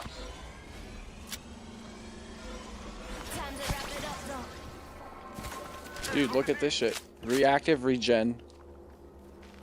You get like passive regens, like Octane.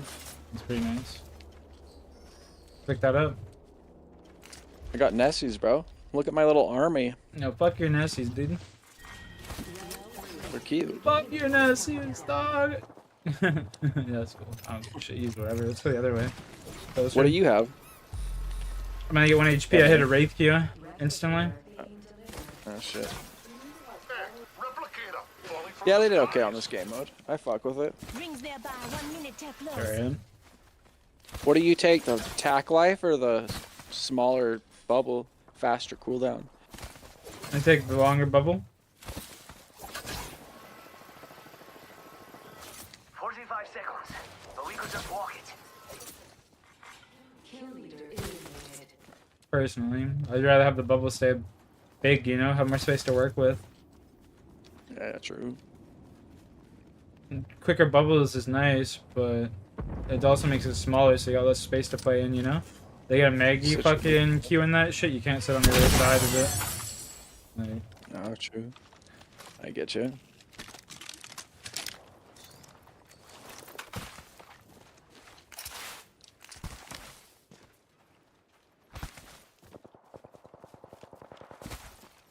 Doc, let's glide.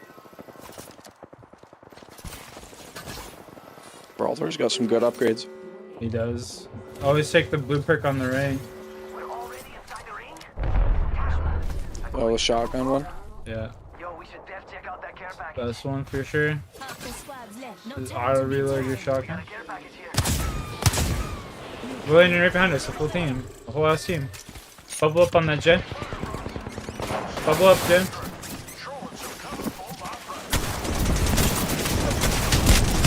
I suck. I tried throwing my ult first. I shouldn't have. Cover's more important there.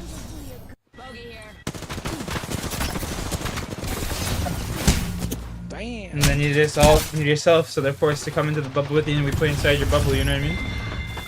Yeah, that would have been the play for sure.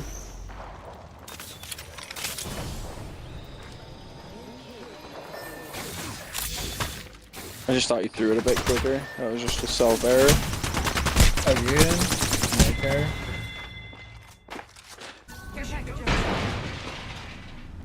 Our Octane was Pog. Hostile close.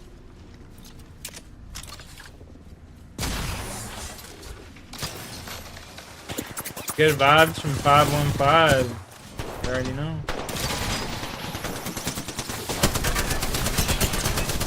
Get him, Sauce God. That was fucking awesome. You saw that? Oh, yeah. Hostile right here. Ray's so far gone too.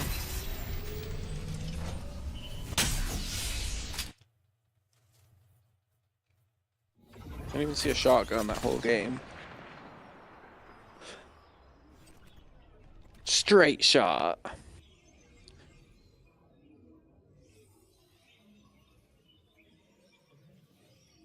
Kind of an L loading screen too. Eh. There should be straight shots, 3 strikes. Yeah, now we're talking. Straight shot, 3 strikes. Like, fuck the revival, you have to kill everyone in the squad, you know? The squad? The squad.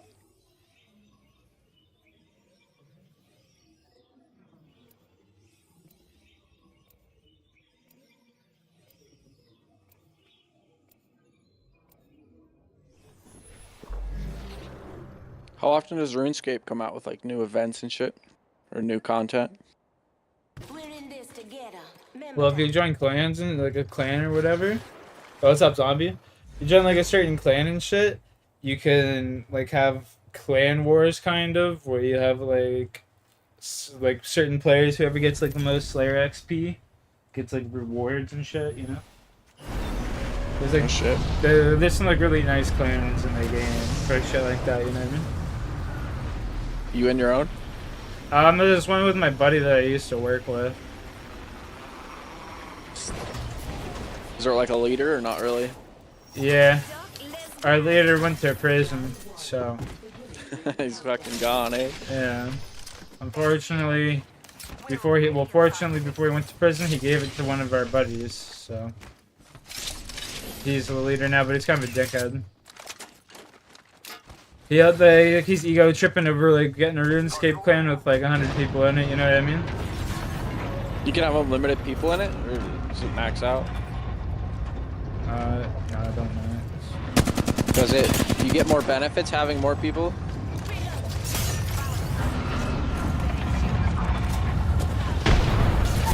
$80 banger.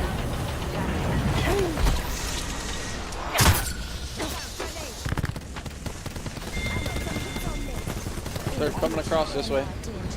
They're behind us. Behind you. Flash. Just one shot. Here, take Doc. He'll fix you up. They're pushing me hard. Fasten you that sugar. Oh! Reloading. Octane should be close.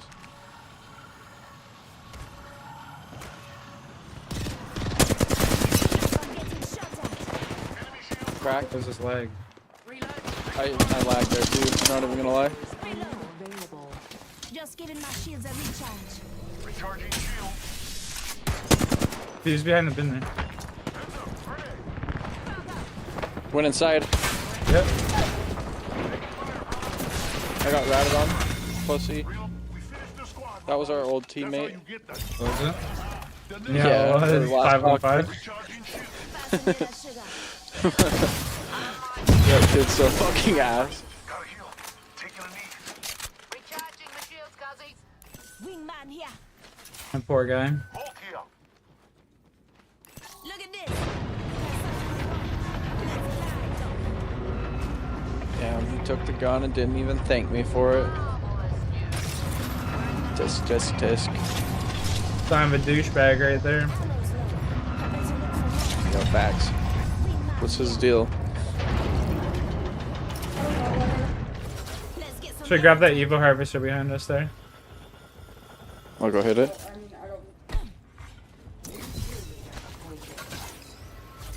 New kill leader. Go and watch out. Got some extra munitions here. Care package being delivered. Care package. Once you learn the spawns of this shit, I bet you could fucking kill a race in this shit. Just, oh, jump there. Oh, they all landslide. Oh, they all land. Countdown. Yeah, because there's designated spawns, right? Yeah, you could fucking run through the lobbies once you got this shit down.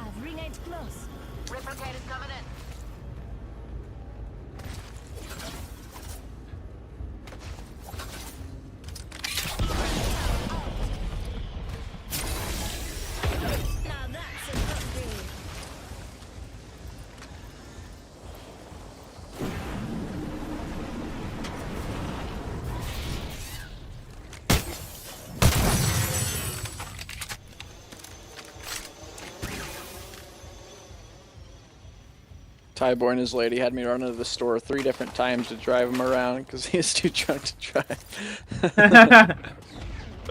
3 different fucking times today I went to Albertsons, bro. For what?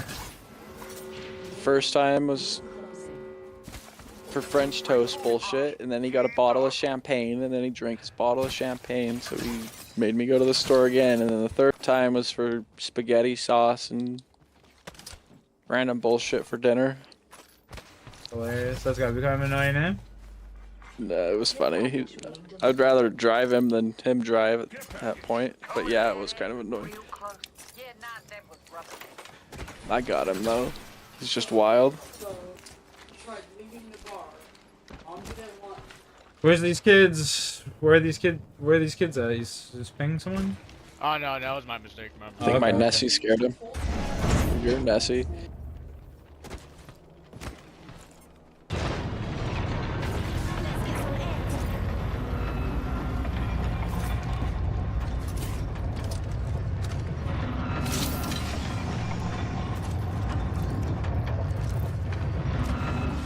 You had me fucking bamboozled there for a second, bro. I was,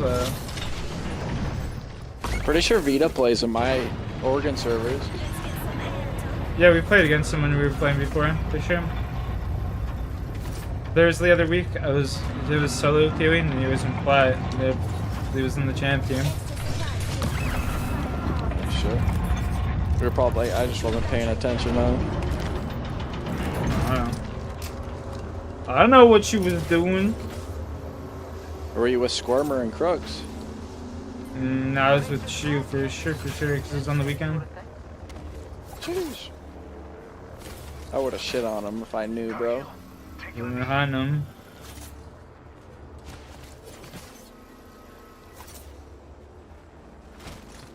I don't know, like once you hit Pred once or twice, wouldn't it just get boring? Yeah.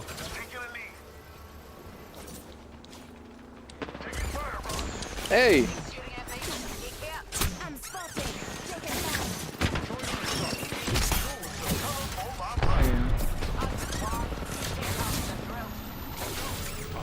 Get all, they're going up and around the hill. Nice. Crack. Where, ping? The kid that ran left. I'm right behind you. It was a wraith.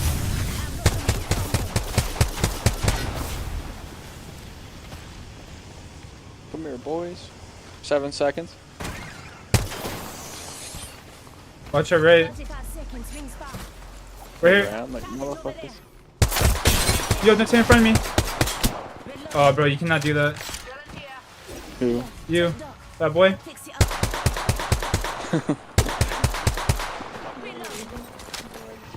They ran into another team. Fly 30 flash.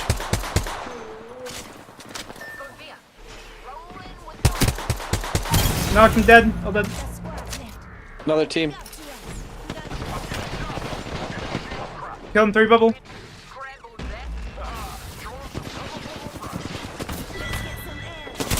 On him. Down low. 90 on her. Dead.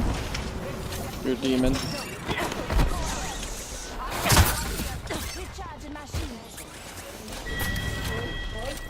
In the future, pay more attention. It'll do you good. Looks like a care package is coming in. Take this gold, Res. Knockdown shield here. Level 4.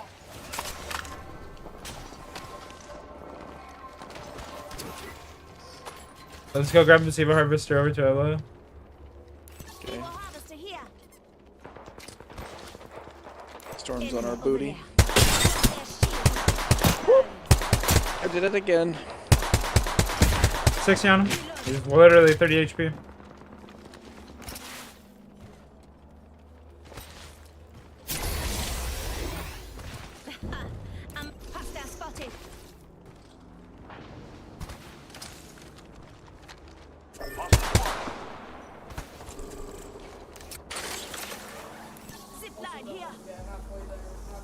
Coming to you. On me. Full team. Over. Oh. Knock Newcastle. just gonna bleed out. 30 seconds.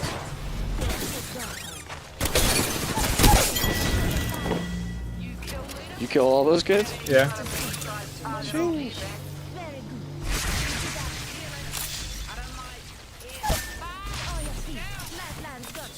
They could go for the reset in case you guys die. Yeah, you do know? it. Do it, do it. Here we go. Hang tight. I'm back in action. Let's do this, brothers. Just a sec. 1 second. Yeah, not healing. I'm down. No, bro. Dude, it just launched me into storm. You die. Yeah. So we've won. There's another squad. I hate this game. I've been down. Heal it. Shitty spawn, that was my bad. Ah, I'm down. Quick, man. I gotcha. Just a skirt. 1 second. What? You and me now. Hey. Give me this ridge. Just giving my shields a recharge. And then. That's my bad. All good.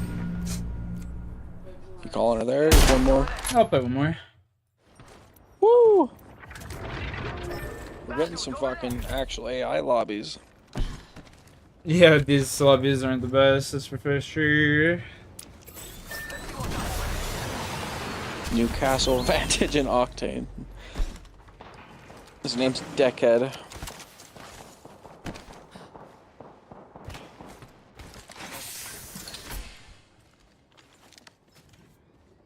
R99 here.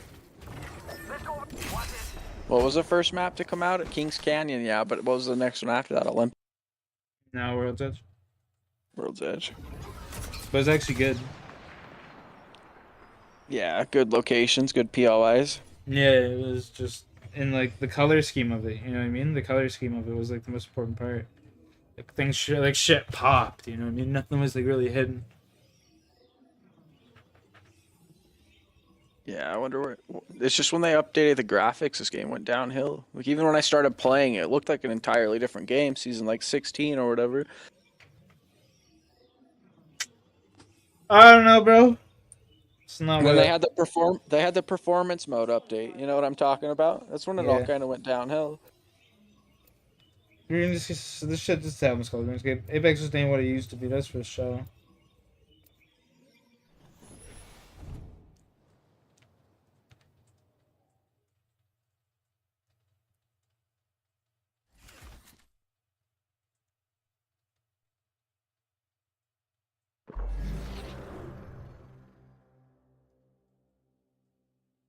I've got your back. Remember me tell you. You like the Lifeline rework at least? I like her ult. You'd prefer it over your care package? Yeah. Gold res every game? Gold res is nice, but you can get gold res from certain spots on the map. In most instances, you know? What about the care package variant with the care package? Or the weapon where you got like Wingman or Kraber? I don't mind it. I don't mind it. I don't mind it. It's good. You'd prefer the new one? Yeah, yeah. Let's glide.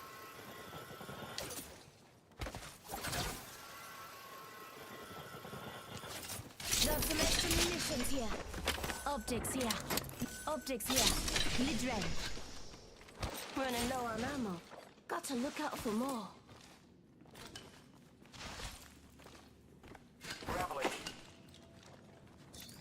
I'm out of shotgun ammo. There's 8 shots for you. I'm coming, I'm coming. Hit the trap. Okay. I jumped down. Come inside. I'm chilling. I got this bubble. He's pushing me. Bitch, to your left. Lifelines got your back. Oh, she's a bullet over here. Reload. Shit. Make room for the win. Hostile close. Check contact. You better not love with me. Giving my shields a recharge. Fuck my 3 times go. This game's trash.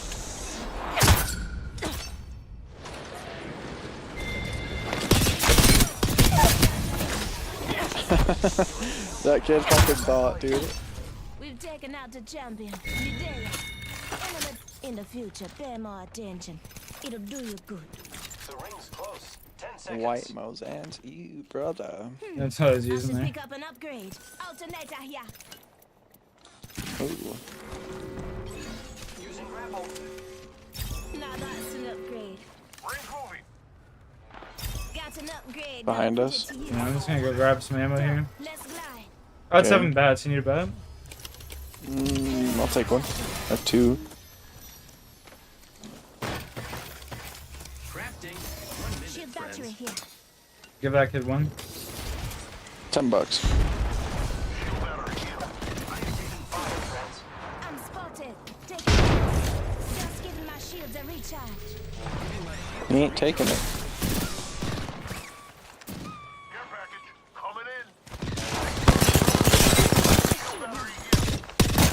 Pathfinder done.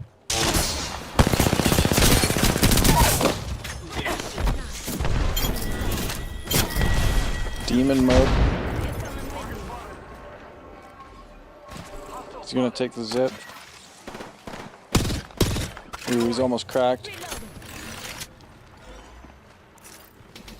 Behind, to our left. Heal up. Recharging shields. Reloading.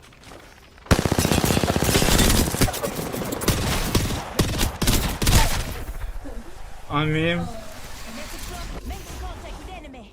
Enemy down.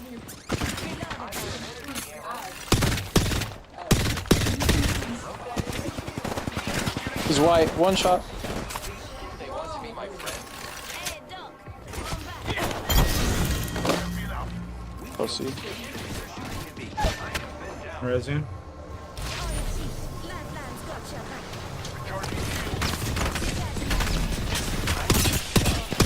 No, you bubbled. Okay. Shit on. Enemy down. Listen up, I'm getting shot at. Just giving my shields a recharge. Cracked him. That's not really. We can do real pop the hop here. He was literally like 90 HP. Yeah. Let's get some air, Doc.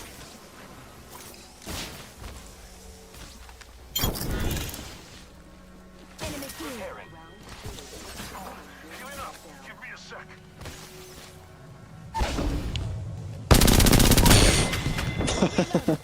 Enemy taken out. Good job. Doc, you're coming with me.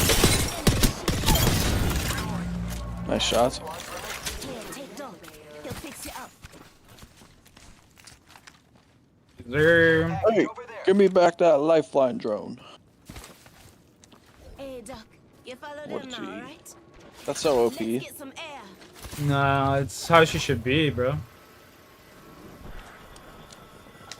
You got Genuinely. people like my Loba that are dog shit though, bro, you know? Yeah, but Liv is still good though. Not compared to any other support. 10 seconds. Right next door. Easy. I just Still don't pretty see good. us ever hurting for loot. Even in like ranked. When are you ever hurting for loot? Not often. I'm dropping a 2x4. You need it? The rings moving. Optics I'm good. here. Mid-range. Good looks so. Let's get some air, Doc. Hey, don't you be telling me where to go? I say we go where you ping. Extra supplies. He had to be the one to say it. He's just mad you're taking all the kills. It'll be a 9-kill game. You do have to bubble. Don't be hesitant on that. Recharging shields. Watch if all. How close are they? In my bubble.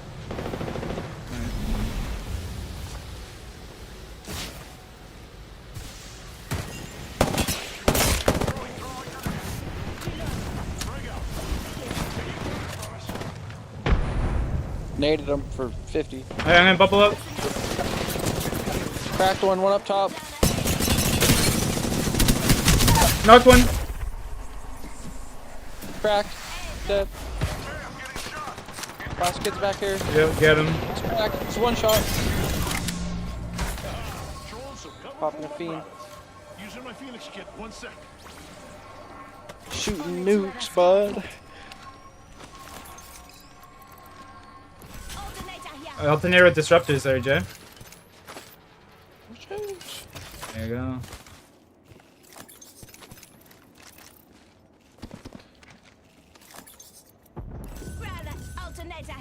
You know what? Fuck it. I'm taking it. Yo. I don't. We had 2 fucking gold alternators. A bunch of weirdos. Ooh, a Kraber? Shit, do I trade out the Prowler for the Kraber? I think I might. You shoot nukes with that Kraber, bro. Honestly. They're fighting, go, go, go, fuck this, just go. Go Ninja, go Ninja, go. Go, go, go, just get in the cabin, Smig. Go, go, go, go. Get in the cabin, go, go, go, go. Just go, go, go, go. Get in there. That's one inside. No, it's deep. Inside, inside. Go and swing, swing, swing. I have a split. Crack lifeline. Lifeline's cracked in the back.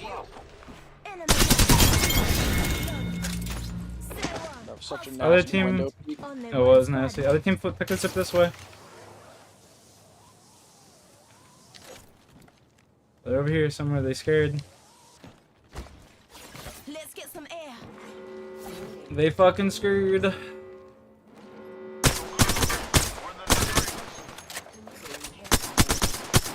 I heard him under us. Am I tripping? Yeah, he's waiting for his boys to respawn. He's under us somewhere.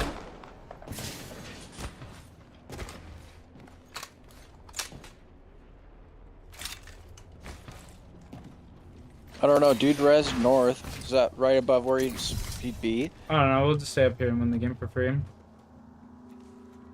He's over here then. Flying in on us. Behind us, right here. Making contact with enemies. Another one flying in. Right. Kill this kid. Kill the kid on the right. Cracked. One shot. Dead. His teammate's down here somewhere too. On the roof.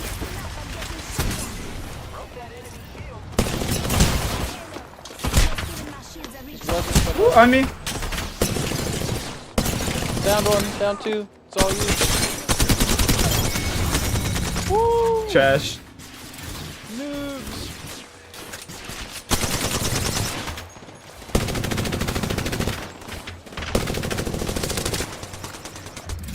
Trash. You are the Apex champions.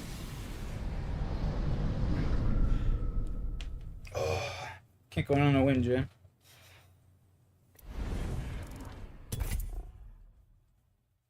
Damn. 2K. I see you. Kills. 20 kills as a squad. Crazy. We killed like half the lobby. More than half the lobby. There's only 20 people in the 30 people in the lobby, bro. 20 teams of 3. Yeah. So we killed more than half the lobby. It is. That's the whole lobby. I get you. I thought it was 20 teams. Was... No, I get you. I thought it said waiting for teams. It says waiting for players. I'm fucking tweaking. Yeah, yeah. There's more than half the fuck. It's like it's 2/3 of the lobby, as a matter of fact. Whew. 30, eh? I don't think it gets better than that. You dropping to 13, bro. Oh yeah? Probably not. I've got to agree with you there. It's probably the best game of the night for sure. But you can never leave on a win. Now we're gonna be on Pred lobbies. LeBron. Motherfucker joined our game. I was like, oh my god. Trying to fucking throw your game is fucking hilarious to me. He's got a hard on for you, bro. Oh yeah.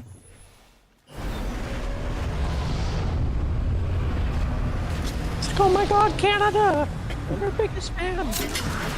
Watch out, you better on his hit list next, Jam.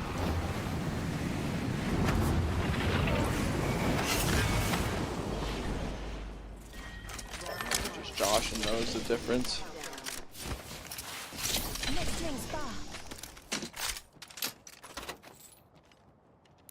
RE45 here. Relic Spitfire, bro. 20 here. Oh, bro, this shit's fucking gas. You better use that, Jam. You'll like it. No joke. Plus your arm shield, bro. Oh my goodness. You're gonna fucking fry nerds. I swear to God. We should get hype. Anakin. Were we the champ team? Yeah. So we better be the fucking champ team. Dropping 13 fucking kills, dude. Purple beakers. Mozambique here. Where they at, though? I'm the pink though. P20 That was me. here. Let's get some air. All right, let's do this thing. Rings closing in one. Yeah, though.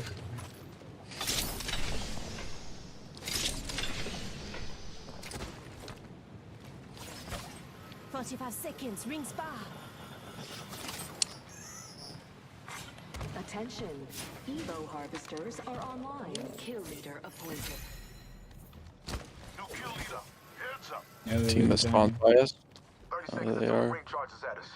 But we're close.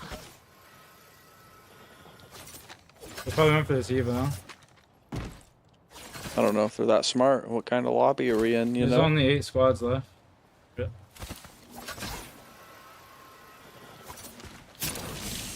Well, the team that spawns with us are being fucking AI. Didn't want to fight. I know. Hey! Motherfucker, you want to punch me? You punch him, bro. I take offense to that.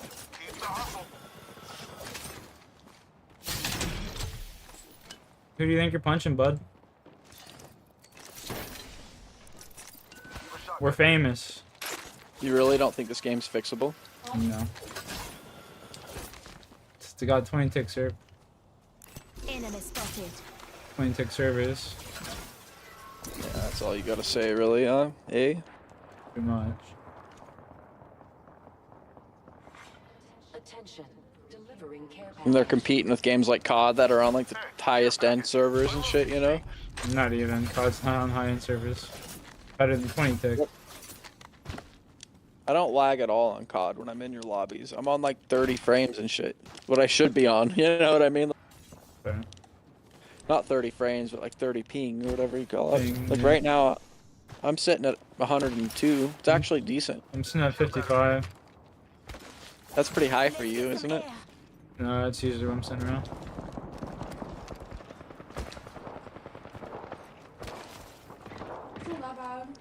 Fighting right in front of us. Yeah, he's gonna get shot in the back now. Octane right around the corner.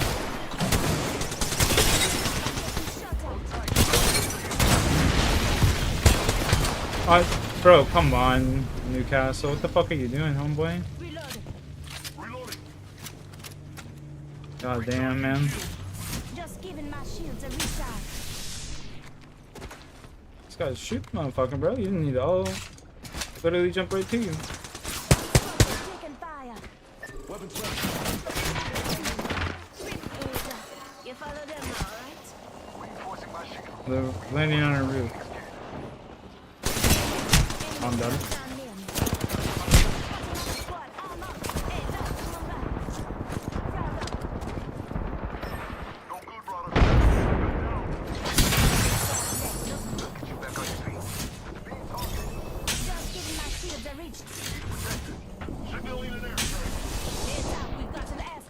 See how they like that roof now? Is that even gonna hit him? Great.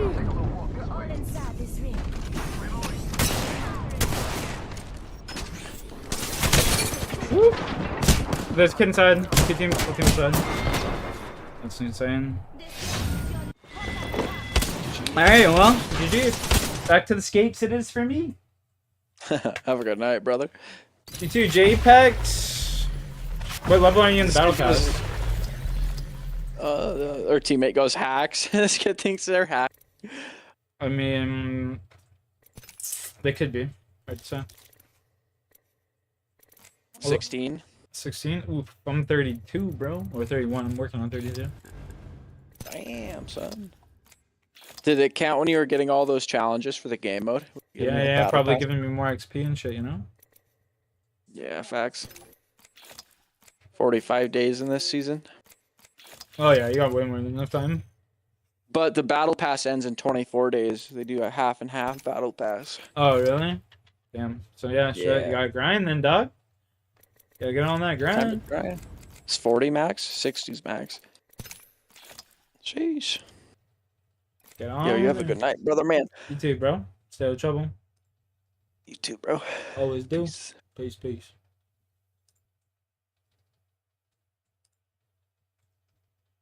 Always do.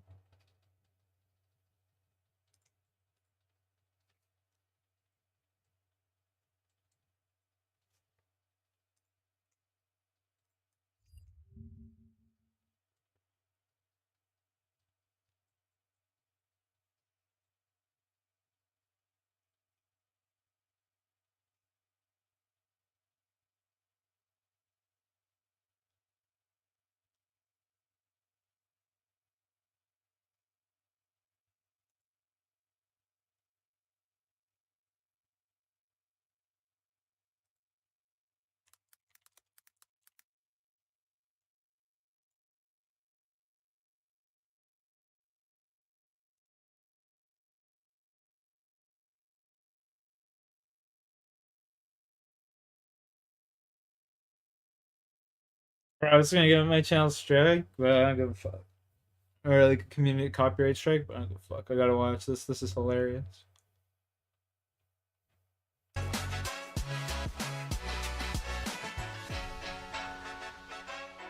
Oh, like that. Shot clock about to expire. Nets able to track down a long rebound, and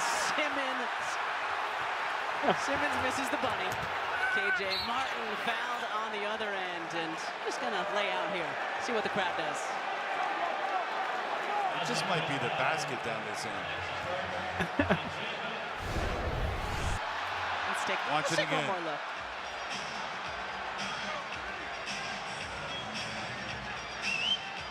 So close. And he's got the yips. A man's got the yips.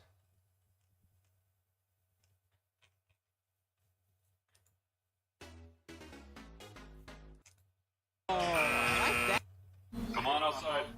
Keep your hands rock to see him. What's going on here? Okay, so Ian, is Thomas Lopez staying up here?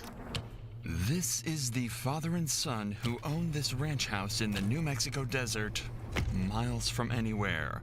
Police believe a murderer is hiding inside their home. Thomas Lopez, a man who, days earlier, beat his girlfriend to death. Okay. Do you know where he might be staying at or anything? But what makes this interesting is that the son is in fact hiding this man, and the father is about to find out that his son is protecting a murderer inside the vents of his own home. They said he might be in the vent. Thomas, talk to me, man. I know you're down there. We don't come over here for simple stuff. Yeah. So what's up? She's dead.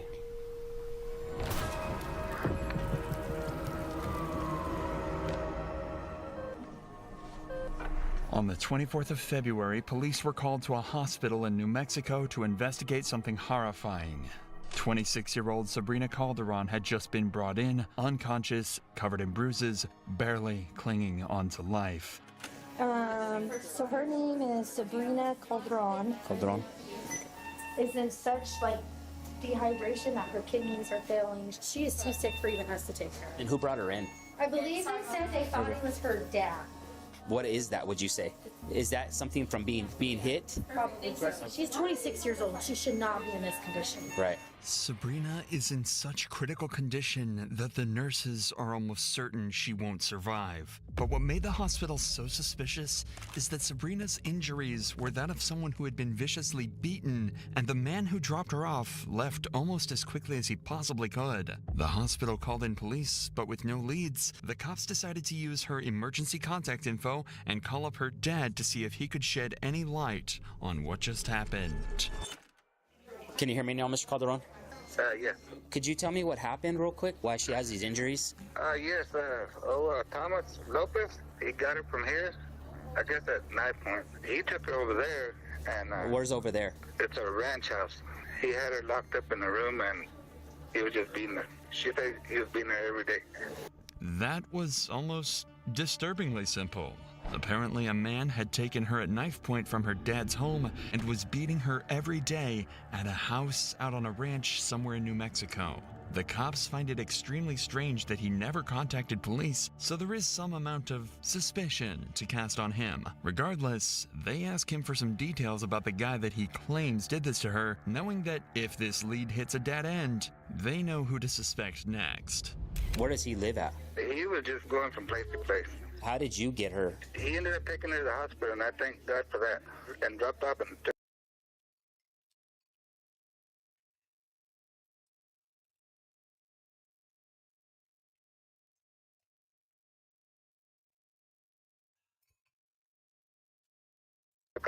Do you know what he looks like? I sure don't. Okay. Sure don't. Say his name one more time. Thomas Lopez. Thomas Lopez. Okay. Police now have a name. Thomas Lopez. The victim's father claims that Lopez was the one who both attacked and dropped Sabrina off at the hospital, which would explain why he was in such a big rush to leave. Where do you think he resides mostly? In Carlsbad or in Portales? I mean, he's just staying wherever he could, I guess. It seems like Thomas is going to be extremely difficult to track down. The cops don't have a description of him, he has a common name, and constantly jumps from place to place without a known address. If this guy had gone on the run, it could be weeks before they managed to find him. But that's when everything changed. Sabrina briefly woke up and found the strength to confirm that it was indeed Thomas that had done all this to her, and she managed to give police the address of the ranch her father mentioned, all before taking her final breath and dying moments later. Sabrina had just solved her own murder. Immediately, the cops head to the address heavily armed, knowing that they might come face to face with an aggressive killer. However, there is one problem. Police haven't had time to get a search warrant, meaning that they have no right to enter the home without permission. That means they're stuck outside, knowing that just feet away, a brutal murderer could be hiding. The fuck? Lack of animation? Like, hello? Ian, is that you? Ian, come to the front door for me. Hold on a second. Who is it? It's the sheriff's office. Let me see your hands. Come outside. Let me see your hands. Let me see your hands. Is the dog okay? Yes, sir. Hey, Rice, I got contact. I don't have nothing. Okay, sit tight right here, man. Okay, yes, sir. Sorry. This is Ian, part owner of this ranch and good friend of Thomas Lopez. Sabrina had told cops about him and said that he could be vital to tracking Thomas down. At this point, the cops have no idea how much Ian knows, but they do know that his house is supposedly where Sabrina was attacked. For all they know, he could have been involved as well, so they have to be extremely cautious when dealing with him and clearing out the house. Who's all here, man? My father, my friend, Bugsy. What's Bugsy's real name? I don't know. Come on outside. Keep your hands where I can see him. Hey, what's going on here? Thomas Lopez staying out here? Or has he been out here?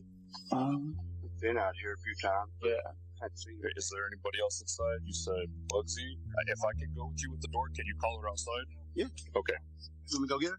Yeah, well, just call her from the door, please. Bugsy is another one of Ian's friends that happened to be staying at the property around this time. She couldn't have anything to do with the crime, but cops are still pleased to hear that there might be another witness, and someone that could help them track their suspect down. So what we're doing, we're asking everybody to come out of the house They were fixing to do a search warrant on the house. And supposedly there was an incident a couple of nights ago where somebody got beat up out here. And so now we're securing the house to do a search warrant for evidence. Okay. See how Perry keeps looking over to Ian? It's almost like he knows something is wrong, because this isn't the first time that Ian's brought criminals over to this house, something police would later bring up. With that said, Perry obviously doesn't want to give his own son up to the police, so he decides to stay quiet. We're good. We're out here with Ian Whalen and his dad, and so there's nobody else in the trailer, so both are just chilling out here right now. We're for Temple. Notice how Ian doesn't say a word.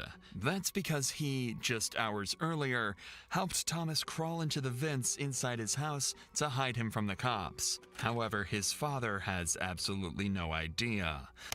Yeah, we're good. It's we're crazy. Good for the next few minutes out here. That'll work. Thank you. Well, we don't have it right now. We're getting it. Like I said, we just came here. Okay, well then we don't have to do anything you say. We're securing the house. You don't actually have a warrant. No, I do not have a warrant. Okay, Ian. Hold on. Come here. I'm exercising my right. Ian, come here so we can talk. Okay. Would you mind if I walked inside with you, just so we can make sure there's nobody else inside? Sure. Okay, I will go with you. Like I said, I'm not He looking switched for up real quick from him. I'm going back make sure there's nobody inside. So like, yeah, sure, They're go still search my not house. 100% sure that the house is What? empty. Ian mentioned someone called Bugsy, but wasn't sure if they were still around or not. So the officer prepares to head inside and clear the scene with Ian. Okay. You mind if I flip on some lights? Yeah, go for it, man. It'd make it easier for both of us. And you don't have anybody staying with you currently? No. I just want to make sure, not somebody waiting behind me, Dog shit's back here, man. So like, Okay. Do you mind if I walk, make sure there's nobody on the side? Go ahead, man. Okay. Appreciate it, man. Yeah, absolutely, bro. Okay. Thank you. Do you mind if I walk in here? Go ahead. Like I said, I'm not worried. Go ahead, dude. I'm not looking for anything. Just make sure nobody's in here. Sure. Yeah, it happens, man. Do you mind if I take a look inside? Yes. Appreciate it. That too. Okay. Thank you. Across the piece, filming. Right on. Do you have just friends stay from time to time, or you have? Yeah, once in a while,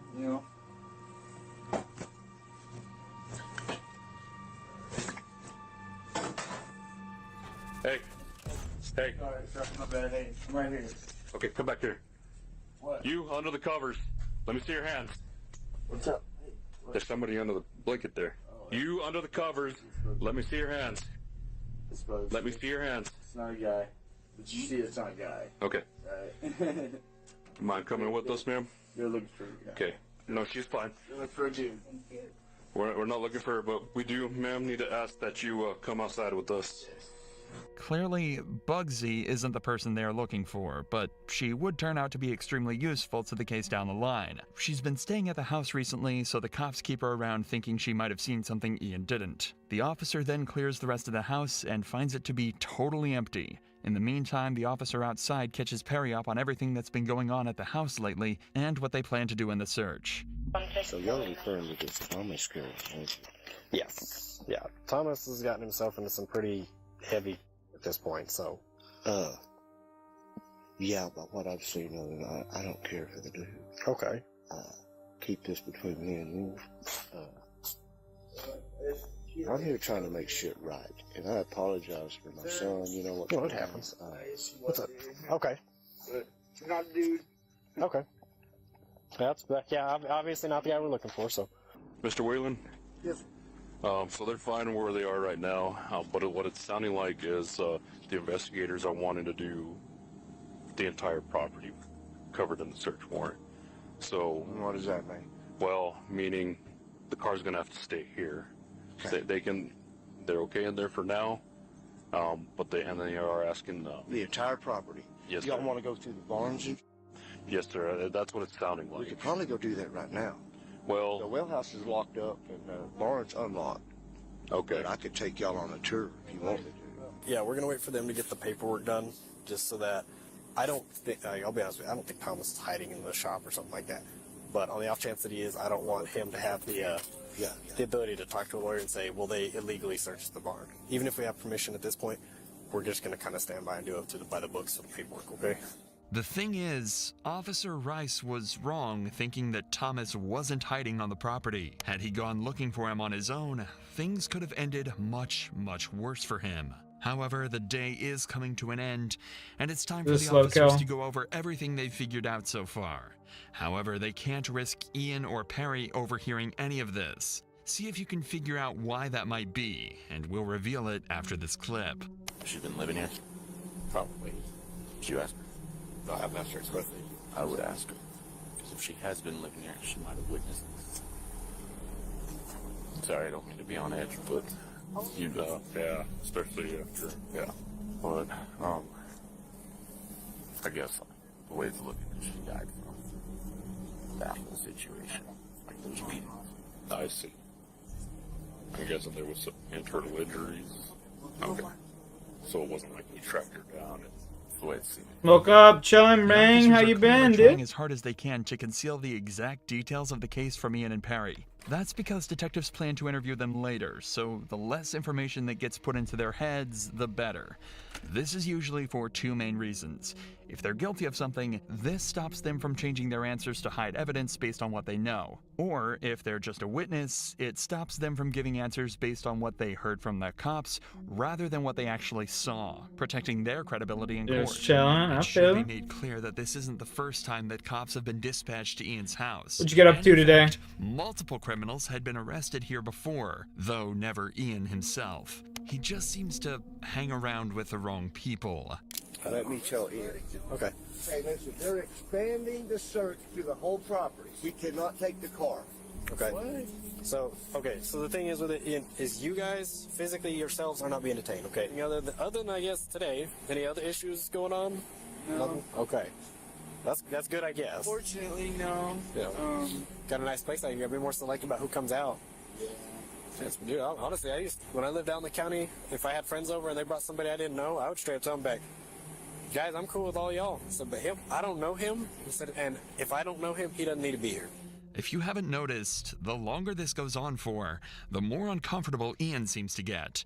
And as that continues, the cops start to get more suspicious too.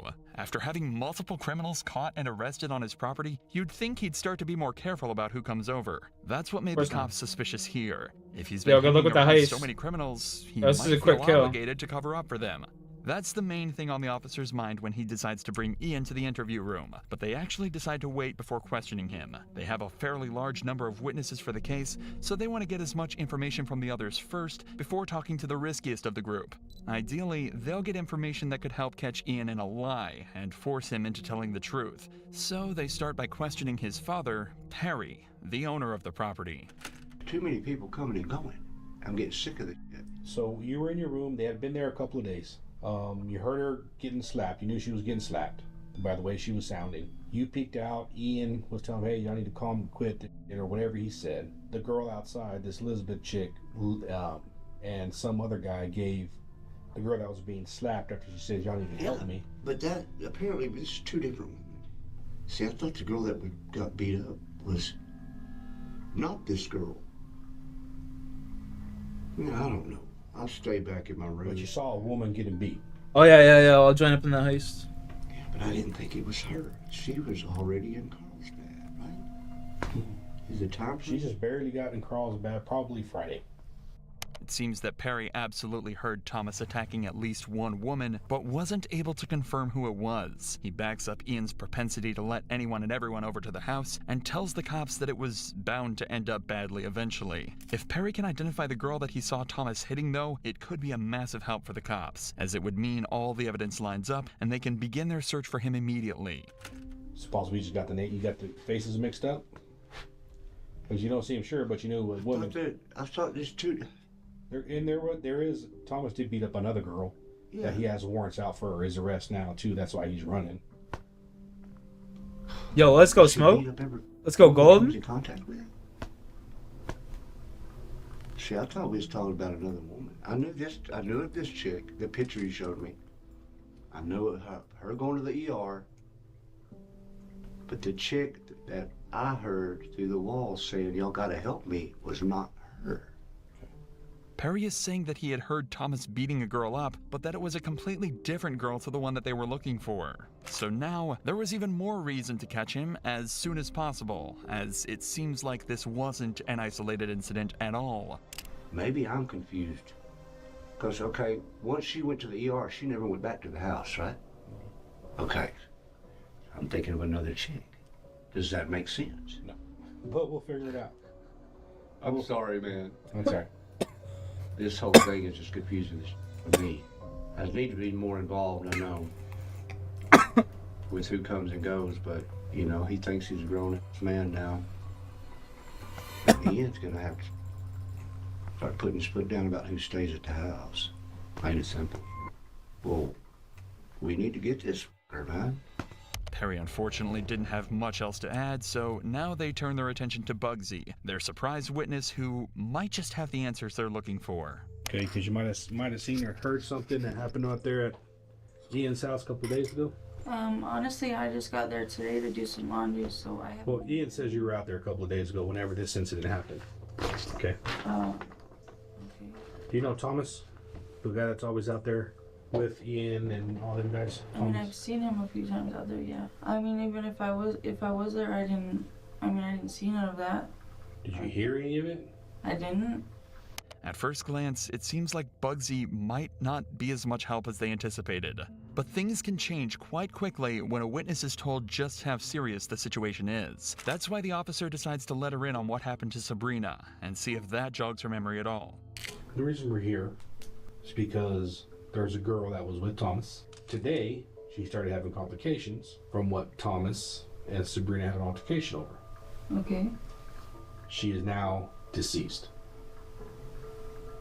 Unfortunately for the cops, this didn't change the fact that Bugsy hadn't seen anything at the house. However, she was able to give them one piece of information that could end up proving infinitely more useful than what they were hoping for initially. She gave them the address of another house Thomas was known to stay at. Inside that house is actually another one of Thomas's victims, and the police are about to discover that he's actually a serial domestic abuser. This is crucial to build a strong case against Thomas. Good, and yourself? Pretty good. Alright. Yeah, we're looking for Thomas? He's not here. My friend Monique, that's her boyfriend. Okay. She has me stay here because she's... Is Monique not here either? She went to Clovis. Okay. And I'm just watching. Do you know where Thomas is? Take some meth out of You really need to talk to him. He's not supposed to be here. We changed the locks for her. Changed the locks for her. She's really scared of him, so... Oh, yeah?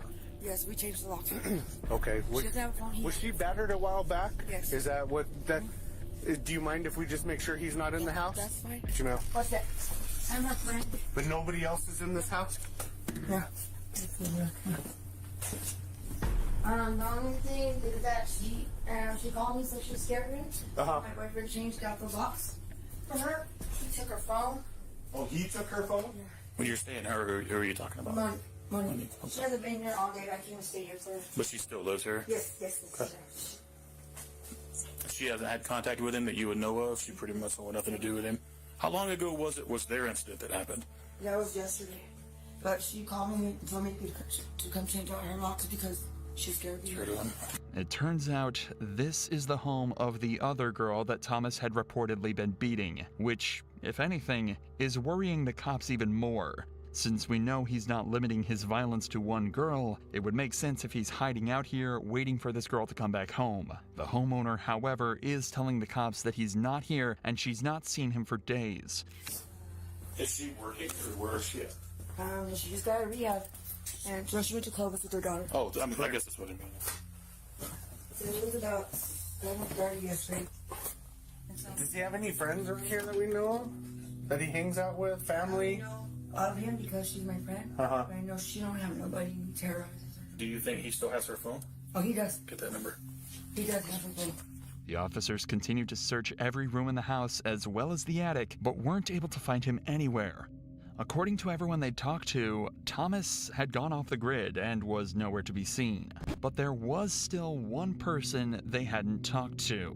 The one person that they knew was acting strange from the very beginning. Ian Whalen. Sick. If anyone was going to know where he was, it was going to be Ian. So later that night, they brought him into the interrogation room for hopefully the last interview that they need. Bro, these dragon blade skirts. Their cameras are down, so I'm using this thing, okay? We're just making bank tonight, boys. I'll Holy explain to you why fuck. we're here talking. You're not in any kind of trouble, okay? This is insane. You're not in any trouble. You have any idea why you might be down here? Well, yes. About what? Because of the fight or whatever, I guess, that Thomas had. Right? You know anything else about it?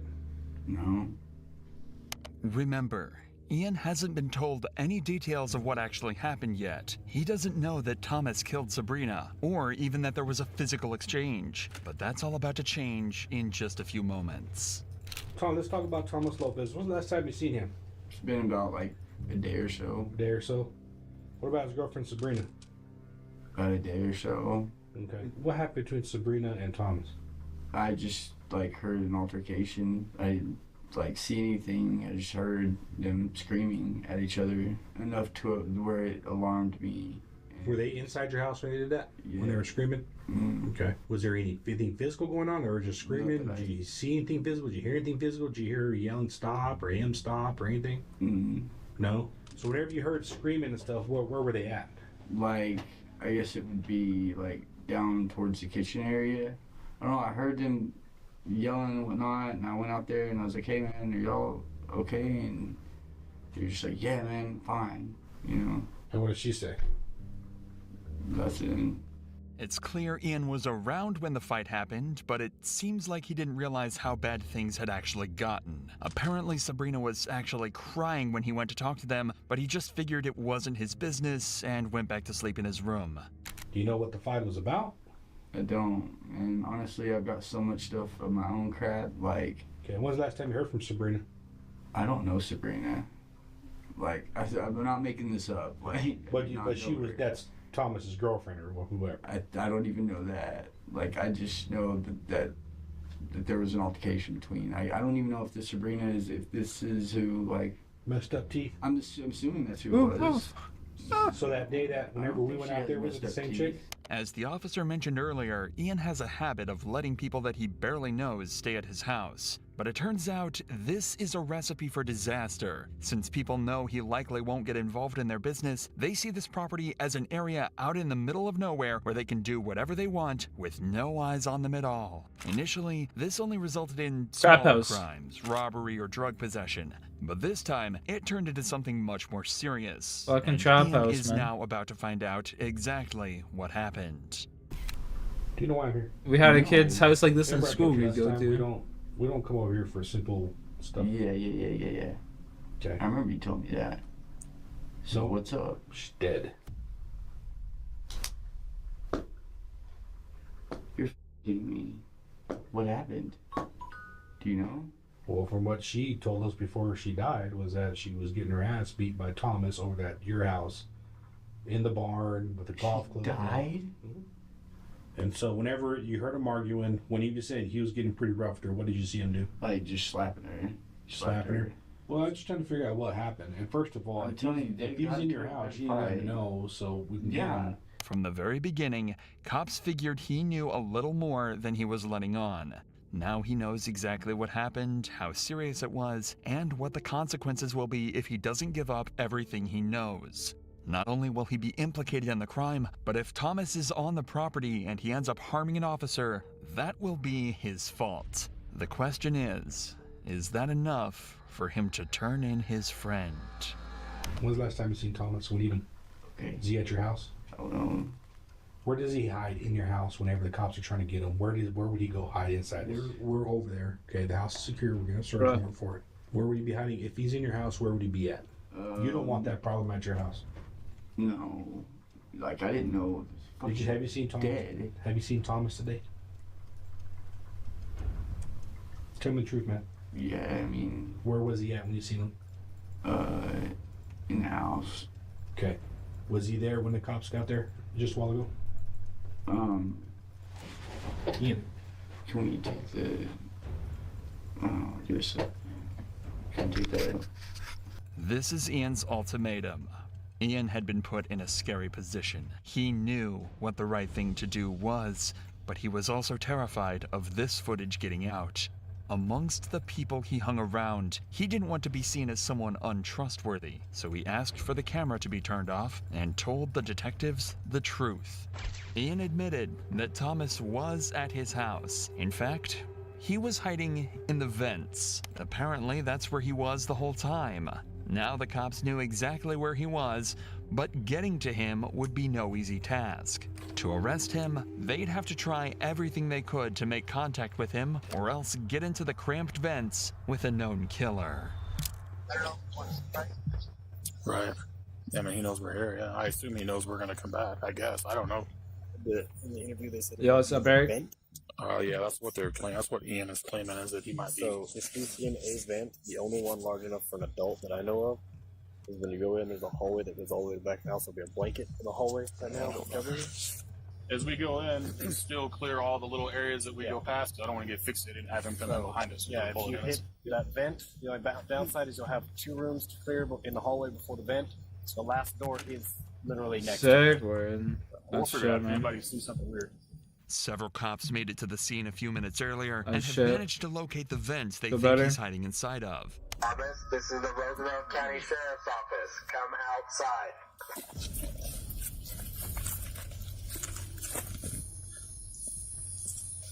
He's not answering or nothing. You try. He might answer you. Let him know if he doesn't respond. He doesn't come out. Yeah. No, I don't. Look around here. Thomas, Roosevelt County Sheriff's Office, Deputy Bachman. Come on out, man, with your hands up. Know you're down there. So is that the vent he went in, or this? It's got a huge culvert. I saw it. It goes down. There's no access back there. Ian had the screen. He puts the vent back on, so he knew he was down there. The officers are right. The vent cover couldn't have been put in place from the inside, so Ian had to have helped him hide. But they'll figure out what to do about that later. For now, they need to figure out a way to get Thomas out of the vents. To start with, locate his exact position, and they came up with a creative solution to do this. Yeah, I feel that. He's right there. Feel that. How far, approximately? He's all the way at the far end down there, and then another vent back. Just trying to see if there's a... One die, motherfucker. Let's go. 54, dead. No. Just needs duct tape and a mirror. There's probably duct tape in the garage. You take a phone and flashlight to get there and stick down in there just so we get some really good light and light them up. And just confirm. It sounds far-fetched, but after pointing a phone and a torch deep into the vents, they were able to confirm precisely where Thomas was.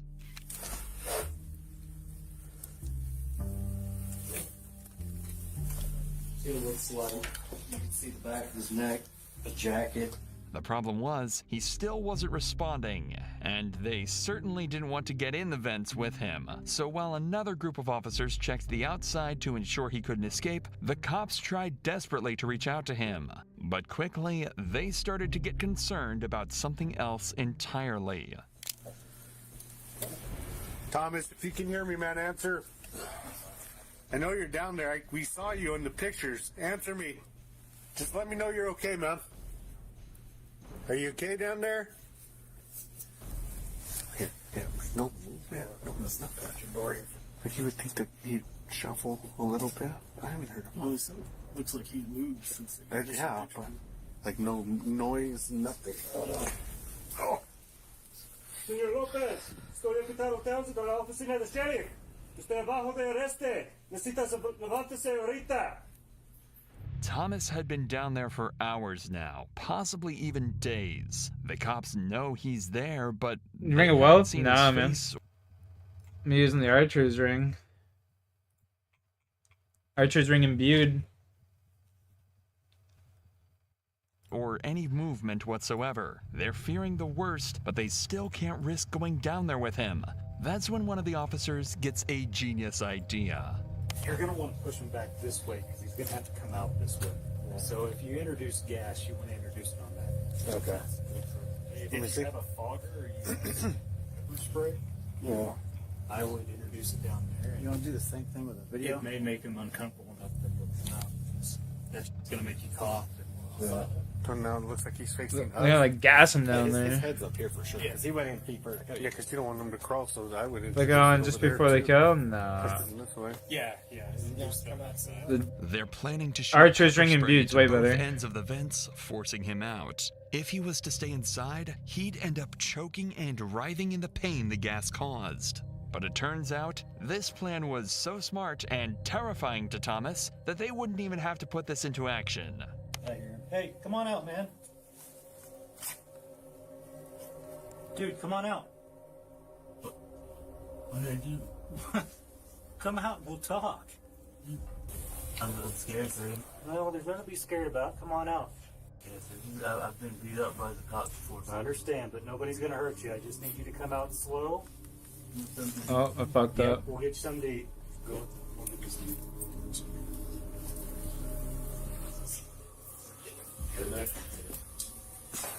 So I figured it out. I think I figured it out. I understand how to Rooks walk now. I gotta go forward, down, up. Forward, down, The pepper up. spray was just too much to Thomas, and Forward, with some down, up. convincing, they were able to get him out. The ideas and tactics used in this extraction were far from textbook, but they were incredibly smart. Now they just had one more job to do: interrogate Thomas and finally figure out the truth of what happened to Sabrina. Move all this over here, okay? You speak English or Spanish? Both. Okay. You want Preferably English, though. preferably English, and we'll stick with English. So listen to We me. are in America. You have the right to remain silent. Anything you say can and will be used against you in a court of law. Well, what we are here for is what happened with Sabrina the other night. That's what all this is about. There is an enormous amount of evidence against Thomas. Remember, everyone involved in the case has pointed the finger towards him, including the murder victim herself. But that doesn't mean he's not going to try and defend himself. Notably, without the presence of a lawyer. The story he chooses to go with, though, isn't the most convincing. Okay, we talked to Sabrina. Okay, she told us what happened to her. Okay, I need you to be honest with me and tell me the truth. Okay, were y'all guys fighting that night? It was just an argument, that's all it was. We weren't fighting. We didn't get physical. How many times did she hit you? I don't want her to get in trouble. Okay, how many times did you hit her? I didn't hit her, sir. We just bumping each other, like, you know what I mean? Did you shove her down the 3,000 coins, 1 in 180 drop right there. About the kid's mom, but y'all guys have a kid together? I don't want her. So tell me what happened in that bar. That's what she felt. And sir, we went back there and argued because I don't want to. We don't want to be arguing in that house. I don't want to get thrown out because I don't have nowhere to live. But Apparently, they went out to the barn because they didn't want to argue in the house, and Sabrina slipped and fell down some steps, causing all of her injuries. You guys are arguing, okay? And it did get physical, but you don't want to tell me what happened, right? Is that what you're telling me? It got physical, but you don't want to tell me what happened. I said we just kind of like we got in each other's face about it. Like, was that the same night you took her to the hospital? I mean, it was ongoing for like a couple of days. So you guys were just like basically arguing for 2 days? Pretty much. When was the pushing and shoving? I wouldn't say pushing and shoving. We just kind of The chest bump or whatever you want. Yeah, when was that? That's during that night when she fucking fell. Okay, so you guys. Yeah, I gotta practice on the Rooks walk a little bit. Yeah. We don't want to argue in that house. Forward. I don't want to get thrown out of there. Thomas is also claiming that he didn't hit her or even push her around. The worst they did was get into each other's faces and bumped each other's chests. As I'm sure you're aware, that's not exactly consistent with Sabrina's injuries or what she told the police. But Thomas's story gets even more unbelievable as he continues. So then you guys go out to the barn. What happens next? We just sitting there, just smoking a cigarette and stuff. We're up there. So you guys go up, and are you like upstairs in the barn? Is that what you're saying? Yeah, in that loft. We start up there, and then she starts coming back down, and she fucking loses her footing as she goes down the damn steps. So when was the pick her up, walk her to the house, and she's like, well, if I can't bear it no more, then I need you to take me to the emergency room. So when was the chest bumping or all of that? Where was that at? It's kind of the beginning when we got in there, then that's when How'd she fall down the stairs? She lost her footing, I guess. Like, you look at the stairs and there inside that place, there's a big ass gap between each. It's not constructed pretty good. It's like some shit somebody just put together. Like, Are we talking from the top all the way to the bottom? It's like halfway. Maybe there's sort of the bottom. She lost her footing. Okay. All kind of junk and stuff that's in that barn. Yeah. So, not only did Thomas not have anything to do with her injuries, but when she got hurt, they'd already made up. He believes that this story has explained away why Ian will have heard shouting in the house, why they went out to the barn, and why Sabrina got such horrific injuries. This is why it's so important that detectives keep as much of the evidence as possible secret. He's constructed a story that technically covers up all the evidence that he thinks exists, and while it's not comprehensive, it would definitely make proving his guilt in a courtroom slightly harder. But it doesn't explain a huge number of other things, like how the injuries were sustained by a golf club or the drugs Sabrina said he injected her with. Both things he doesn't know the cops know about. And in fact, he was never able to explain these other things away. There was simply too much evidence for Thomas to deal with, and he chose to plead guilty at his trial.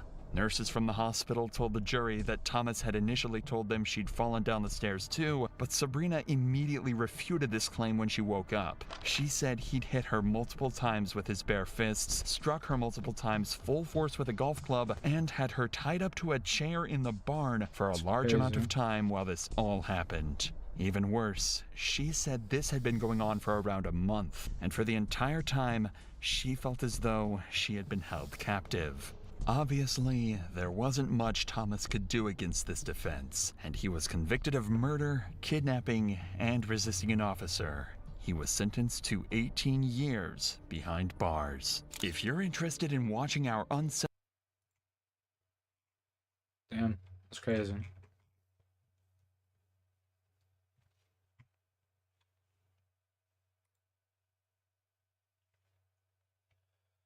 Give me a second, Eric. I'll read that here in a sec.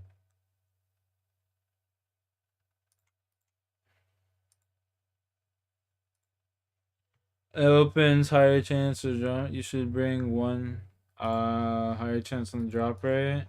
Yeah, not for pets though.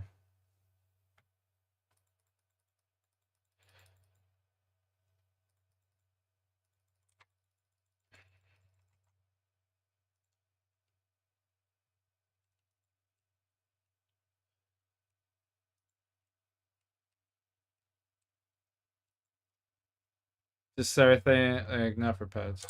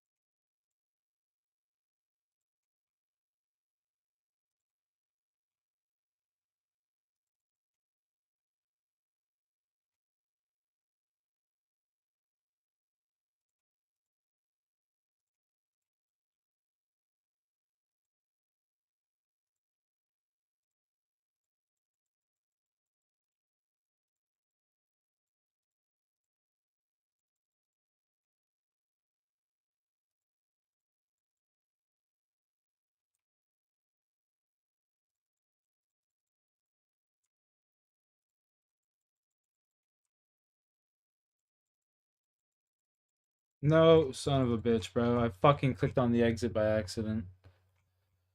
Oh my god. Oh my god.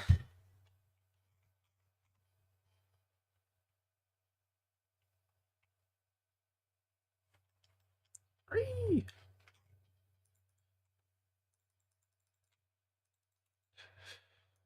Oh my god.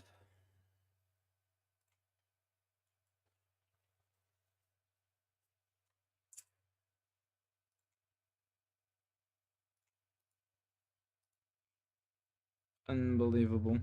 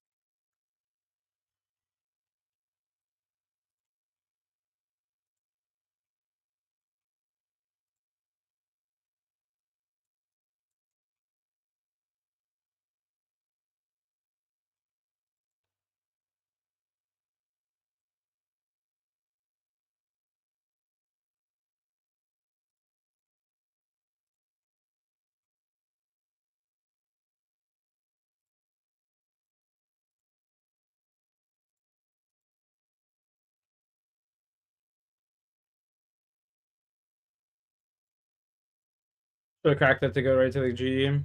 What am I doing?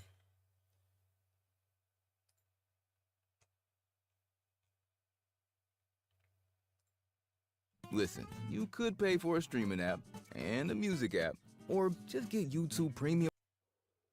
Alright, what's going on, guys? So Rank Play has been out for about 2 days now. They dropped it a day early, and it's been quite the experience, I would say. So first, let me just start with the good, because that's going to be over pretty quick. I do like that they kind of implemented a new map veto system. Basically, it decides a game mode before you get into the lobby, but once you're in the lobby, you get 3 map choices of the same game mode, and you just get to veto the map that you don't want to play out of the 3, and then I think it just randomly chooses between the other 2. You don't get to see the other team's vetoes, so it might not be random. It might just be the 2 most vetoed maps. I'm not sure, but I do like that you actually get to choose a little bit on what you want to play. I actually haven't played Red Card one time. Every time that map comes up, it gets auto vetoed. I mean, I don't really care. I don't really want to play Red Card. Like, I've played it in pubs. It's a terrible map. It's not a shock that it gets auto vetoed every time, but like, I think it's kind of funny that, like, I guess Red Card will never be played. I don't know. Also, I like they updated the SR protection. You know, they've implemented some good stuff. They even said originally that there's some sort of like forfeit option. I haven't seen anyone do that. I don't know if it's in the game yet, but that seems like a positive change as well. You know, as far as the actual ranked play system is concerned, like not gameplay, nothing like outside factors, anything like that, like the actual ranked play system, it's pretty good. I don't have no issues with that. It's all the other stuff, you know, so like that pretty much ends it for the positives of everything, right? Let's get to the real purpose of this video. First of all, they don't even have the correct rule set currently. It's gotten a little better. On the first day, they had RC cars in respawn. They have at least fixed that. We originally didn't have kill cams. They have added back in kill cams now, which is actually very important for ranked because it's way easier to catch cheaters and hackers if you can see the kill cam. Without kill cams, you don't really know. You have to go into theater mode and go watch it, and like, I'm gonna be honest, like, I just don't care enough to go do that. But now that the kill cams are back, like anyone that's being like super obvious with it, you can just instantly see when they kill you. We'll get to the hacker aspect in a second, right? But pretty much everyone in ranked is using the Krieg because it's the best gun in the game. and it's supposed to be banned. For some reason, it's not banned in ranked. I'm sure they're going to fix that soon. They're going to have the correct rule set. So, like, I'm not really too worried about it, but I just don't get what's so hard because the actual CDL rule set is out. So I don't understand why they didn't just one-to-one copy that. And I don't get why it's taken so long, but, you know, whatever. That's okay. I'm sure it will get fixed eventually. Hopefully sooner rather than later. I do have a suspicion that we're just never going to get the correct control rule set because as of right now,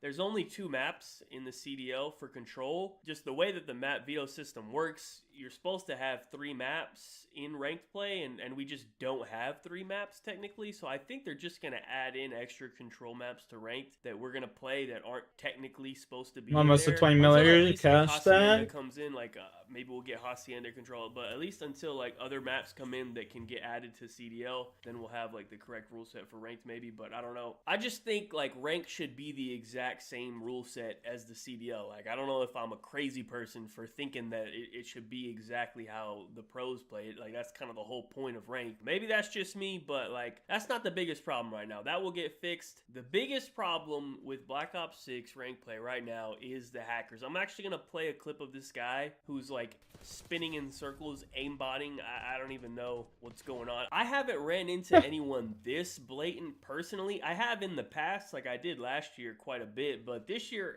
luckily I haven't seen this yet. I'm sure I will soon. But the first problem with the hacking situation right now is for some reason they removed the ability for console to play with crossplay disabled. I don't know the reasoning behind that. I believe there's a way to still turn crossplay off on Xbox. I don't know if that's true or not, but I know last year a lot of people, like even like content people who have PCs to play on, they would play on PS5 just because they don't want to deal with it, you know what I mean? They would just play on PS5, turn off crossplay, and like enjoy themselves. I'm gonna put up a screenshot of like a bunch of different like pros and stuff complaining about how bad the hacking situation is. If you've played it all yourself, you've probably ran into some hackers already. Like I've only played like, I don't know, 20 games or so. Like I'm only in platinum. Like I haven't played that much and I've already ran into some hackers. I pretty much ran into everyone you could run into, you know what I mean? Like I've ran into pros already, hackers, challengers kids. I ran into the college COD kids. Like I ran into everybody you could. You know, the only people that I haven't ran into yet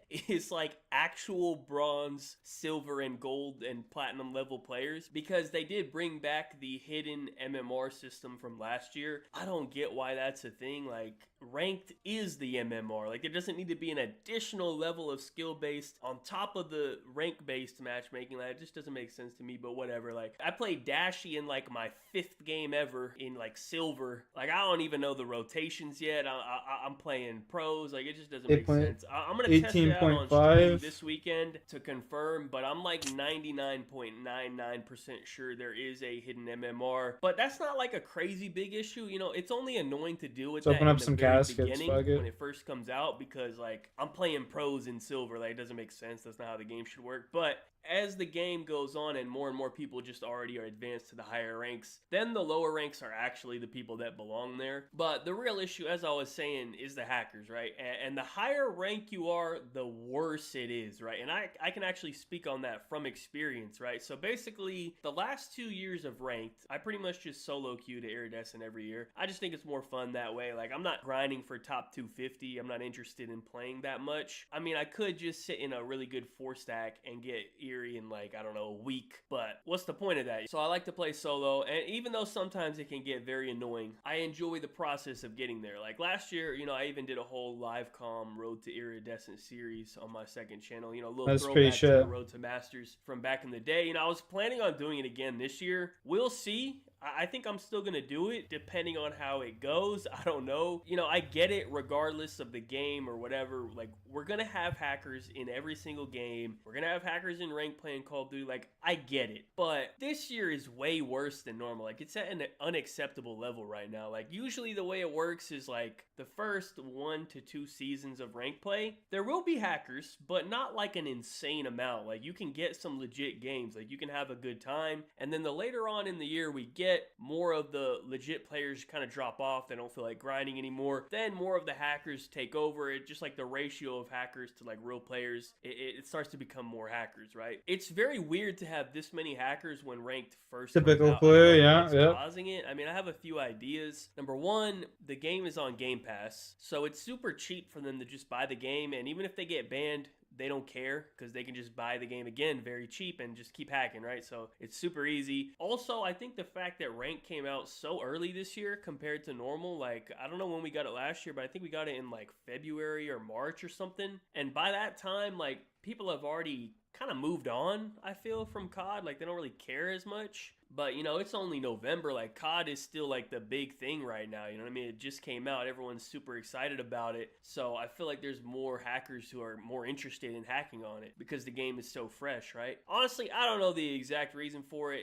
I'm sure it's a combination of many different factors. Give me the money, boy. This. All I know is it's 20 million tonight? Especially at the higher ranks. It's just borderline unplayable. I think dude, the it's only like people 2 who trips. are really grinding it like that Potentially are at like Vorkath. true, like, top 250 grinders like What's my Havoc and KC at? and all them, like they're just dealing with it. But like all the other people, they don't even want to play it. You know, like I was watching Sid, he literally just quit the game and got off and 1072. so Well, I guess we'll go a few more. You know Fuck what I mean? it. But I feel like a lot of the pros, like they don't even want to play the game because it's so bad. You know what I mean? Because they don't necessarily have to stream. You know what I mean? It's just additional content for them. I'm sure they want to play ranked and stream, but like if it's that bad, like they don't have to and they just won't. You know what I mean? They're not content people. They're pro players. So it's just pretty concerning right now. I think the strategy is to kind of just chill right now. I would still like to do a road to iridescent, but I don't know if it's really worth my sanity and time or if it's even really possible to do right now. Like, yeah, in a 4-stack with good people,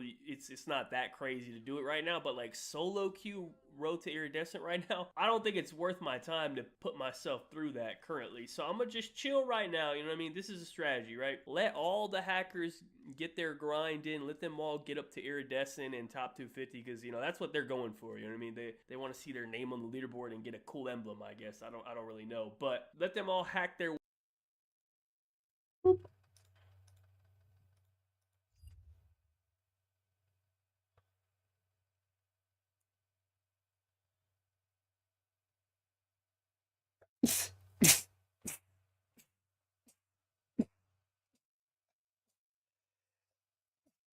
Oh my god.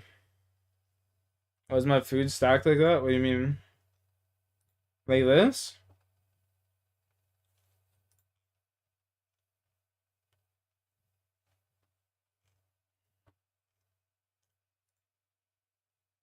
My inventory like this?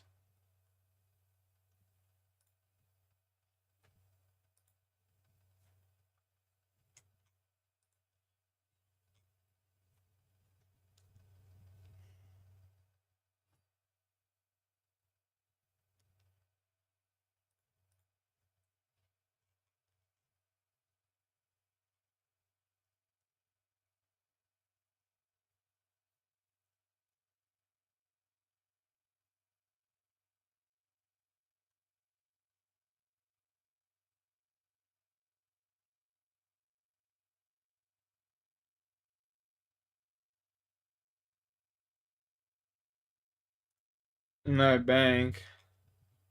Oh, like this? It's just like the plugin that I have. It just shows the amount that I like. It just shows the amount that I have, right? But it's just like the order of my thing. It's like how this just shows me how to set my inventory up. It saves my loadout and my inventory. Exactly how it is, you know? That's all.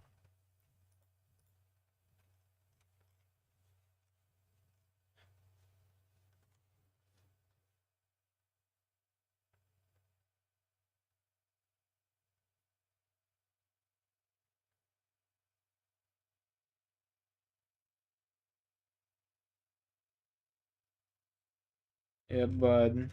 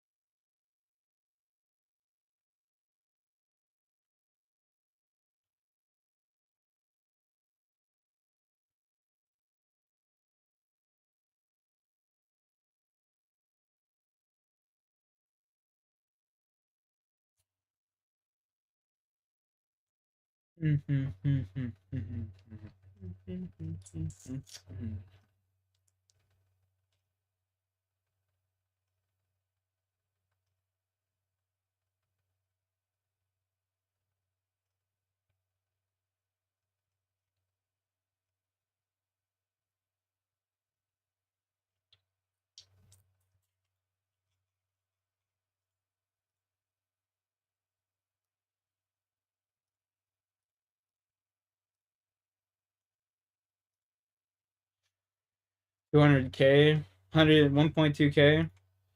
That's all we need for 20 mil. Okay. Bro, honestly, like shit. I wish I could just watch YouTube or anime and not get a copyright strike.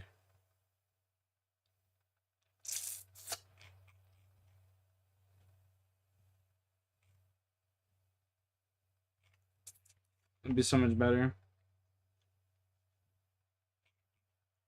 Ew.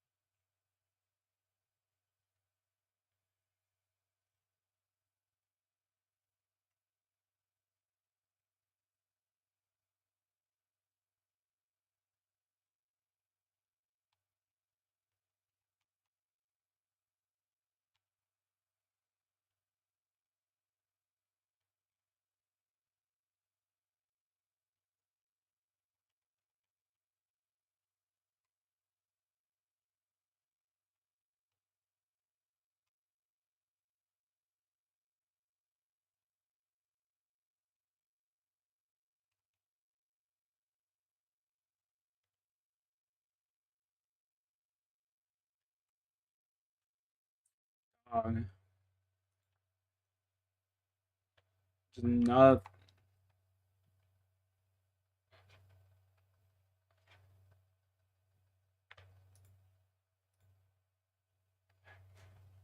He takes a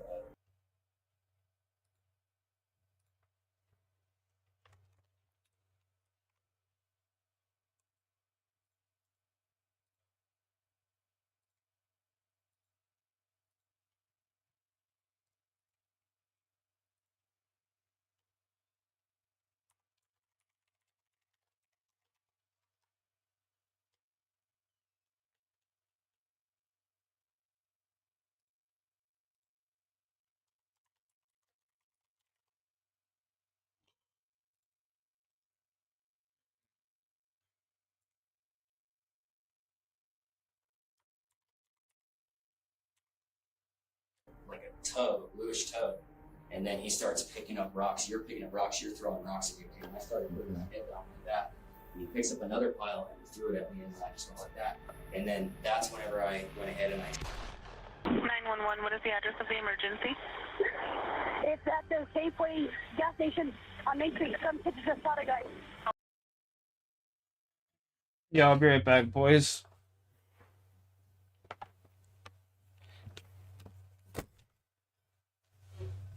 Martha, is there still pizza? Is there still pizza?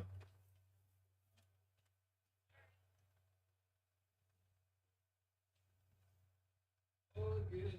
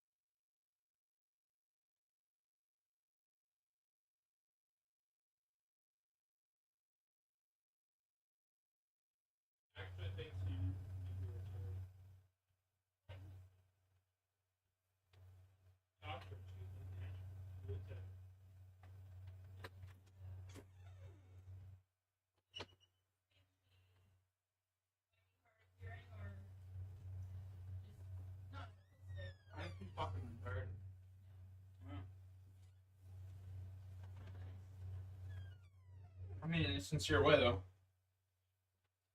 You know? I mean it in a sincere way.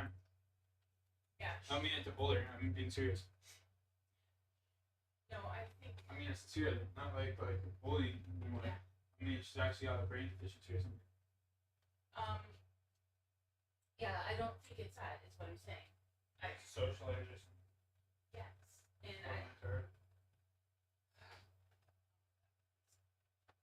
Yeah. You grew up retarded. She doesn't. You get to sit there and look silly. tell her to use your words. I do, and she's.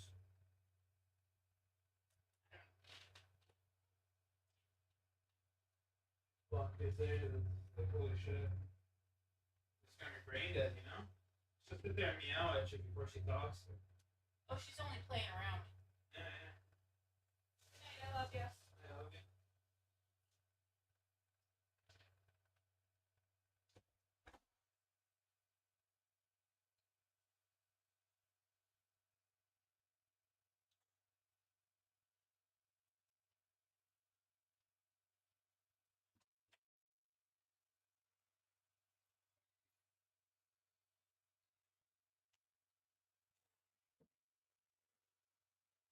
Manifesting Pat.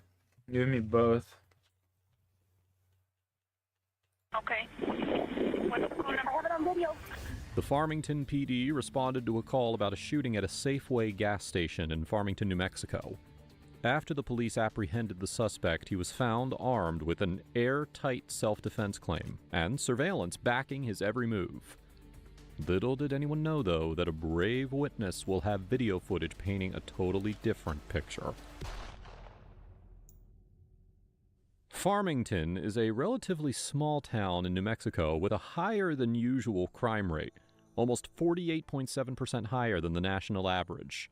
This is why their police department hosts a real-time crime center, a place that surveys the entire city with over 800 plus rotating cameras. With eyes and ears around the city, they utilized every bit of info the caller gave to track this mysterious shooter.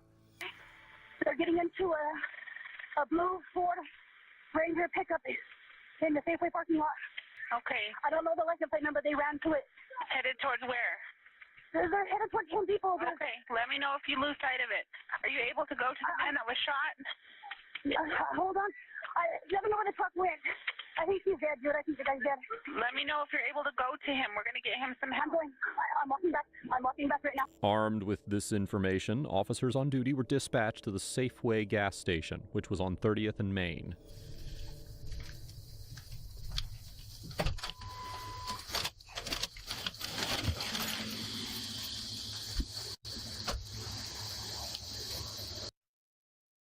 Sarge. Okay. Sir. Yes, sir. Okay. Hey, what's going on, man? I'm Officer Lynn, Farmington Police Department. So what's going on? What'd you see? I called it in. The lady was getting some stuff, but okay. I came in, I'm looking at my bike over there. I just came in. Okay. And this gentleman was pushing these two young kids away, throwing rocks at them, and they were harassing him. But this guy these young guys were harassing him, but he tried to push him and get him away, like with the rocks. Okay, so here, let's go step right here. Let's step outside. Okay. Officers at the scene secured the perimeter and interviewed the eyewitnesses.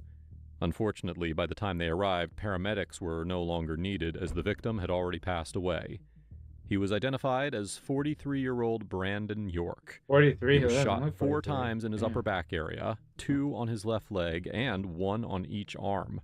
Firearms were not at the scene. At the same time, the real-time crime center checked the rotating camera which oversees the crime scene. They try zooming in for a blue Ford Ranger pickup or anyone else escaping from the area, but it was too late. Come on, according to the caller, the suspects fled towards the road leading to the Home Depot. So, after jumping from camera to camera and a lot of turning and zooming, they found this. A couple of interesting things were found from this footage. Firstly, he doesn't look like he's fleeing the scene. Otherwise, he would have been bolting through the traffic lights. It's as if he hasn't done anything wrong. Secondly, when the camera zooms in, you can see the driver smoking at the wheel, but no one in the passenger seat. The caller identified 2 shooters fleeing the scene. So, after zooming in on the back of the truck, you can see the second guy lying in the back. He actually looks pretty peaceful for someone who just shot someone in broad daylight. But in reality, he wasn't the shooter. The driver was. For now, the important thing to remember is that the driver is caught on cam heading westbound on 30th and Main. A vital piece of information which led the officers to converge on his location. I remember riding my fucking back of my dad's truck like that. Farmington Police Department, show me your hands. Show me your hands. Keep your hands out the window. Stick your hands out of the window. Stand up. Stop where you're at. You, sir. Turn around. Both of you face away. Walk back towards me. Keep walking. All right, we're gonna go up. Get down on your knees. Put your hands on top of your head. All right, you got hands. Thank you for cooperating. The duo surrendered quite easily. And while the driver stayed quiet during the arrest, the second guy claimed that he, quote-unquote, didn't do anything. There's someone else in the car. I didn't do anything. I didn't do anything. All right. I didn't. All right, occupants of the vehicle! Exit the vehicle now! I don't know who else is in there. Well, it turns out he's right. He wasn't the shooter. He was just someone who fled the scene with the driver, so he'll be cleared later on. Also, there was someone in the passenger seat, a female who appeared to be the driver's girlfriend. So now we are left with the driver of the vehicle, the actual shooter, who was identified as 21-year-old Guillermo Humberto Aguirre IV. Guillermo. He was from Farmington, New Mexico, and he ran a landscaping business. It was a business habit of his to hire homeless people from that area. There's no report on whether he has any priors out there, but based on the initial interaction, we can tell that he's compliant, understanding, and regretful of his actions. Okay, yeah. You said you were hitting the back? Yeah, I was hitting the back That's of the head. the second guy. That's second guy stuff. This is first guy stuff. Okay. I got hit in the back of the head with a rock. Do you need medical attention? I'm a little bit dizzy.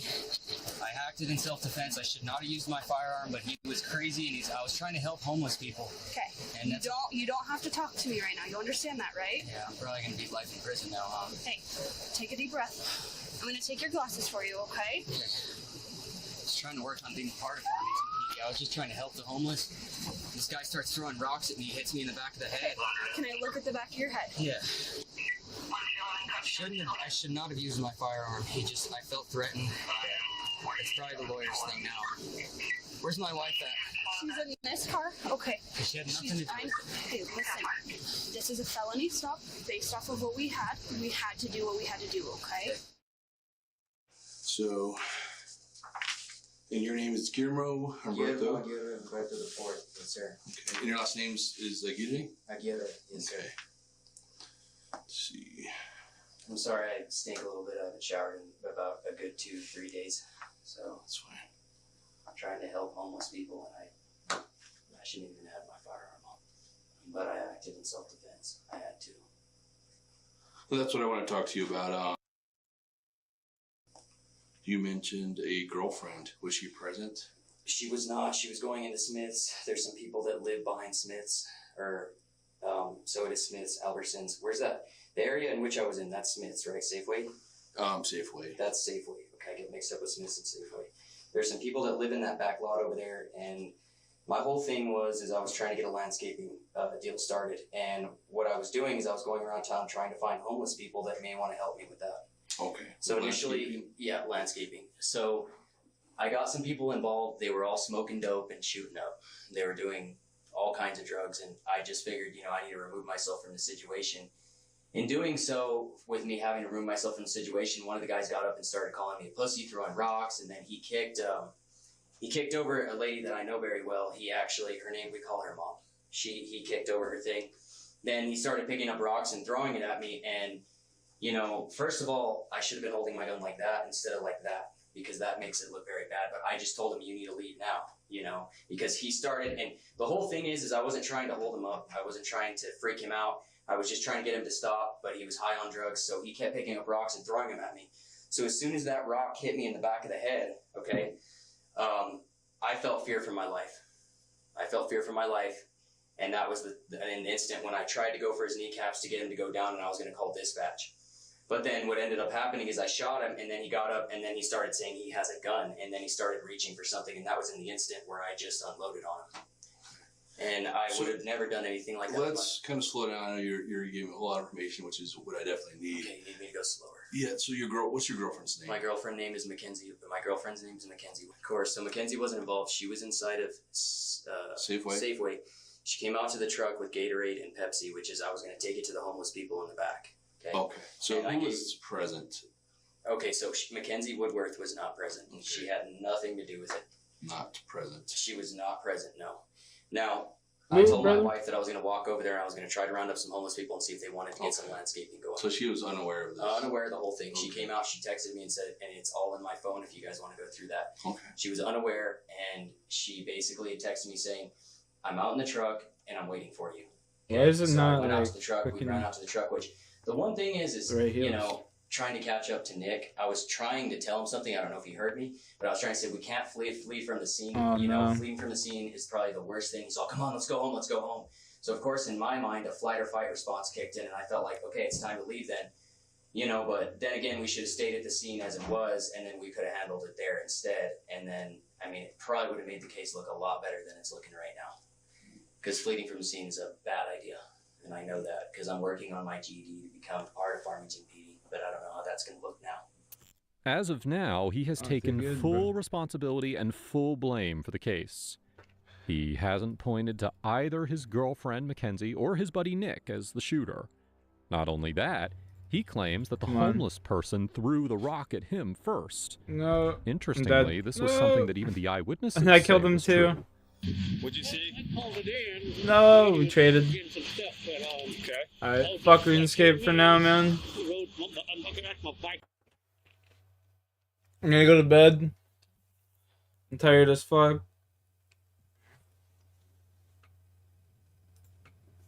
Hope y'all have a good night. Appreciate y'all for chilling. Peace.